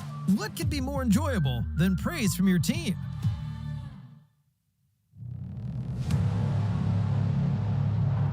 I fight for what I stand for, what I stand for. You testing me, then I go Rambo, Rambo. Hey, I taste the glory, taste the pain. I know what it takes to play. Got the kingdom on my back. I came long ways to engrave my name. Find my pride at the borderline. I will never back down till my dues are fortified. Hit him and get a little cautious. It's part of the process. They think I'm crazy, or am I really brave? I don't let nothing faze me, there's no hold up delay. I still survive, I own the confidence up in my mind. I'm running towards the light, it's time to shine and go take flight. No pain, no gain, if you don't wanna fade away. The both ways, hope pays. Heroes moving silence when they say the day. Yeah, I'm a queen, I overcome relentless pain. And I got it in my genes, I pass through anyways crisis. No matter what the price is, prepare. Protect my people, always beware. There's always the rivals everywhere. Bomb your world, I declare. I'm riding to the air. Fight for what I stand for, what I stand for. You testing me, then I go Rambo, Rambo. I'm quick to grab the grip and go, I'm best with it. Okay, I'm lit. My mind's on city mode, I'm flexing it. Okay, I'm wired. I'm tripping on my mind, investing it. I'm still high-minded. My destiny, you'll find it hard to find it. Yeah. Winning streak, my dubs elite, I bring it. Yeah. 50 feet step back, I'm about to speak my G, I'm with it. Yeah. Sun shines, I drink. Alright, welcome back to Arena of Valor International Championships 2022. Again, we are your shoutcasters. You're watching the same series, the battle between Bacon Time and Team Flash. So far, Bacon Time has secured a 2-0 against Team Flash. Let's see though if Team Flash would be able to extend the series towards a game number 4. Because the pattern so far today is 3-0s for the first 2 series, and now Bacon Time wants to continue with the streak with a 3-0 victory against Team Flash. Let's see though, because Team Flash, if we were to recall, they are able to actually establish a good early game with a couple of kills, with a couple of ganks and invades here and there, but they weren't able to follow up with the necessary punish because Bacon Time was able to recover in terms of the economy department, and they were able to reach their power spikes faster than Team Flash, and that has been the pattern in the first 2 games. So Team Flash is suffering so far a bit too much. Let's see though if they're gonna be able to patch that mistake up. What time is it? It's Bacon Time. It's vindication. Bacon Time in game number 3. Who is going to be picked by them? The batting phase is the same. Omen, Aya, Lorion. Maybe Bacon is currently saying that, what if we give the Lorion a try for Flash? What could Lorion do with Flash? If they want to ban maybe a Nacroth ban here, it could be something that Bacon really need to think about if they want a clean sweep. Roxy been taken up for Flash. Lorion, I think, is not maybe a priority ban, but if I'm currently giving a lot more resources that Bacon, if Bacon bans Lorion, they are going to win this game. They doesn't want to give any slacks to Flash to punish them. So Muan is happily look at the faces of the Bacon Time members. They know this is their game. Zuka, Tachi, maybe for the side of Flash. They still have a lot more for Bacon Time. They have the Yan, they have the Breakneck to be played here in the jungle. They still has the Tain here. Maybe a Baldum pick. Still Tachi could be better for the side of Bacon Time. It doesn't have the Crixie and the Egge. Tolan mid lane for Bacon Time. Kim Sensei, we know how the crowd goes when Tolan has been locked by Kim Sensei. Early matchup for Bacon Time. They can play this really well. Maybe a Direct, maybe the Elsu, and a Baldum pick here. They're gonna go with Elsu instead, since they haven't picked it up yet during the past 2 games, which is actually quite amusing since they now have the luxury of pairing it up with a Tulin. So really explosive lineup being built up here by Bacon Time, and Team Flash, I'm wondering how they are gonna be responding to this since they have already picked up a couple of meta heroes during the past 2 games. Slims, yeah, it has been the common matchup now, or a counter, intended counter towards the Elsu. Hopefully this will be utilized fully or effectively by Team Flash. They have the Crixie as well, so a really good wave clear mid laner being picked up here by Team Flash. They haven't picked up much frontline heroes though, so I'm not so sure if investing on fighters would suit them best here in this game against Bacon Time, or would they need to invest more on the crowd control initiator ones so that they can reach the back line, which the Elsu, the Talon might be more here on the side of Bacon Time with the amount of damage that they do have. Yena being hovered as of the meantime, which would suit so well in this game to aid the Talon and the Elsu that they have picked up so far. Yeah, it's going to be something that Flash really need to think about, because they have the Yena, they doesn't have the Omen. Florentino is not been playable for Flash because they already gave the Florentino to Katie, and they still have a Richter to be played here for Katie on top side. They still doesn't have the Yan. Is not a lot of resources for the side of Flash. Maybe a Kilgroth could be played here, but we haven't seen a lot of Kilgroth yet. Ryoma been taken out. A couple more, maybe a Scud for Flash to play in the for the Dark Slayer lane. It could be, because if Flash pick up the Scud, it would be not a good game for Flash itself because he has a lot more aggressive pick that he can. But now the Dark Slayer champs is going to be banned out for Bacon here. They already banned out the Ryoma. Tain for the side of Flash. One more. Who's going to be banned here? Maybe a Lubu ban? The Baldum ban first for the side of Bacon.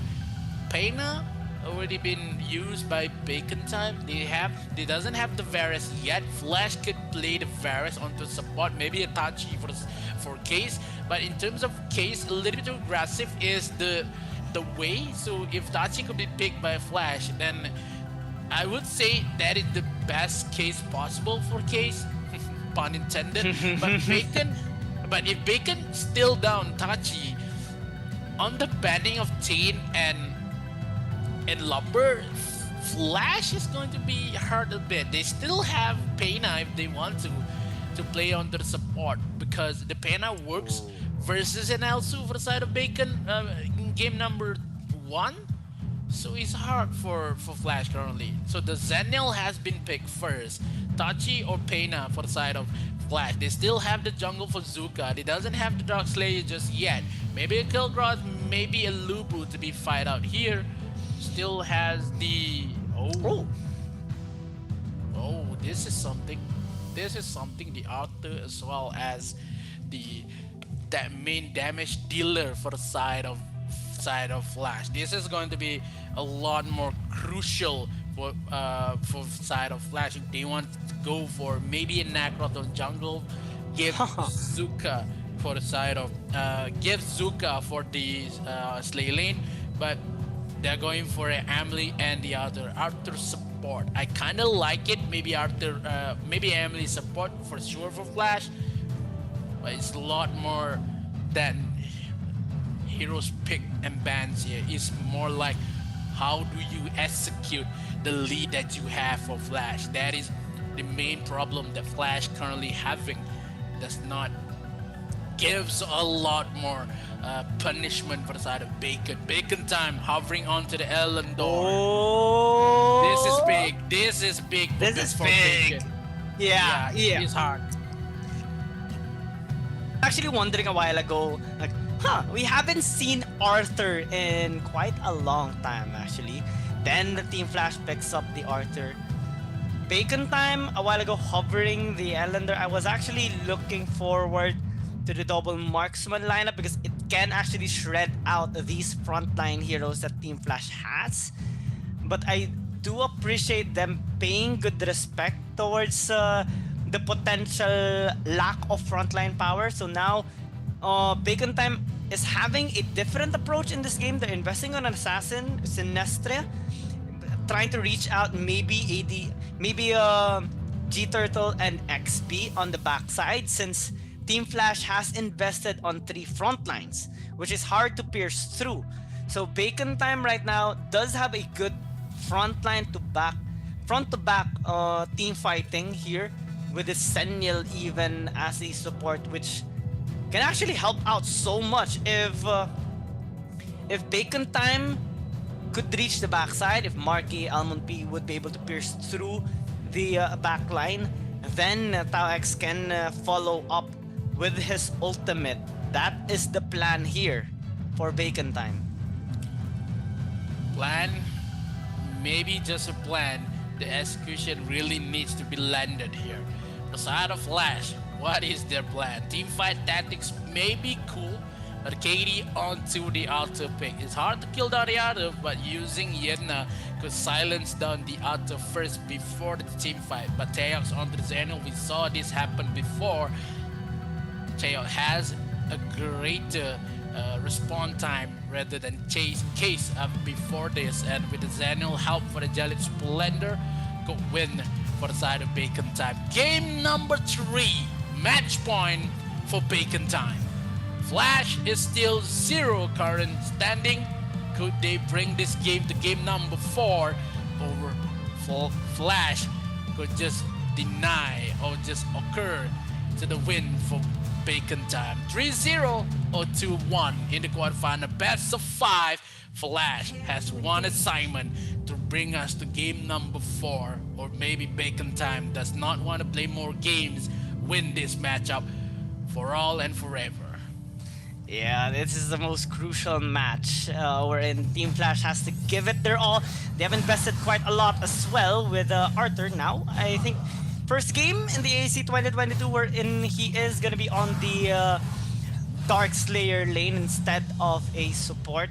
Let's see how Case would be acting here in the bot side. Mua might actually get punished for his overextension. Quite a questionable play. I think he was looking to snipe out G-Turtle, but they get punished instead. Now, first blood once again here by Team Flash. They have been consistent in getting those first blood. Our initial comment was their resource taking after those kills. Now they're trying to match it in this particular game after a good steal on one of the camps there of Almond P, as XB landed that last hit. And now, well, we're still seeing the same struggle. Bacon Time recovering quite effectively from that gold deficit, from that small hiccup on that casualty. Team Flash again on the defensive. They are also looking for some picks across the map. Mid lane might actually be a crucial one, but XB and Case will just disengage for now. It's going to be really hard for the side of Flash. This is the repeat for the game number 2 itself with the Talon pick for Kim Sensei. I'm liking the drafts comes in for the side of Bacon Time. They have the Sinistra. We saw how Sinistra has a lot more damage with the burst damage Sinistra has, and also the life steal Sinistra possess. It's going to be really hard if Taeyox and the members of the Snipes just land but a little bit too late in terms of the trying to steal the Abyssal Dragon. And the Slayer has been taken down by the side of Bacon. This time Flash focusing on Abyssal because they want a little bit of a goal more in terms of they have the lead currently, but it's going to be something that is hard to do when Flash has the lead. Look at the damage that can be dealt by Case. It's hard to see and it's hard to fell by Taeyong himself because of the shield that Zenial possess. In the early stages, we saw a lot more Flash aggressive, but Bacon Time already have the possession into the goal lead. Yeah, which is quite ironic because Team Flash got the first blood earlier, got a couple of steal on the jungle camp here of Almond P, but now we're seeing Bacon Time again recovering and even having a bit of a gold lead for a short amount of time. Is not really saying much good for Team Flash. We're seeing a fight break out onto the top side, but I don't think Team Flash would want to get in that fight onto Almond P and Marky because of that Sinestra damage. And it would lead them to having an additional camp there onto the top side, which will equate well on the economy department. Team Flash still maintaining this amount of aggression, but not really translating into a good amount of gold in this game. Bacon Time already has 200-300 gold lead despite not getting any kills. This is how they are able to absorb resources across the map. Flash is not having a early aggressive because they know for a fact that Zuka needs some items to just play. They're waiting for the Leviathan itself, trying to find a couple of picks into the mid lane, but yeah, Bacon Time trying to just stall the game like what they do in game number 1 and game number 2. Second objective, we're waiting for a 6-minute marks for Bacon Time, and now second objective, maybe they trade 1-1 again, and it's hard, but onto the top side, Kim Sensei is camping the lanes, and no one sees where Kim Sensei is. 3 versus 3 onto the top side. No, they spotted Zach F a little bit with a couple more damage, and no, the damage from Thunderclap will register enough, but still managed to run away. For the members of Flash, they are too low for this matchup in this Dark Slayer. XP as well as ADC really needs to go back home and just reset. After Zach F, a little bit too KD, a little bit too ambitious there. None of the members, Case could not give a lot more damage to steal down the Dark Slayer. Abyssal, no one's going to contest just yet. Muan as well as Taeyong just seals the rotation for G Turtle on the bottom side. Not a Holy Dragon just yet, but only Abyssal Dragon is not going to find a way for Flash because it's going to be really hard on top side here. Couple more aggressive damage. ADC claims the first tower, but Flash double kill takes away from Marquis, and Flash make a little bit much of a mistake there, but they made one kill. Kim Sensei has been targeted by the tower itself and saved down XP on top side.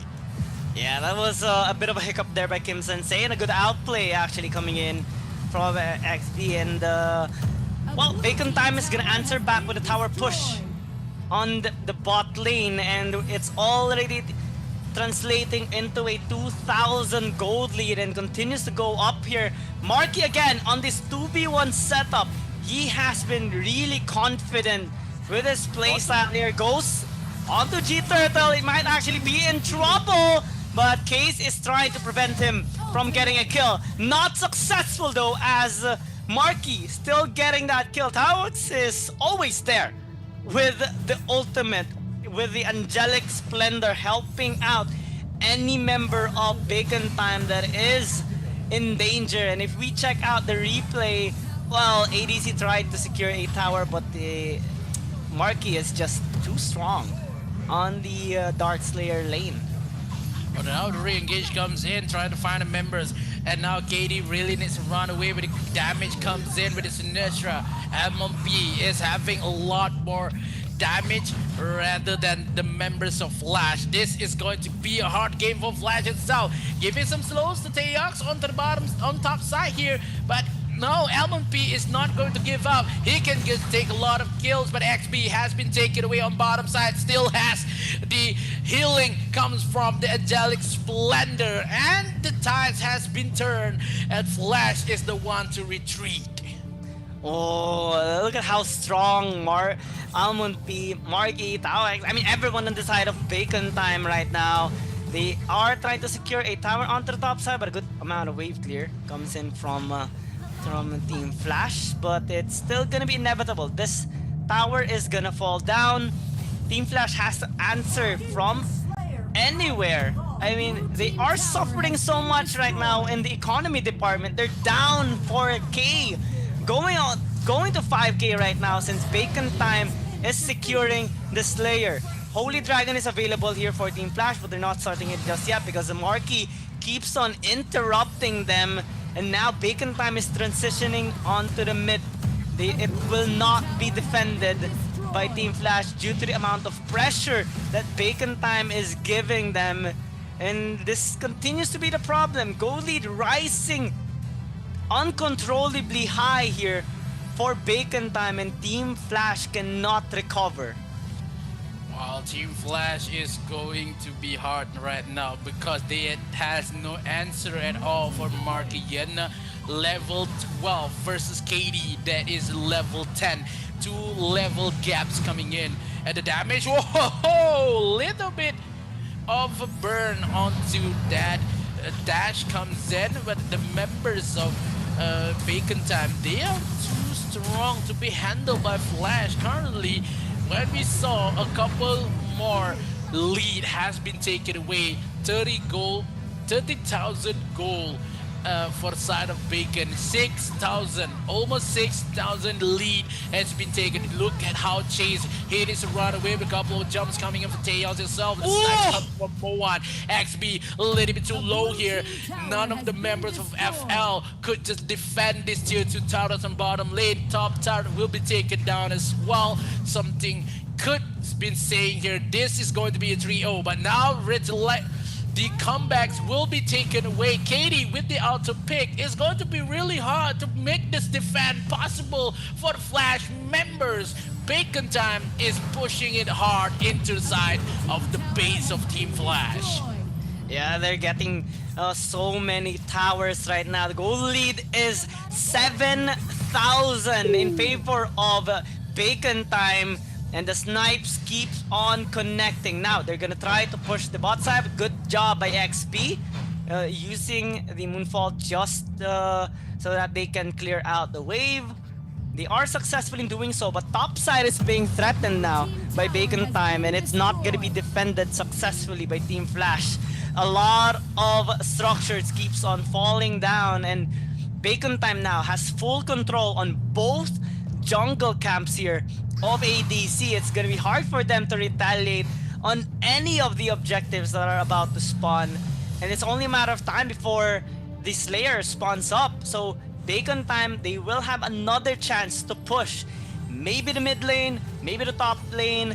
It's up to them because they're the ones ahead. They're the ones bullying Team Flash right now. And if we were to recall, Team Flash started this game with their first blood, but the curse still remains. The struggle still remains on the side of Team Flash. They could not follow it up with the gold department, and Bacon Time keeps on showing their discipline and how to fully utilize any gold that they can actually get.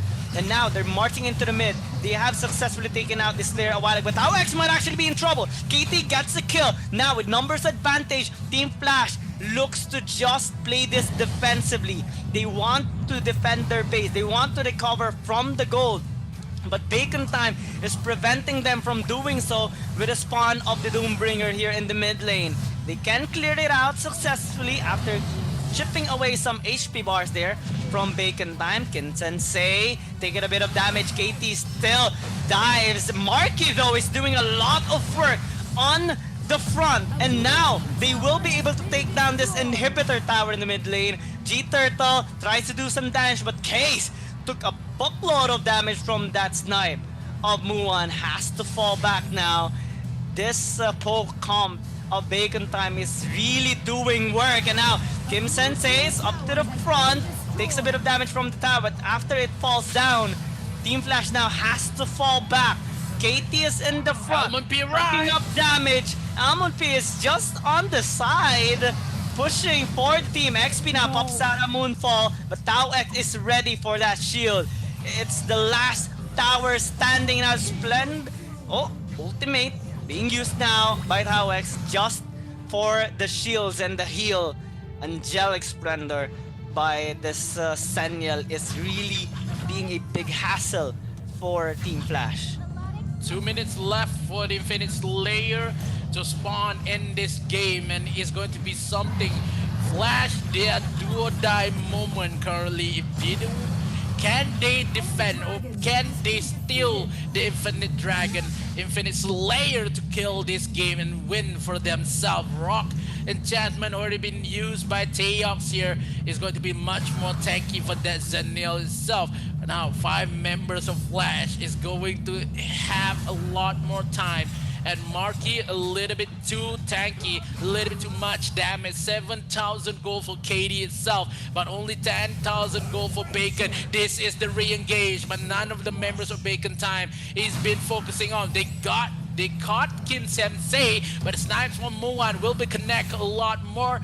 They have to wait for one more waves of minion onto the top side. They have to clash in mid. They have to wait 60 seconds left for the Infinite Slayer for 1 minute matchup. The Dark Will comes up with a couple more damage. Case, a little bit too slow, comes in. Kim Sensei on the backside. Marky with a couple more damage. This is going to be a comeback or not for the side of Bacon Time. Oh, They are no, going to kill KT? down the member. Katie is still alive. The Case is not moving, and Teox is still eligible to handle a lot more damage been dealt by Flash. 8,000 goal lead make for Bacon Time is invincible in this matchup. 5 kills, only 9 in total for this matchup. It's 18 seconds for Infinite Slayer Flash. They need to defend this up. They need to push a little bit of lane on bottom and mid because they are going for a retake onto that Infinite Slayer. Yeah, this is the most crucial part. No matter how tanky you are, if you cannot kill the Dark Slayer, you will be taken out in this game, taken out in this series. Bacon Time quickly getting this objective. This is a one chance here. They're gonna attack ADC with the steal, and Bacon Time right now is trying to fall back. They actually are trying to retaliate. Overextension now by Team Flash. Marky survives the onslaught, but KT fell down. Case fell down as well in exchange for Kim Sensei. Can Bacon Time go for the end? Because there is still this Dark Slayer marching into the mid lane, and it's gonna stall a bit of time here for Team Flash to recover and wait for their members to respawn. Oh no! The Flying Spear connects. Can they actually get up the kill?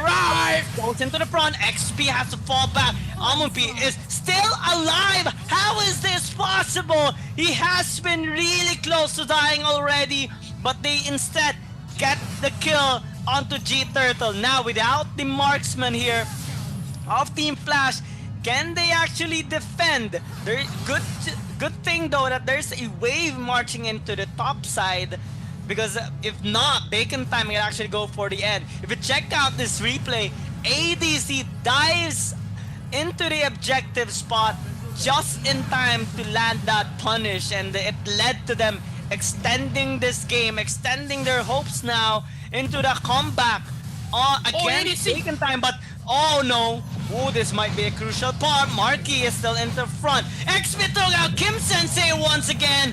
A 4v5. Can Team Flash successfully defend? The answer is yes. Yeah, they still can defend, but now the next wave will be the super minion itself. Because the Flash already lost a lot of tower, doesn't have any inhibitor turrets left in this matchup. Bacon Time still has a lot, and they are still in the defense mode. XP placing really well, couple more damage to kill down Kim Sensei. They only have 16 seconds for Kim Sensei. They cannot just give away this position of Muan. If Muan got caught up, no one could defend this. Infinite Slayer, the second Infinite Slayer will determine who's going to win this matchup. Taeyong's a little bit too aggressive there versus 4 members of Flash. They're going to kill down Kim Sensei. Muan has been taken away as well. 50 seconds onto that Elsu mid lane. Marky has been spotted out. They need to push the mid lane, leaving Almond P on bottom side, giving some hard time for Flash to go to just mow down into the mid lane. Kim Sensei is alive. They have much damage with Marky and Tails in mid. 3 members. Only the spear could just push the members of Bacon along the way. Could Flash win this matchup? Marky with initiate goes in. And Angelic Splendors again on the bottom. And arrive Almond P on the side. The members only, oh no, Flash, they are going to choke. There's no ADC left. No ultimate coming for ADC. ADC has arrived. But a couple more damage has been stunned up, but now the Flash is not going to push anymore because they only have 2 minions instead of 5 members of Bacon Time in that mid lane. Oh, I like what's happening right now. We're already reaching towards a point wherein goal lead actually doesn't matter, because all the members right now are on their full items, and it's up to the playmaking potential of both teams, how quick they can respond, how quick they can punish any mistake from the enemy team. And Bacon Time right now is positioning themselves towards this Dark Lord Slayer. Minions are in favor of Bacon Time right now because they have successfully taken out all 3 inhibitors here of Team Flash, but Bacon Time is also grouping up in the mid lane. Let's see if Almond P might be caught out here by KT. Took a bit of damage. Actually, he wants XP. He wants XP. He's trying to find a way to kill down XP. If XP die, Team Flash dies. That is the point. The members of Bacon Time trying to find a way. Where is the crack that they could open here? Because he cannot kill. Okay, Katie saw Elman and Marky trying to chase down Katie first because it a little bit too tanky. Moan a little bit been spot up, but now they are going to chase down XP. XP, can you not use there one more time? Oh, XP, but still has it all, and now XP been taken down by Elman P. The members of Bacon Time, they are going to mow down Flash. They lost ADC as well, but that single will not give much of a help. ADC been taken away with XP. G Total is the next to fall, but still have the time. Katie, if Katie dies, also the fans of Flash will die. no. And one by one, Elman P with the ultimate left. Only Katie could defend this, but that is an Arthur. And Flash will be kicked out for AIC, and Bacon Time stays in 2022. Oh my, that team fight! I want to commend Almond P for his patience in that particular play. It took like what, 5 dashes or a Seven. minute? So what? 7 dashes. Yeah. And a From lot mid lane. of time just to wait for XP. And all that patience was definitely worth it after he got XP finally. And it allowed for them to have that numbers advantage to remove that high damage dealing hero on the side of Team Flash. And it led to their victory. It led to this 3-0 sweep of Bacon Time. So congratulations to them. They have successfully redeemed themselves. They kill. They win. The victory against the monster that the AIC created once upon a time. But time is relative. And the AIC is going to be hardship for the Flash. Fans of Flash will receive a lot more time in next year for AIC itself. Maybe AWC, they will come back with a new lineup, new energy for the side of Flash. This is going to be hard because of how Sinestra for the Elman P, the patience that he had, the strat that they put is going to give them the win here. It's too much to be handled by Flash itself. The game, I should commend Flash played it amazing and respond to every damage for the side of Bacon Time give. Even though 8k gold lead, 8,000 gold lead been taken by Bacon Time, but that is not an excuse for Flash. They defended pretty well. I think maybe 3 minutes or 4 minutes with super minions in mid lane. They defended pretty well. They have the patience for themselves, but it could not do anything with XP is the first one to fall in that team fight alone. ADC has no support, and ADC needs something that could bring. And Team Flash, once again, congratulations to reaching this place. And Bacon Time, you are the man. You are the team that deserve to be in the AIC, to be in the top 6 currently, because we already found our 7th spot is Team Flash, $40,000 for them. Yeah, it's still well, Team Flash, despite losing in the series, they put up a really good fight. Nonetheless, it was just unfortunate for them because they are gonna be bidding goodbye in this tournament right now. And well, one thing's for sure though, Bacon Time is gonna be staying for a bit longer in the AIC 2022 after they have successfully defeated Team Flash in a 3-0 fashion. I think this is the trend for today, which is kind of similar towards yesterday. I think we only have seen one series being extended, which is the match of one team and Valencia CF. And other than that, it was full 3-0 dominating games shown here by these amazing teams in the AIC 2022. So I'm looking forward to seeing the next couple of days because these dominating teams will be battling against each other now. So Titans will clash, dominating teams will clash, and it's gonna be much more complicated than the past few days. Yep. And also it's a best of 7. So buckle up, guys, because tomorrow you will be with Vittorio and Guyan Gaming. So buckle up, diapers up, guys. Yeah. Best of 7. Maybe we saw Game 7. I'm just Oh. evil, man. Oh, I'm it's just all that games. evil. Woo! It's Yep. gonna be so straining for the For the the players, yeah. players. Yeah, because it's gonna be well, it is actually possible. Yep. In the upper bracket semifinals, we're gonna be seeing Talon Esports versus one team, and well, for the next date, Bikertopia Esports versus V Gaming. So both crucial series, and in the lower bracket ones, like we're gonna be seeing Valencia CF battling against whoever is gonna be losing.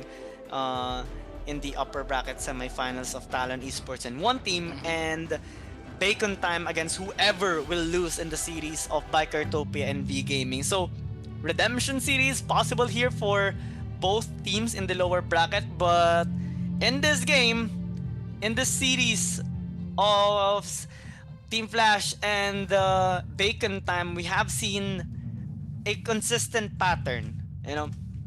Team Flash getting a little bit ahead in the early game, getting the first bloods, getting a couple of steals, but Bacon Time recovering quite fast and actually just being ahead in the later stages of the game.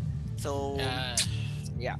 I'm just loving how the goal is not too much because Flash has 64 and Bacon have noise because the level of when Bacon Time takes the lead when we have first objective and they clash a little bit in terms of the towers on the bottom lane, and that minute is maybe 3 minutes into the game because we saw the graphs on the bottom side here. Flash had the lead for almost 2-3 minutes, only 0.6 K, only 600 gold in the lead. But yeah, Bacon Time played really well with Kim Sensei. First time dealing also as Muan 200 and 200 above that 1000 damage to be in this game. But MVP it should be Marquis because how he plays in that early game, early matchup with Element P on top side, just deal a lot of damage, and it is hard for for KD to cope with the damage. And actually, he even had a 2v1 outplay earlier when Team Flash tried to take down the tower. So it was actually an impressive feat here by Marky. No deaths even, and a really good performance here. Not only by Marky, but the whole team here of Bacon Time. So I'm looking forward to how they are going to be recovering themselves or attempting to remain here in the AIC 2022 in the lower bracket, because it's gonna take a long time. It's gonna take more effort than compared to the ones in the upper bracket ones. So, what's there to see more here for all the teams? I think we can actually conclude now the ones staying so far here in the AIC 2022. Top 4 is Talon Esports, one team Bikertopia Esports, and V Gaming. And the ones fighting or holding on to AIC 2022 are Valencia CF and Bacon Time. Yesterday, we bid goodbye to a dope team, and now we are going to be bidding goodbye to Team Flash. It's hard to say goodbye, but it is what it is. This is a tournament that every AOV players want to win, and this is the teams that are left in terms of the 6 team that are left in this matchup. We see Talon, we see one team Bikotopia as well, but in terms of for tomorrow's lineup, maybe tomorrow's schedule will be played after this. We're going back to the top leagues. We are going back to the upper brackets. It's KFC Talon versus one team, and also Bikotopia versus V Gaming in best of 7. So potentially 14 games to be casted by Vittorio and as well as Guyan Gaming. So hold on to guys, because it's going to be a hectic day and hardship to be dealt with who's ever going to drop down to the lower brackets. Interesting games for sure tomorrow. I'm looking forward to the match of, well, both series actually, because they have performed significantly well. I love the first matchup though. Yeah. This one is gonna be a blast for sure. A difficult one to what do you call this, to predict due to their both dominating performance, and overall all the teams right now has actually performed quite well, and we're looking forward to the conclusion of the AIC 2022. We're already more than halfway on it, and well, it is the conclusion of the day number 2 in the quarterfinals. See you tomorrow once again here for more action, as we are gonna be bidding goodbye for now. You are watching Arena of Valor International Championships 2022. We are your shoutcasters. My name is Giyang Gaming, and Mikos here with me. See you tomorrow for another jam-packed action day. But for now, we are gonna be bidding goodbye. So see you tomorrow.